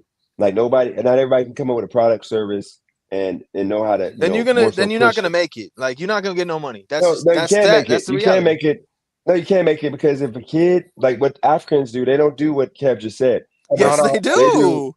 No, Yes, no, what they do. do is, let me tell you, no, majority of them, okay, we got that for another debate for another day, I guess. What they do is they put their kids in college and the kids go and they become doctors, lawyers, freaking. That's a service. That's a service. But most of them are working for a company. They're not opening their own doctor's offices, or they're not still law offering firms. service, though. They're still offering. It does. Okay, but what some of them, Dennis? Some of them do, though, right? Yeah, a lot of them. Yes, some do, but not. I get it, but we're talking to you. Gotta understand. You see how y'all go over people's head? Like, you gotta understand. No, we're not programmed. No, I'm saying it wasn't even that. It's like when you say service, product, and all that. Okay, that's true. Okay, it's simple. That's like economics, though. You know. But what would you tell? Okay, a black kid, the average black kid in America, that most of them don't got a dad. Okay, just with their mom. I'm gonna tell them so they can succeed. I'm gonna say, look, if you want to be successful in this country and not be a f up, education, get through high school, okay, and try to get either a skill trade or some type of college degree that you're gonna be passionate about. And then I say, don't do crime. It's not that hard.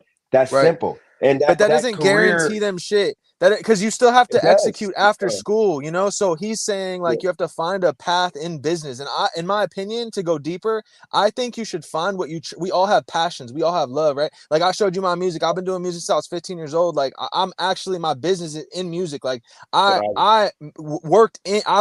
I made a business in the shit that I love, and I'm gonna keep working on my music till I blow the shit up. You feel me? But I would argue that passion is overrated too. Because no, let me finish. I know I understand what you're saying, but let me finish. Let me say why I think that, because I do hear you on that. But the reason I am a proponent of passion is because you'll go harder at the shit. So listen, so like let's say like someone likes shoes or someone likes whatever. It's like, bro, people have gotten rich off everything. YouTube, whatever you like, you can come on here and talk about. You know what I'm saying? So it's like whatever you like, you got to figure out a way to monetize it. That's the key word. You gotta if you want money, you gotta monetize. Period. Like if you don't want money, then just don't get money. Like you're fine. Some of the most successful things in business, especially in the United States economy, is not based on the backs of passion. It's what's works. Bro, let's finish up. Give me an example of an entrepreneur that you respect. An entrepreneur that I respect. I mean, I respect Jeff Bezos. I respect all. Okay. So Jeff Bezos, I would argue, you know, his story. He worked in an investment firm right out of college. He was like a valedictorian, Ivy League, like super intelligent academic guy. He worked on Wall Street, and he noticed the internet was growing by 3,000% a year. So he immediately was like, damn, this internet thing is going to be a fucking beast, right? And then he looked up the margins, the product with the best margins and the easiest to transport, and he picked books, right? And that's why Amazon. So I would argue, I see what you're saying. Like, it's not like Jeff Bezos was passionate about the internet and passionate about books, but what he was passionate about was getting to the bag. So in a way, he was able to use his intellect to kind of say, fuck it, I'm going to go at this motherfucker like in like a very like, you know what I'm saying? Like there's a lot of things that take place as far as in the business aspects of some of the most boring. You talking about selling corn. You got to be willing to get that shit. I believe that you should have a business that has already have a proven concept to work, And then once that, use that business as a vehicle, and then fund whatever passion you want after that. It's fair. But that's fair. But the too many market that you people- go into is very important. Like a blue ocean. Are you aware of blue ocean strategy? Yes. Yeah. But that's what I'm saying.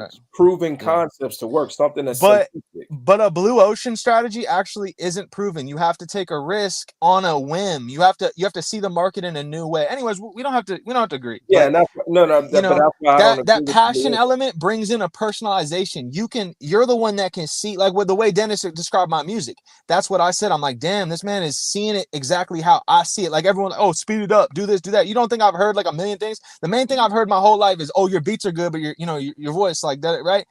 It's like everybody's told me everything, all this type of shit, but it's like, bro, like I'm the one that see this shit the way I see it. You know what I'm saying? Like I'm gonna ride this bitch till the wheel fall off. That's my lane. You know what I'm saying? Like, so get then, that, like, yeah. but the thing is, there's a lot of people that's chasing that in there, and they're gonna end up going hard in the paint. You're right. And it's gonna lead to absolutely nowhere. You're right. And that's why, to You're Dennis's point, something that's tangible and simple, and something that he knows at work, which is video editing, and I thought that was a great idea, which is a service. And that's why I wanted to bring that up again, because you kind of misconstrued what I was saying in the text when I said about the scalability, because nobody, when you start building up a book of clients, you're not going to scale immediately. What I was saying was, all the time that you're spending as far as to learn and try to master the craft of editing, you can find someone overseas that's already mastered it. You can focus on the sales part to get the clients, and then you just delegate the work, and they already know how to do the workload of editing the video footage, and you work on the sales and just convert them to make the money. You focus, because that's the labor work. Let somebody else do the labor, and you do what you're good at, which is selling. Because you got a network, you got a reach. No, I'm actually not good at selling. You can go on Fiverr.com, but bro, you sold all of us to be in this live for hours and hours and hours. That's sales. But he could do marketing, because I would consider myself more of a marketer than I am a salesman. It'll sell itself based off of how it's marketed. I would consider you a marketer. So what you can do is because all that labor intensive, that's another thing I'm against as far as doing all the labor. You can have somebody that loves doing that and does a large volume of it, and they're an expertise, and they have much more experience than you do, because you can hire an expert and they'll do it for you. So therefore, you're focused on making the money. You're paying attention to the profits that's coming in, and you can give them, because you're only one person. You can only do so many jobs, but another person who's an expertise at it, you can have 3 editors doing 10 jobs per lead that you receive, and you just hand it off. Like, hey, just because I'm curious, who are his clients, bro? Well, he was talking about going towards YouTubers, but I would say that but they already got editors, right? No, not you. No, I'm not talking about YouTube. What I'm saying is, you gotta understand, everything that I do that people like, for example, is YouTube. Like, I'm going to consult people who want to do YouTube when I get back to Wilmington, because it's such a middle of nowhere place. And they're gonna look at my channel. Even though my numbers aren't crazy, I like that. They're better than what they got, because they got nothing. So I'm gonna get regular people. They got a little money, they might have like $100 they can spend each month. Yeah. And I'll put enough time into helping them grow their channel. I think that's honest, what I mean bro. I'm not just bullshitting you. I think that's fucking genius. You could walk into Walmart, you could see any motherfucker, and you could turn him into a YouTuber, bro. And each, like, because you have the model, you have the formula, you have the like, you know what I'm saying? Like, I truly actually believe in that model, bro. Follow that shit. Like, you could, because every person could be your client. Everybody you see in life, somebody getting your lift, but you got to have like kind of like a funnel for them. You know what I'm saying? You got to like kind of feel them out. Like, are they interested in that? Are they willing to go hard? If that's the case, then bro, you could be a YouTube label. It's more of getting them over. It's more of getting them over the hump, because like I got a few people that I was able to push them off my channel to where they were able to get to like the point of once you get to that 100 subscriber mark in like a couple weeks, you're going to like be at 200 to 300 within like a month, and then you get to that 1,000 within the 2-3 month mark, and that's usually what people do. But it's like the way of doing it that I know, and most YouTubers that had gotten to this level. The only reason why I tell you right now I'm stagnant is because of the fact I didn't have anything to talk about because of the fact I was living like a beta male, literally. Like I was doing everything that would not be manly because I was living through women. But go ahead. So to refine that strategy, and this would probably be even a more refined because you planned on going to individual people that you come in contact with to market your services to, right?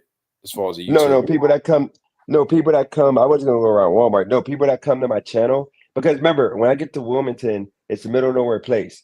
I'm gonna probably be one of the biggest YouTubers. I'm not even that big, so I'm going to get people that are gonna be like, "Oh my God, how did you do this?" Because with me, when I was at 3,000 subscribers before I left Wilmington, I was like low key local celebrity to where everybody's like, "Oh my God, your channel is so great," and they were seeing me in all the WalMarts, whatever.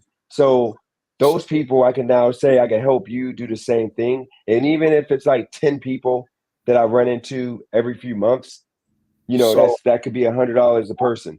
I personally think that a better approach where it's on autopilot, because what you would essentially be doing is getting inbound leads, people who are already interested in be two channels. It would be either organically of people who watch your channel that already are familiar with you, or you can market to business owners who need the services, and you can get them on a monthly retainer to have access to edit their videos on a recurring basis, and that they're good for the money instead of trying to figure out, I'll get you next time. You're already marketing it to people who that retainer's key.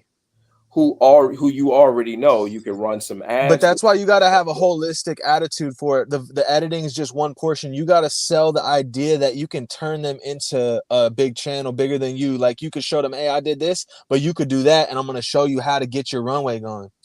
Yeah, and the thing is, I would run some ads or even do organic content on an Instagram page and do some reels and get the organic content coming in as far as advertisement, because at that point, you're scaling at a larger scale of people. You have more traffic and access. Your Wilmington, I mean, that's cool, but that's such a small portion in comparison to the internet. I'm in Chicago, you in LA. I don't know anything about Wilmington I know about LA, but the fact that you met me through the internet, this is all organic. So I would focus on internet digital marketing strategies over trying to meet people who may not even have the funds to pay for your services. And my phone about to die, so y'all gonna stop hearing me ranting bullshit. Let's but do last this. thing, Kev. no, bro, I got a great idea for you. Yeah. I got a great idea for you. Last thing, this is simple. It's not new. Like he said, proven business model. This is a proven business model. You could go to restaurants, bars, places of business and provide. It's basically at that point you're a digital marketing agency, but you could go to them and be like, yo, you guys got a YouTube channel? No, you don't. Oh, we need to get that going for you. I'll set your account up. I'll help you get some content, and those are retainers. Those are monthly retainers, and they got money coming in their doors. You feel me? So anyways, all right, love, bro. What's that to do? Appreciate you. Kev, I say reach me on my next live, but if you can't email me, I'll shoot, because you can shoot me these ideas. I ain't gonna lie, I'm half asleep. Yeah, and I know it's going in one and out the other. It's late, so man. we can I'm gonna let you go. Yeah. I'll be back on tomorrow. Probably around 2 Pacific time, 3 Pacific time. Then we can go more into it, because there's a bunch of other things now that I want to go into. I'm gonna try to write them down, that way tomorrow, whenever or Monday, whenever you jump back on, we can go into a few more topics. So I appreciate you rocking out. You've been on for 6 hours, damn near. Yeah, I know, man. Putting my dues in, man. I appreciate that. Take it easy, bro. Be good, man. Have a good night. Catch you later. And everybody in the chat that's still rocking out, appreciate all y'all. Once again, appreciate Kev, Wordplay, everybody, Original Thought, everybody that came on. Cali Girl, everybody, Christina that came on. I'm tired. I ain't gonna lie. My brain is fried. Shout out to Maverick. We got Bada, Original Corporation in the building. I appreciate everybody that's here. I gotta get some sleep. I stayed on here too late. Now I'm about to be sleeping until 12. I'm gonna have a bad day tomorrow, only because I'm happy that I did this live this long. It's all good, but I got to get on schedule because of the fact and everybody hit the like button before y'all leave. Hit the like button. Hit the like button. Hit the like button before y'all leave. But I got to get on schedule because I gotta get 8 hours sleep every day for me to maintain this 3-month situation. So that way, when I go to Wilmington, I'll have plenty of cash, everything I need to move there and be situated. But I'm about to get off here and get some sleep. Appreciate everybody for tuning in. See you guys tomorrow. That's all I got. I'm out. Peace.